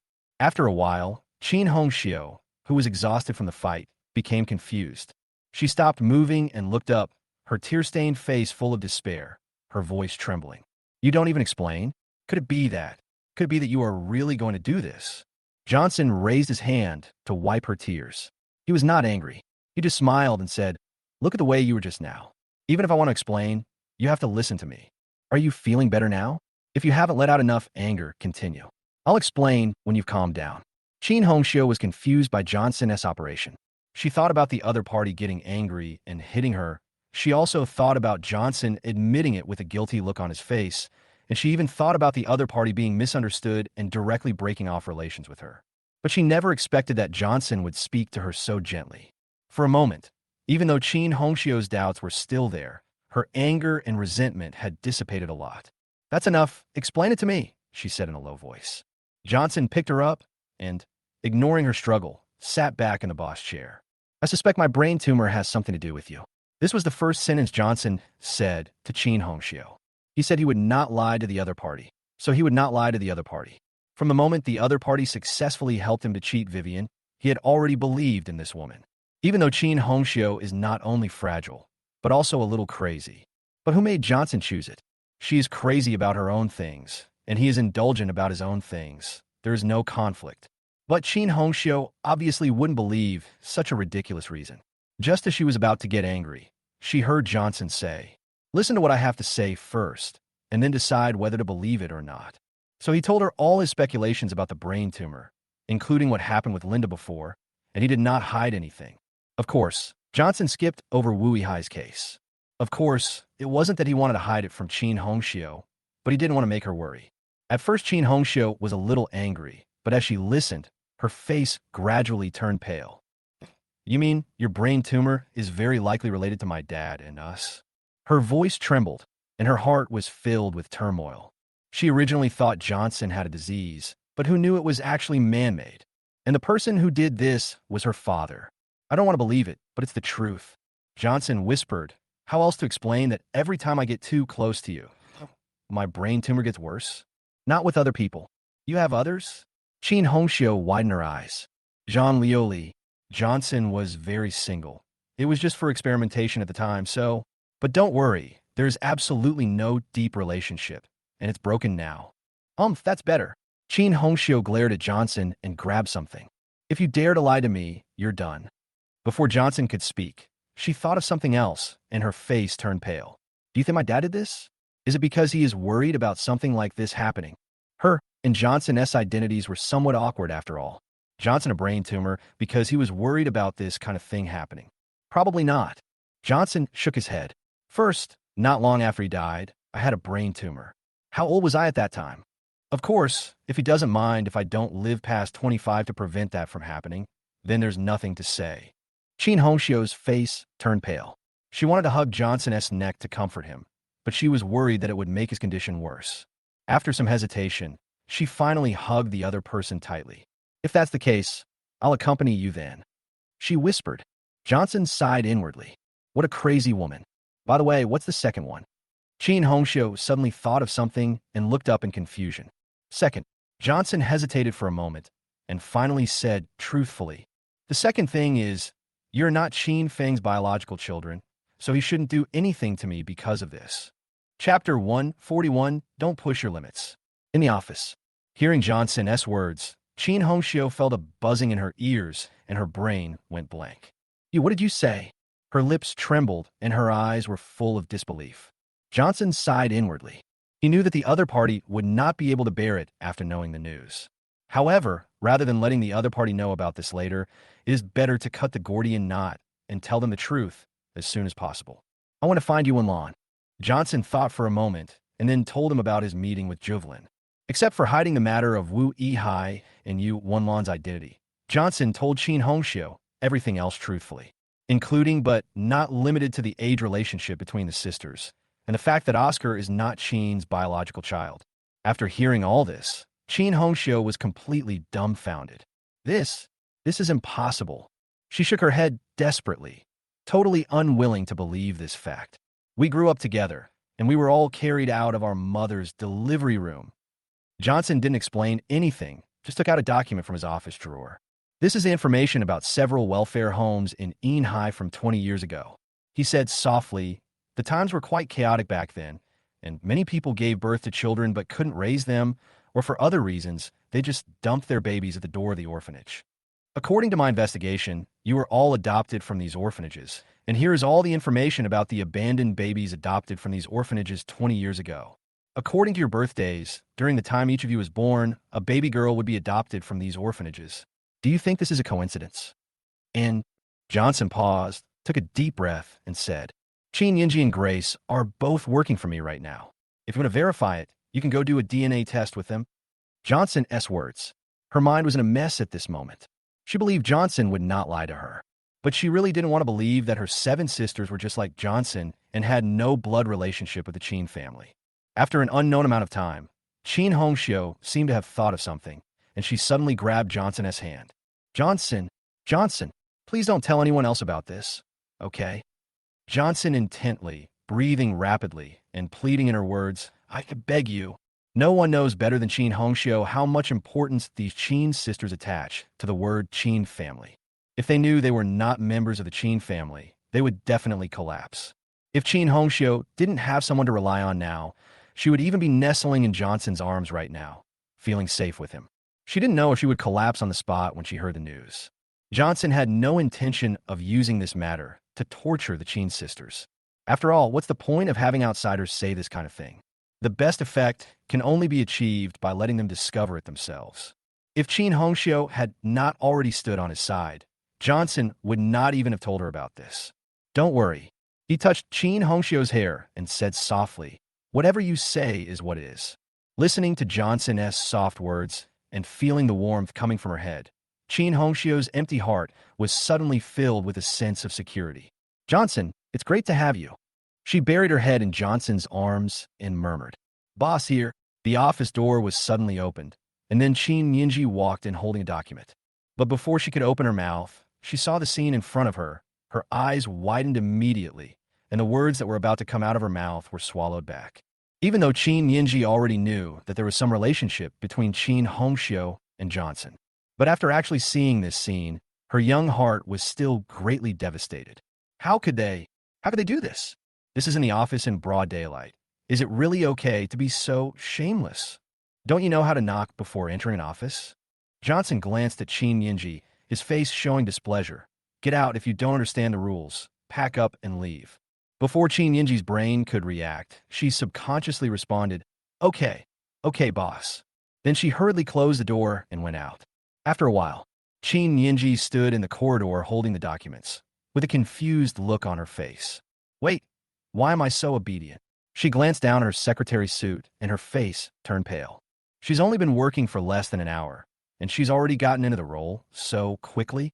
By the way, you haven't explained to me why you recruited Chen Yinji and my eldest sister to work here. In the office, after Chen Yinji left, Chen Hongxiu suddenly raised her head, staring at Johnson with a somewhat dissatisfied tone. Don't tell me it's all about the brain tumor. I don't believe it. It's really because of the brain tumor. Johnson was a little helpless. What else do you think it is? Do you think I'm a sex-hungry ghost who doesn't care about meat or vegetables? Isn't it? Chen Hongxiu snorted coldly. If it's for the brain tumor, you can let Chen Yinji manage other industries like your elder sister. But you just kept her by your side. She tugged at her skirt and said, Do you dare to say you didn't have this thought? Johnson subconsciously looked in the direction Chen Hongxiu's movements, and then he couldn't take his eyes off her. Before, he was so busy talking about something that he forgot to appreciate the other person's outfit. Now that he came to his senses, he realized that the little goblin is just a little goblin, and she is really good at seducing the sponsor. Chen Hongxiu's ears turned red, and she quickly blocked Johnson's eyes. Don't look until you explain clearly. I didn't really think much about it. I just said it casually at the time. After all, the office was indeed short of 2 civilian secretaries. Johnson took Chen Hongxiu's hand away, staring at her long legs, and said casually, If you don't like her, just transfer her away later. Really? Chen Hongxiu's eyes lit up. It's not that she really thinks Johnson has any feelings for Chen Yinji, but she just feels uncomfortable seeing her around Johnson. After all, this guy has a criminal record before. Now that she is close to Johnson, she won't allow any vixen to get close to him. Even if they have the same surname Chen, they're all vixens. It is one thing that Chen Hongxiu still has some feelings for her sisters, but it is another thing that she does not allow anyone else to touch her man. Then transfer Jielin as well. Chen Hongxiu thought of something and quickly took the opportunity to add a sentence. That woman followed Johnson all day long, and she had been annoyed with her for a long time. Johnson raised his eyebrows, fixed his eyes on Chen Hongxiu's delicate face, and narrowed his eyes. Chen Hongxiu, don't push your luck. Chapter 142. If you don't fight for 3 days, you will tear off the tiles on the roof. Who is Jielin? That's Johnson's right-hand man. He had been working like a slave in the Chen family for all these years, while the other party was a loyal minister who helped him secure his throne from outside. You can say that. If it weren't for the hard work of Jielin, the chief practical secretary, over the years, there would definitely not be the huge Tianquan group today. Mu Run, the head of Tiana Security, and Xiaona, the head of the head office's intelligence department, are both powerful senior executives in Tianquan Group. But even so, they never dared to neglect the official orders given by Jielin. Nothing else. Because whenever Johnson is away, Jielin, who stays in the company, will be his spokesperson. And if Johnson is inside, the person following him is the most capable butler.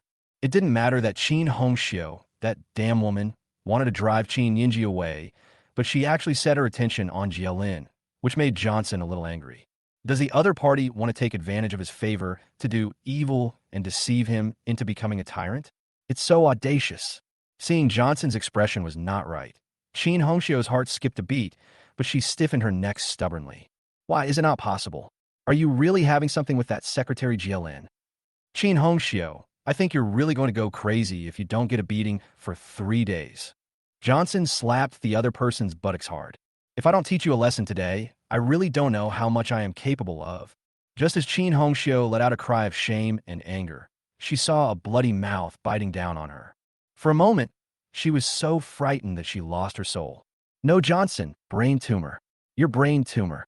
After learning that being intimate with her would aggravate the severity of Johnson's brain tumor, she no longer dared to take the initiative to tease him. But who knew that Johnson would teach her a lesson in this way?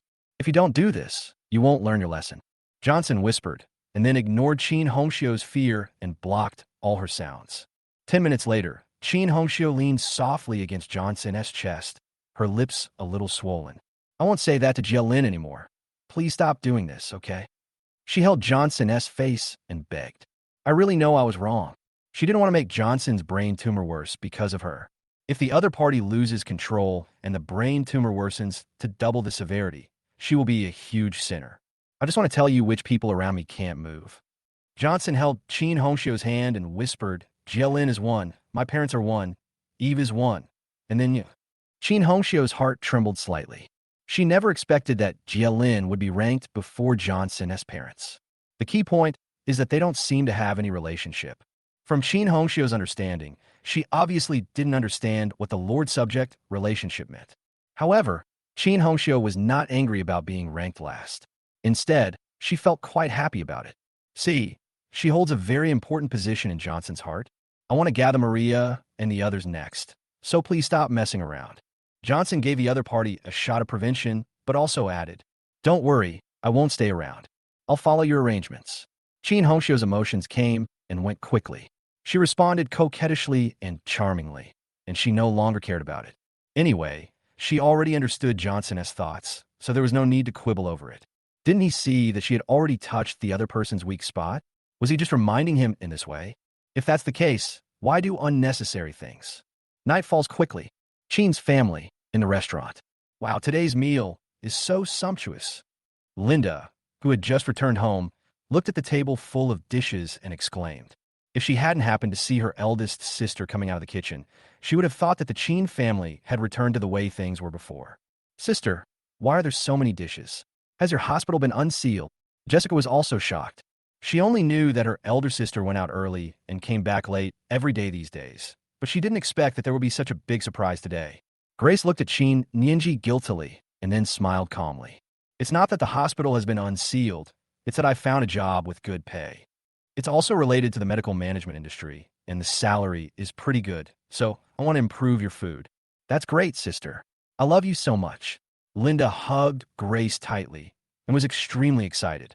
The food at home has been really bad during this period. After all, with just her and Qin Yinji's salary, they could barely pay the property, water, and electricity bills, and it was already very good if the remaining money could be used to buy groceries. Jessica was a little confused. Sister, wasn't your medical license revoked? My boss is helping me apply for a replacement. It will be available in 2 days, Grace said with a smile. So good. Jessica was a little envious. Sister, you won't be favored by the boss of a pharmaceutical company, right? My medical license has been revoked, but it takes a lot of effort to get it back. Jessica's lawyer's license was also revoked, and she was boycotted by the Bar Association. Not to mention starting over, even if she wanted to be a legal advisor, no one would want her. Right now, she is the only one in the Chen family who stays at home, doing nothing all day. What are you talking about? Grace glared at Jessica. The boss of the company is Johnson. If he really likes her, she would never take the job. However, Chen Yinji thought of the scene she saw in the office during the day, and her ears suddenly felt hot. Fortunately, when she was off work, Jielin said that she would be transferred to a branch company, otherwise she really didn't know how to continue this job in the future. By the way, why hasn't Maria come back yet?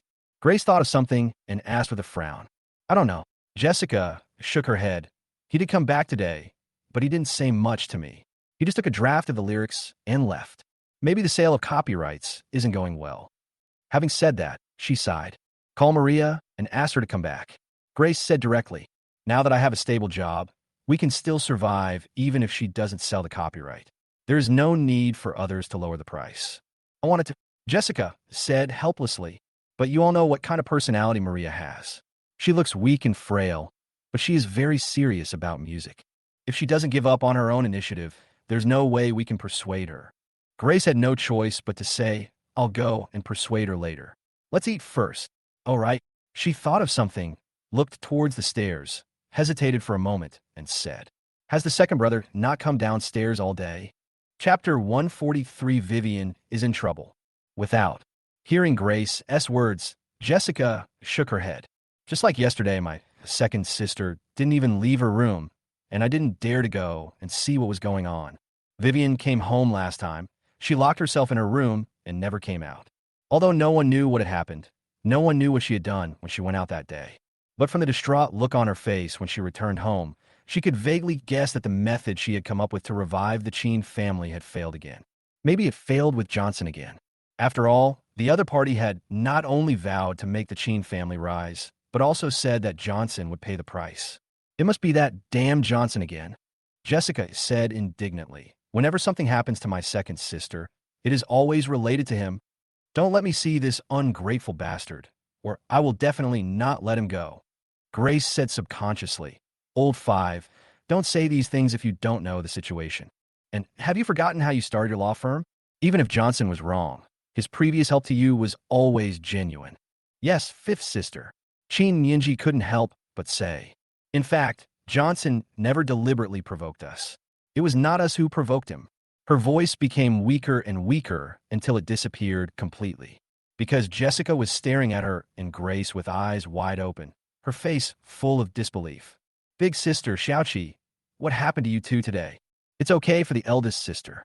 In the past, when she expressed her dissatisfaction with Johnson, she would at most agree with 1 or 2 words, and she would not be as angry as others.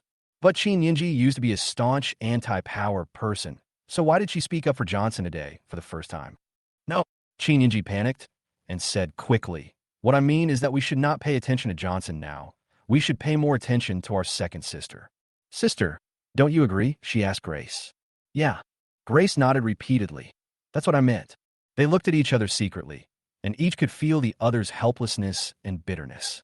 It's really a shame to take something from someone else. They've only been working under Johnson for 1 day, and I can't help but bend my elbows. In fact, it's not their fault, mainly because Johnson's treatment is really good. Grace is currently managing such a top hospital. Johnson not only delegates most of the power to her, but also gives her a large sum of construction funds every year for her to use wherever she wants. As for Chen Yinji, I directly transferred her from the secretary position to the branch company as the person in charge of internal investigation, which is exactly the same as being the director of the academic affairs office in school. Both of them have come to an area where they're like fish in water. The most important thing is Johnson even paid them their wages in advance.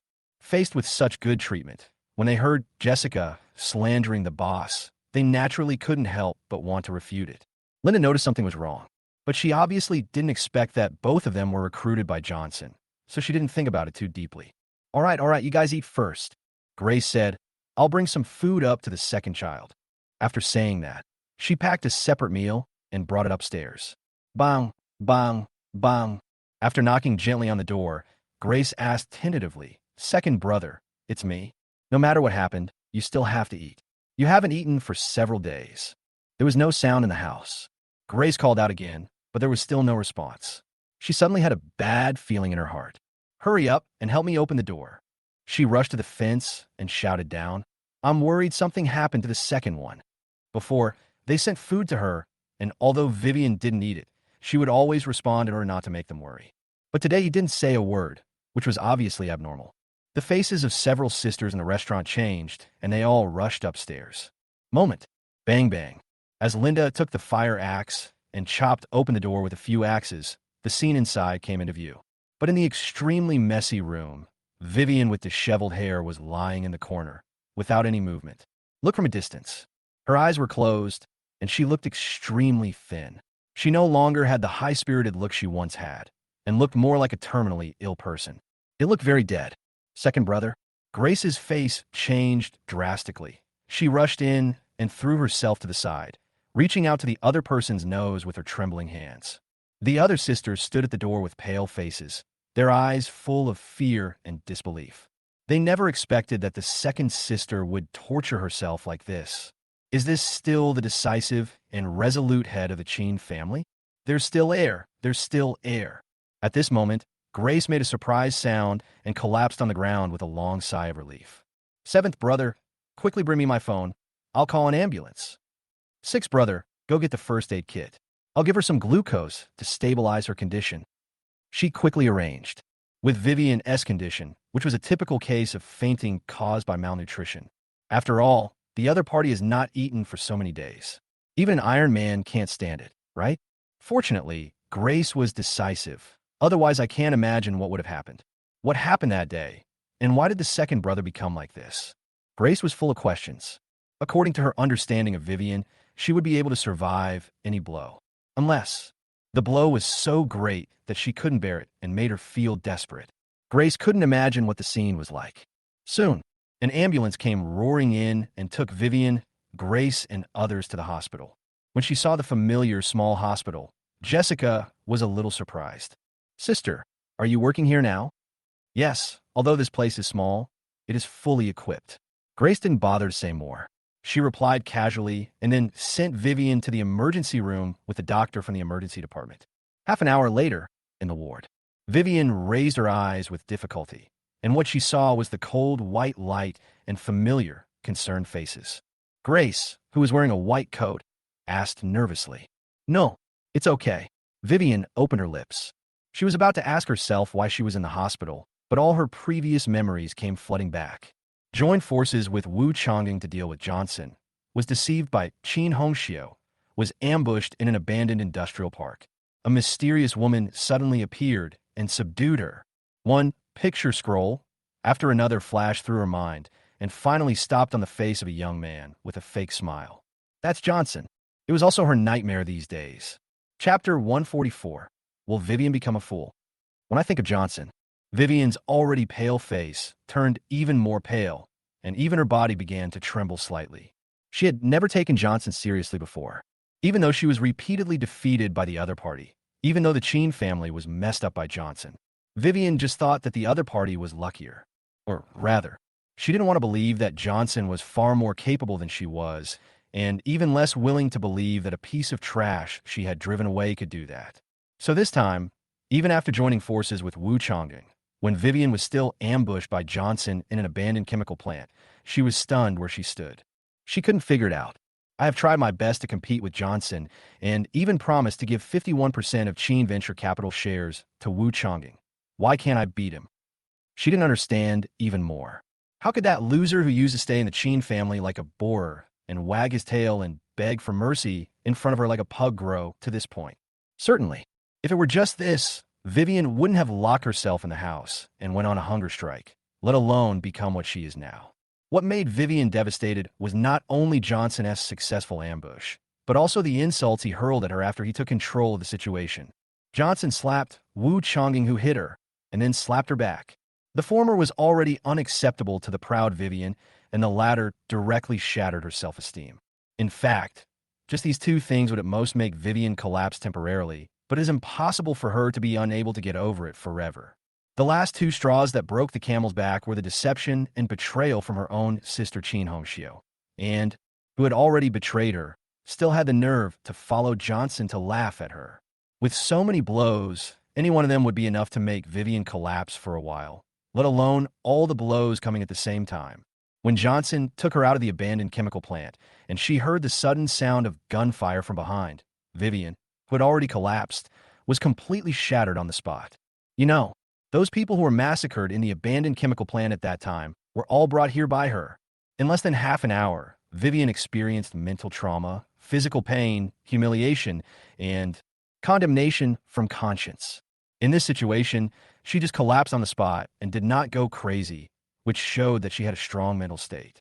So after being sent back to the Chen family by Jean Lioli, she went upstairs like a zombie, then locked herself in the room, squatted in the corner, and never came out again. If she hadn't still had some rationality left, she probably wouldn't have responded to her sister's concerned questions so mechanically. Even so, the scenes that happened in the abandoned chemical plant kept playing out in her mind, and Johnson's hateful face with a fake smile kept appearing before her. This tortured Vivien. Not to mention eating, I couldn't even sleep, because once she fell asleep, she would appear in that nightmare-like scene again.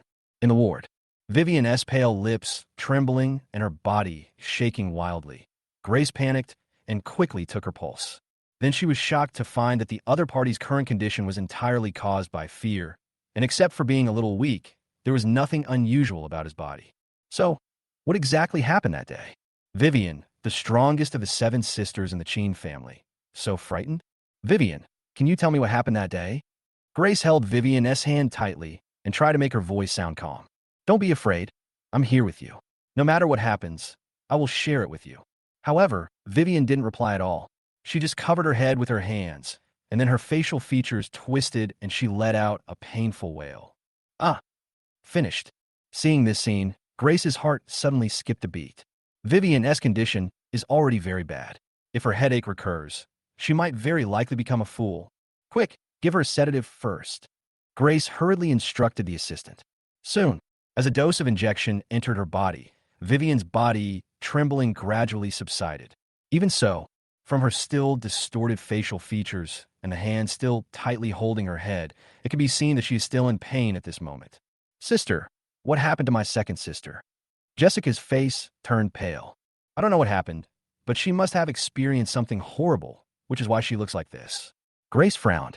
What a pity that my headache came back at this very moment. If one doesn't do it right, the other one might very well become a fool. What? All the sisters' faces suddenly changed. It must be that bastard Johnson.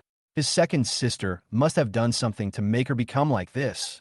Jessica thought of something and punched the bedside frame fiercely, her expression a little ferocious. That beast, what can't he do? As soon as these words came out, Linda thought of what happened between Johnson and herself before, and her face turned pale instantly. If the other party could do that to me, it's not impossible for him to do that to my second sister. Even Grace and Qin Nianji looked unhappy, with anger rising in their hearts. Fortunately, Grace was calmer in the end. Johnson may have done something to hit the second child, but it's probably not what you think. Think about it. With Lao Air's personality, if Johnson really dared to do that to her, she would definitely go crazy and retaliate against him, or even do something extreme. She would never let herself get so depressed as to do this. The other sisters also reacted. My second sister has such a strong personality that that kind of thing would only arouse her hatred, not turn her into this. No matter what the situation is, this matter is definitely related to Johnson. Jessica said, gritting her teeth. At this moment, she wished she could find a gun to kill Johnson and avenge Vivien. Okay, the most urgent thing is to solve the second child's headache problem. Grace's expression changed for a while, and finally, she seemed to have made up her mind. She took a deep breath and said, "Wait for me here. I'll be back in an hour." After saying that, she left the ward directly. Qin Yinji seemed to have thought of something and hurriedly followed him out. "Wait for me, sis. I'll go with you." Chapter 145, As long as I can save the second brother. I can do anything. Grace is a doctor, so it is understandable that she would find a way to suddenly leave the other sisters. But Qin Yinji suddenly caught up with them, which made them a little confused. However, Vivien was in critical condition at the moment, so the remaining Jessica and Linda had no time to think about anything and could only wait anxiously in the ward. They didn't know that Vivien still had some consciousness left, so everything they said was heard by her. Vivien felt guilty and resentful for making her sisters so anxious about her affairs. She felt guilty for being so incompetent. As the head of the Chen family, not only did she bring the Chen family to this point, but she also implicated all her sisters. She hated Johnson's meanness, Chen Hong's betrayal, and Jean Lioli's success even more. If it weren't for these dogs and bitches, how could he and the Chen family have fallen to such a state? Vivien felt as if there was a ball of fire in her chest that was burning more and more fiercely, suffocating her to the point where she couldn't breathe and felt like she was about to explode. But even so, she could only lie on the hospital bed and couldn't even move her fingers. In despair, Vivien suddenly realized the truth. Turned out to be, people can be suffocated to death. Sister, are you going to look for Johnson? After chasing out of the hospital, Chen Yinji saw Grace had already boarded the hospital bus, so she hurried over and asked in a low voice. Yes. Grace took a deep breath and said, I have no other choice now. No one can stop my second brother's headache except him. Chen Yinji looked a little anxious, but we just accepted Johnson as help. If we go to him for help again at this time, he will definitely put forward some conditions. Maybe he will use this to threaten us and make us do something we don't want to do. When he said this, Chen Yinji's face lost all color and his voice trembled. Johnson by joining Tianpeng Group, and now he is naturally qualified to make conditions to the other party. The key is that their current jobs, to put it nicely, are Johnson's help to them. But to put it bluntly, it is the other party's pity for them. Johnson take action to curb Vivien's condition at this time, they would undoubtedly be asking for trouble. The best outcome would be that Johnson helped them and then kick them out of Tianpeng Trading Company, and everything would be clear from then on. The worst outcome, of course, is that Johnson takes the opportunity to impose some conditions that will lead them completely into the abyss. For example, asking them to leave the Chen family in the future or asking them to do some disgusting things, just like the shameless Chen Hong. Grace certainly understood what Chen Yinji meant. Her face turned pale, but she still gritted her teeth and said, as long as I can save the second brother, I can do anything. Just stay in the hospital and don't go anywhere. Don't ask about anything that happened tonight. She thought of Johnson. She was ready for anything. Even if Johnson really made an outrageous request, she would have to give in for Vivien's safety.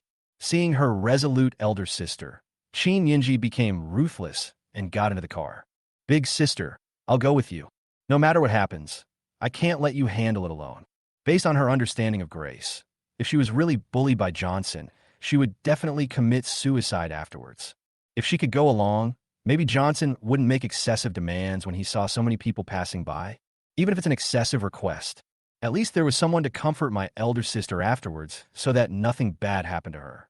Grace certainly didn't want to let Chen Yinji fall into the tiger's mouth, but the other party was determined, so she could only sigh and agree. Then she took out her cell phone, hesitated for a long time, and finally dialed the other party's number. Film and Television City. The lights were bright, as if it were daytime in the theater, which was decorated to look like a palace. Chen Hong wore the imperial crown on her head and wore a bright red robe with gold edges embroidered with dragons and phoenixes. She was sitting on the throne, her delicate face full of majesty. Below, the ministers knelt down in a row, and the voices of greetings to the emperor echoed throughout the hall. If there weren't countless fixed or mobile cameras placed nearby, and the director shouting cut from time to time, one would probably have thought that Chen Hong had traveled through time. In a place closest to Chen Hong where the camera couldn't reach her, Johnson was leaning on the director's exclusive chair, throwing grapes into his mouth and watching the scene in front of him with a smile. This was the script that he had specially asked Tianfeng Entertainment to customize for Chen Hong, which told the story of a female emperor. Johnson originally thought that the other party couldn't hold up her dignity, but he didn't expect that she looked really good after putting on makeup. Looking at the other person's majestic and pretty face, even Johnson began to have some random thoughts in his mind. Seeing that he was getting more and more biased, he couldn't help but shake his head and cursed in his heart. Little demon, you ruined my Taoism. It'd be fine if he could use real weapons, but the key is that he can't, so thinking about it all the time is undoubtedly a torture. Brother Feng, Sister Hongxiu's acting skills are really amazing. Yu Ling, who was standing by, praised sincerely. He can even act like an emperor. That's right, Chen Hongxiu has reconciled with Yu Ling. No, according to Chen Hongxiu, she has already forgiven Yu Ling for her previous offense. So now, she not only has a good relationship with Yu Ling, but they also visit each other occasionally. Certainly, Yu Ling was not a fool and did not dare to tell Eve about these things. After all, her future is now in Johnson's hands, and Chen Hongxiu will no longer bully her. In this case, why bother doing unnecessary things and causing trouble for yourself and Eve? Hearing Yu Ling's words, Johnson nodded with a smile, but secretly thought, Don't you see whose woman you are? You dare to act so arrogantly in front of me. What's wrong with playing the role of an empress? Just as he thought of this, his cell phone suddenly rang. Johnson took a look at it casually, narrowed his eyes, and then pressed the answer button. Why are you calling me so late at night? I don't want to listen to work reports during my break. No, it's not about work. Grace's voice trembled slightly on the other end of the phone. Boss, I want to discuss something with you. Johnson raised his brow and sat up slightly. There's something wrong with this guy's tone. But he didn't say anything. He just glanced at Chen Hong and said calmly, Okay, then come to the film and television city and find the crew of emperors and empresses of the Great Tang Dynasty. Someone will take you here. After saying that, he hung up the phone. On the other side, Grace was a little confused. She thought Johnson had returned home, but she didn't expect him to go to the crew. However, considering Chen Hongxiu's identity, she had some understanding. Sister, what did he say? Qin Yinji asked quickly. He asked us to go to the film city. Grace said truthfully. Movie and TV city. Qin Yinji's eyes widened. What does he mean? Does he want Chen Hongxiu to laugh at us? Chapter 146, What are you doing here? Don't think too much. Grace said in a deep voice. I didn't say anything. Why did Johnson let the third brother laugh at us? Let's take a step back and say, even if he really wants to do that, should we just not go? Qin Yinji opened her mouth, but was speechless. Yes, Johnson is now. They have to go see him for Vivien. And then again, Johnson being in the studio is a good thing for us. Grace thought of something and seemed to breathe a sigh of relief. At least the third brother is here. He won't make any excessive demands on us. Qin Yinji thought about it for a while and felt that this was indeed the truth. So she said immediately, What are you waiting for? Let's go straight over there.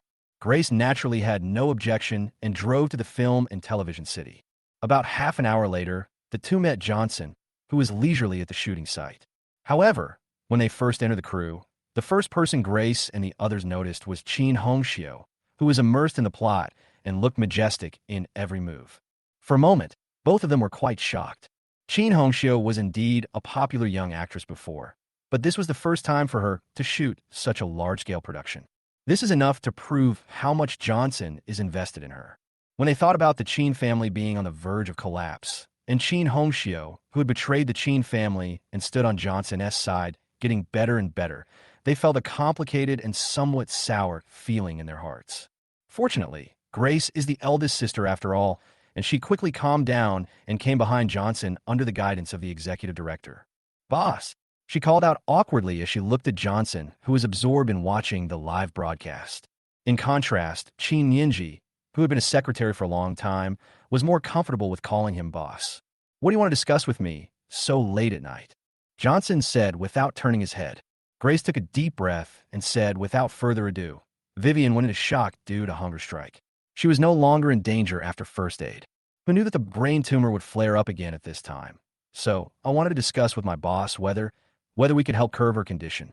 Otherwise, if she continues like this, she will become a fool. If it were in the past, Grace might have said something like, after all, the Chen family raised you, or you can call Vivien your sister after all, to morally blackmail her. But ever since she was slapped by Johnson, Grace has understood that the other party no longer has any feelings for the Chen family. The other party will arrange work for them this time, and I'm afraid that they have used up their last bit of kindness. If I bring up something like old friendship at this moment, not only will Johnson not be helped, but he will be disgusted. It is for this reason that Grace chose to make her request directly. Johnson will put forward conditions next, and what conditions he will put forward, we can only leave it to fate. Johnson was slightly stunned when he heard Grace's words. Vivien is in hunger shock.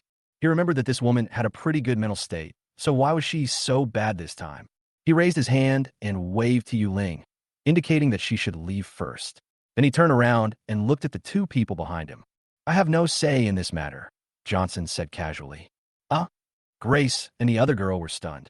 They had thought of countless possible responses from Johnson and were even prepared for an outright refusal. But they never expected that the other person would say something that had nothing to do with him. Right now, the other party is like a fish in the sea and a bird in the sky. The entire Tianpeng Trading Company is under his control. Is there anything he cannot decide? Grace thought Johnson was just making an excuse. Her face flushed as she was about to speak, but Johnson added, You guys should wait until Hongxiu finishes filming tonight's scenes before you talk. Her last name is Chen after all, so of course she has to make the decision on this matter. After saying that, Johnson turned his head and stopped looking at the two of them. No one could see the flash of amusement in his eyes. Johnson certainly respected Chen Hong by letting her take charge of the matter. But more importantly, he wanted to see how Chen Hong would deal with this matter. Johnson for help without further ado, he would undoubtedly be disappointed. Disappointing Johnson is obviously that he and Chen Hong will drift further and further apart. He can't tolerate the people around him still caring about other people, because this may very likely lead to him being stabbed by the other party one day in the future. Besides, doesn't that damn woman Chen Hong like to dance in front of him recently? I have to give her a difficult problem today and teach this guy a lesson. With his chin resting on his head and looking at the high-spirited Chen Hong on the set, Johnson was already looking forward to how the next plot would unfold. After hearing what Johnson said, Grace and Qin Yinji looked at each other, and they could see the confusion and astonishment in each other's eyes. What's going on?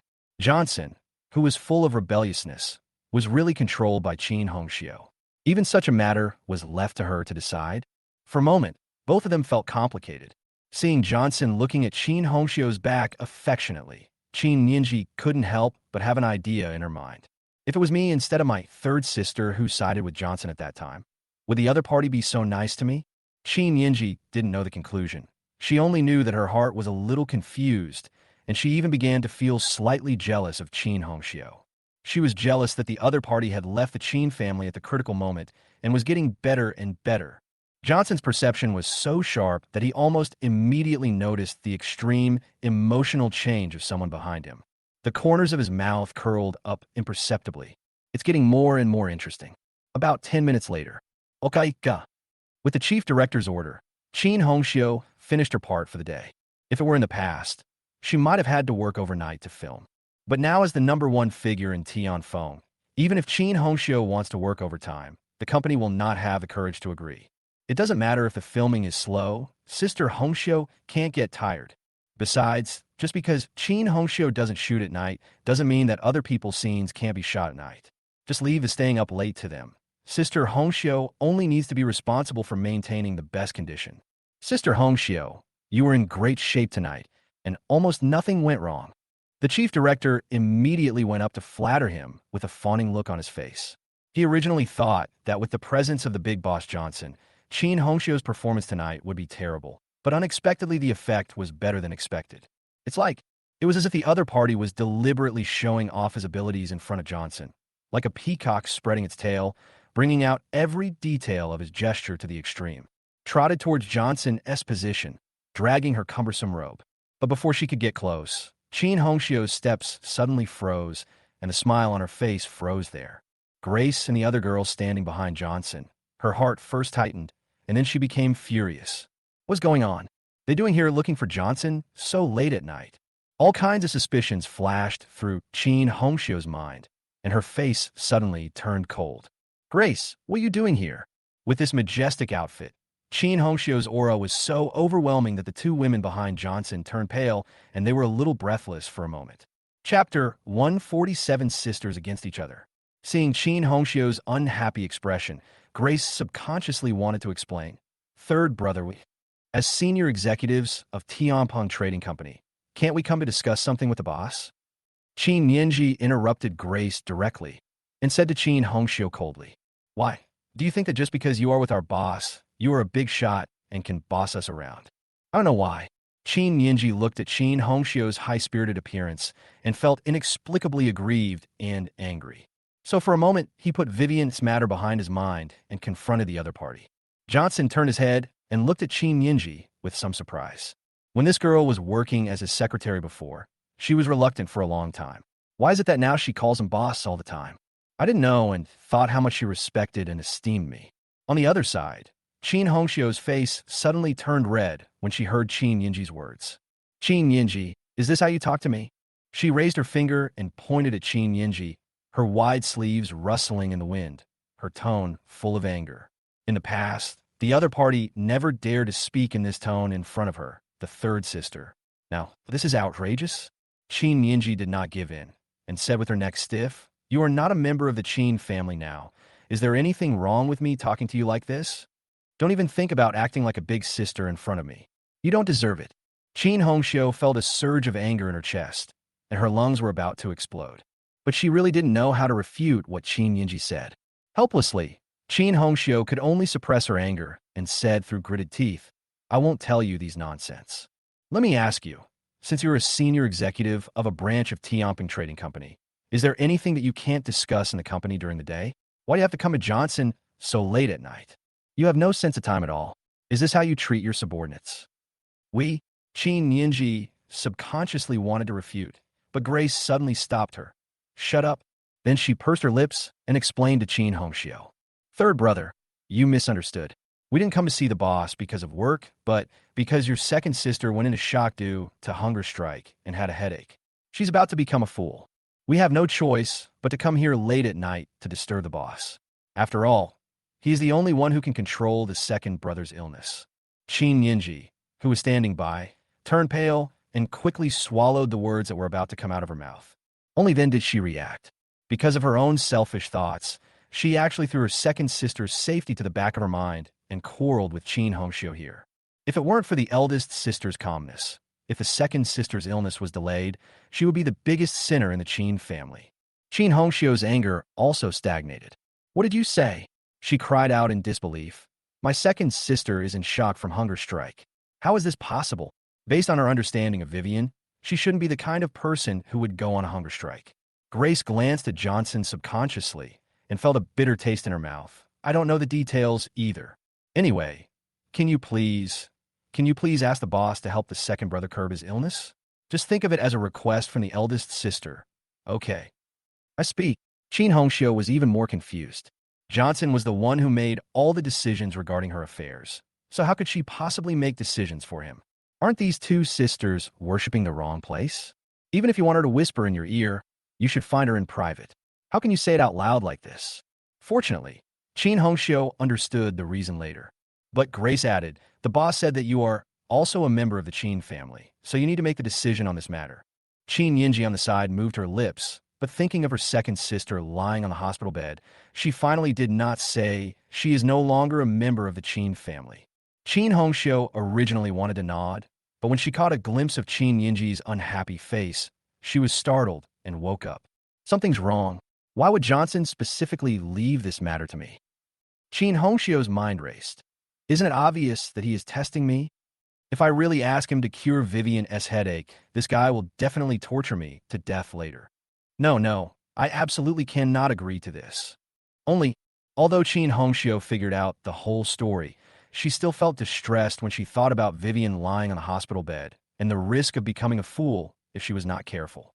For a moment, Chen Hongxiu was conflicted. If she disagrees with this, she will feel guilty about it. After all, they're still sisters. But even if she agrees to this, she won't be able to get past Johnson. Had finally gotten into Johnson's heart, and she didn't want to kick herself out. As thousands of thoughts raced through her mind, Chen Hongxiu suddenly recalled Vivien's previous attitude towards her. "When the other party drove me out of the Chen family, she didn't treat me as a sister at all. And later, when she needed her, she shamelessly called her, hoping that she could get information from Johnson. Is such a sister really worth her risking her love and future to save? Didn't you see that even Qin Yinji now treated her with neither eyes nor nose? This shows that the Qin sisters have indeed regarded her as an outsider for a long time. Besides, she had helped Johnson to trick Vivien once before. Although Chen Hongxiu didn't know what had happened to the other person in this short period of time that caused her to fall into this state, but she could vaguely feel that it was related to her spreading false information. In this case, even if she is willing to give up Johnson's trust and sacrifice her current career to save Vivien, will the other party really remember her after she recovers? Given Vivien's personality, she might just hate her even more, thinking that she was being a whore and pretending to be a saint, and that she was being given charity. Countless thoughts flashed through Chen Hongxiu's mind, and her expression changed from gloomy to bright, and finally turned into frost. She glanced at Grace and the other two girls and said sarcastically, "Didn't Qin Yinji just say that I'm no longer a member of the Chen family? It's only been a few seconds. In order to use me to treat Vivien, you guys change your words so quickly. You want to play the Chen family emotional card in front of me. Can you have a little shame? Chen Hongxiu, don't push your luck." Qin Yinji said angrily, "My eldest sister has come to you in person to beg you. What else do you want? Didn't you hear me tell you to shut up? Grace finally got angry and raised her voice to scold Qin Yinji. After seeing the other party lowering his head with a frustrated look on his face, she forced a smile towards Qin Hongxiu. Hongxiu, Yinji is young and naive, so don't bother with her. No one among us has ever said that you are no longer a member of the Qin family. As long as you have the reason, the Qin family will always welcome you back. Chapter 148, I am a member of the Feng family. Seeing Grace bowing her head, Qin Hongxiu's heart trembled. As the eldest sister of the Qin family, although Grace is not the head of the family, her status in the hearts of her sisters is equally high. So seeing her elder sister, who was usually so kind and caring to every sister, now being so humble in front of her, it would be a lie for Qin Hongxiu to say she was not moved at all. But Qin Hongxiu is different from Linda after all. She may indeed have many shortcomings. For example, it is easy to lose one's mind and become complacent when one is a little successful, or to push the issue too far and lose one's sense of proportion when one is given a little punishment. But Qin Hongxiu also has an advantage that most people don't have. That is, once she makes a choice, no matter what happens, her decision will never be shaken. So even though she felt reluctant, Qin Hongxiu's face remained cold and hard. I'm sorry, I really don't want to go back to the Qin family, let alone be a member of the Qin family. She sneered, and then actually sat directly in Johnson's arms in front of Grace and the others. The bright yellow wide sleeves fluttered up, and together with a white slender right hand, they lightly rested on Johnson's shoulder. Qin Hongxiu's indifferent voice sounded. I've been a member of the Feng family for a long time. It was like this before, it is like this now, and it will remain like this in the future. It will no longer have any connection with the so-called Qin family. After hearing these words, not only Grace and the other two girls were stunned, even Johnson, who was feeling the soft fragrance in his arms, was a little dazed. He thought that Qin Hongxiu might refuse to help the two of them, but he didn't expect her to be so decisive and completely cut off her connection with the Qin family with one knife. Now Qin Hongxiu really has no way out. Even if he abandoned her that day, she would never be able to return to the Qin family. Looking at the cold and delicate profile of the woman in his arms, Johnson raised his hands and hugged her slender waist, but said nothing. Just cut off your own path. From now on, Johnson is this woman's biggest escape route. Who made her a member of the Feng family? Qin Hongxiu. At this point, Grace finally came back to her senses. She stared at Qin Hongxiu with disbelief, disappointment, and sadness in her eyes, and even her voice trembled. Don't forget, you were born and raised in the Qin family. Now your sister is in trouble, but you cut off ties with the Qin family. Are you still a human being, Qin Hongxiu? Yes, I'm not a human being. Only your Vivien is a human being. Qin Hongxiu gritted her teeth and said, Grace, you don't know what she did, do you? Johnson, she called me, and called me a slut, kicked me out of the Qin family, and then she called me again and asked me to seduce Johnson to get the information she needed. Is this kind of person worthy of me calling her sister? Is she worthy of me saving her? Is she worthy? Qin Hongxiu almost shouted the last sentence with red eyes. At that time, she never thought about getting involved with Johnson and even resented the bullying from him. It was because of that phone call from Vivien that she made up her mind to side with Johnson. As it turned out, her choice was not wrong. It's not just because Vivien is no match for Johnson, but also because Johnson's attitude towards her has changed drastically since she took sides. Not to mention that he was afraid that she would melt if he held her in his mouth, or that she would fall if he held her in his hands. At least he truly treated her as his own. No matter what she wanted, she never refused Johnson as long as he could do it. This was something Vivien couldn't give her. She had never even treated her like this before.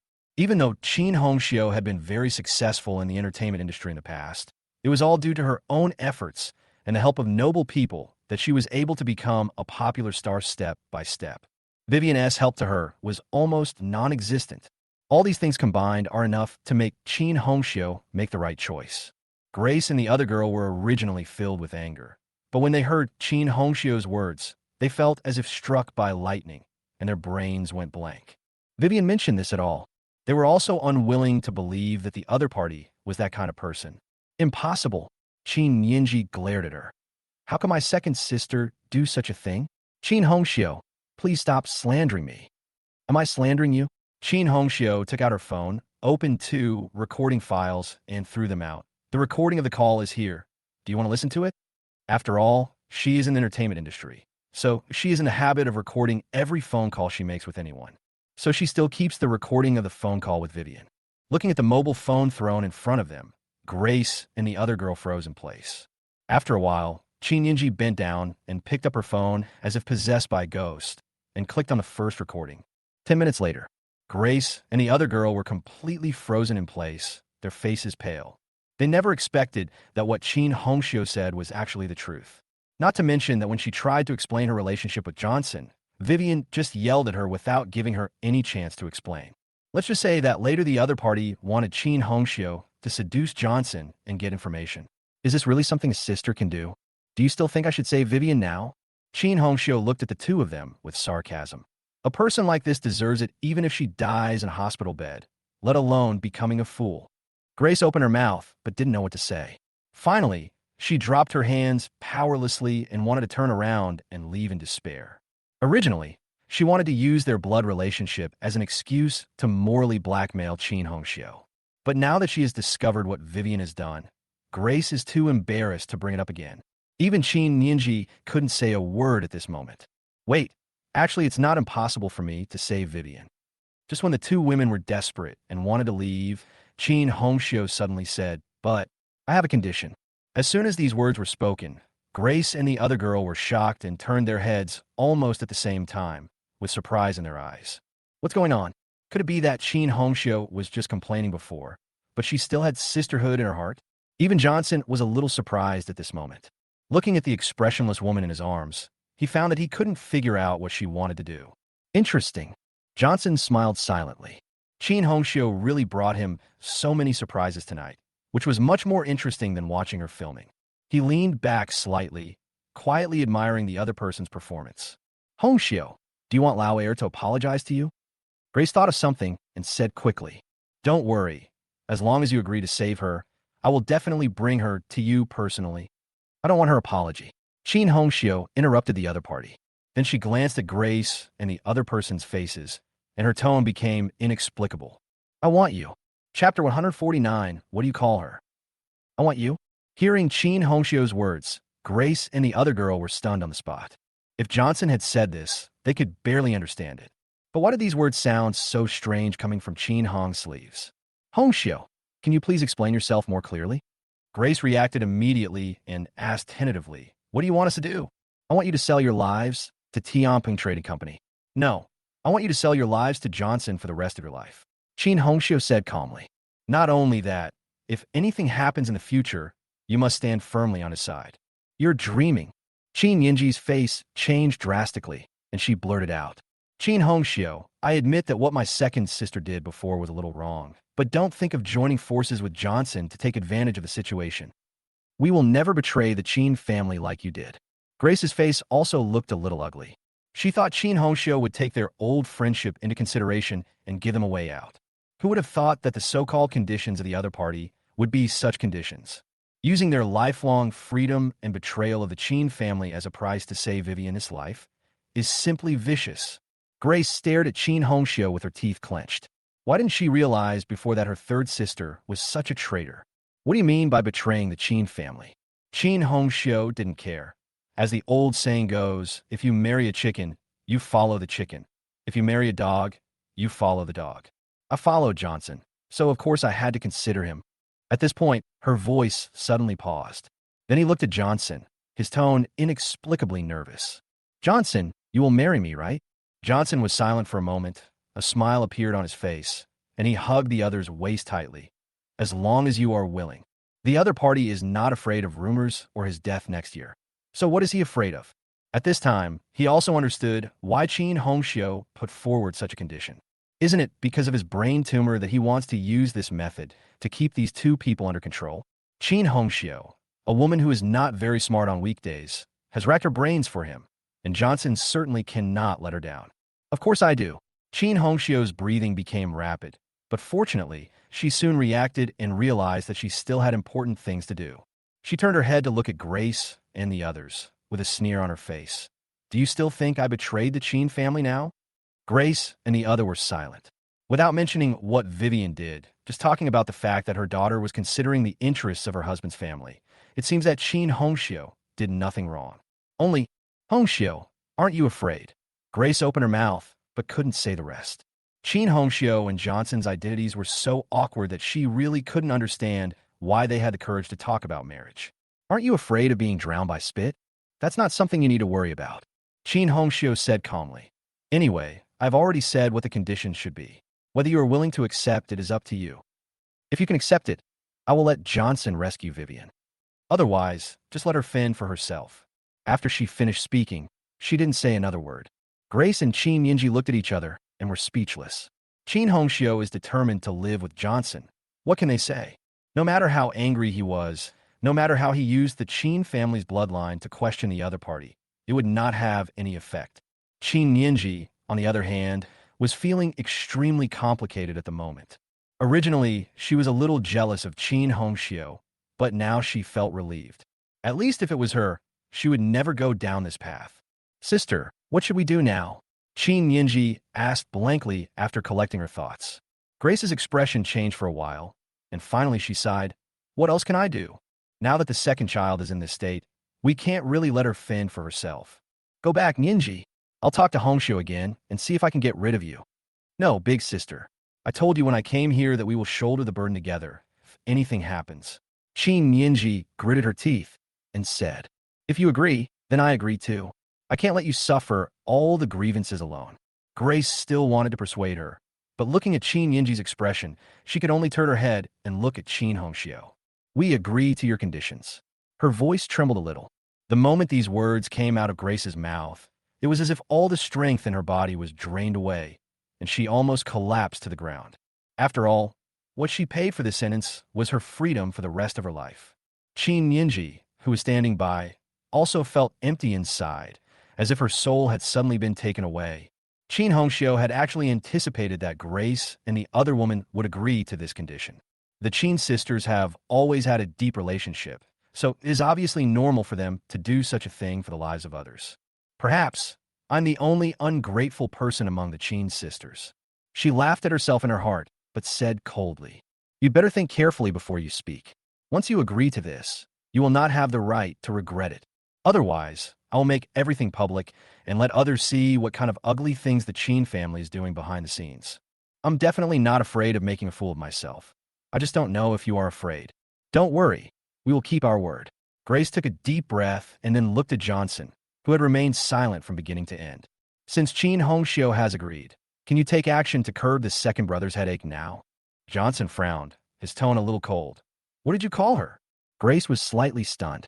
Was she calling Qin Hongxiu wrong? Fortunately, she was not a fool and quickly understood what was going on. Grace's face suddenly turned red, but she finally suppressed the humiliation in her heart, pursed her lips, and admitted her mistake. I'm sorry, boss. I should call you boss lady. She even agreed to such harsh conditions, so now calling her boss lady doesn't seem as difficult as she had imagined. And you? Johnson looked at Qin Yinji again and raised his eyebrows. The latter couldn't help but want to get angry, but seeing the look her elder sister gave her, Qin Yinji opened her mouth and finally lowered her head dejectedly. Boss lady. Johnson saw this, and a smile spread across his face.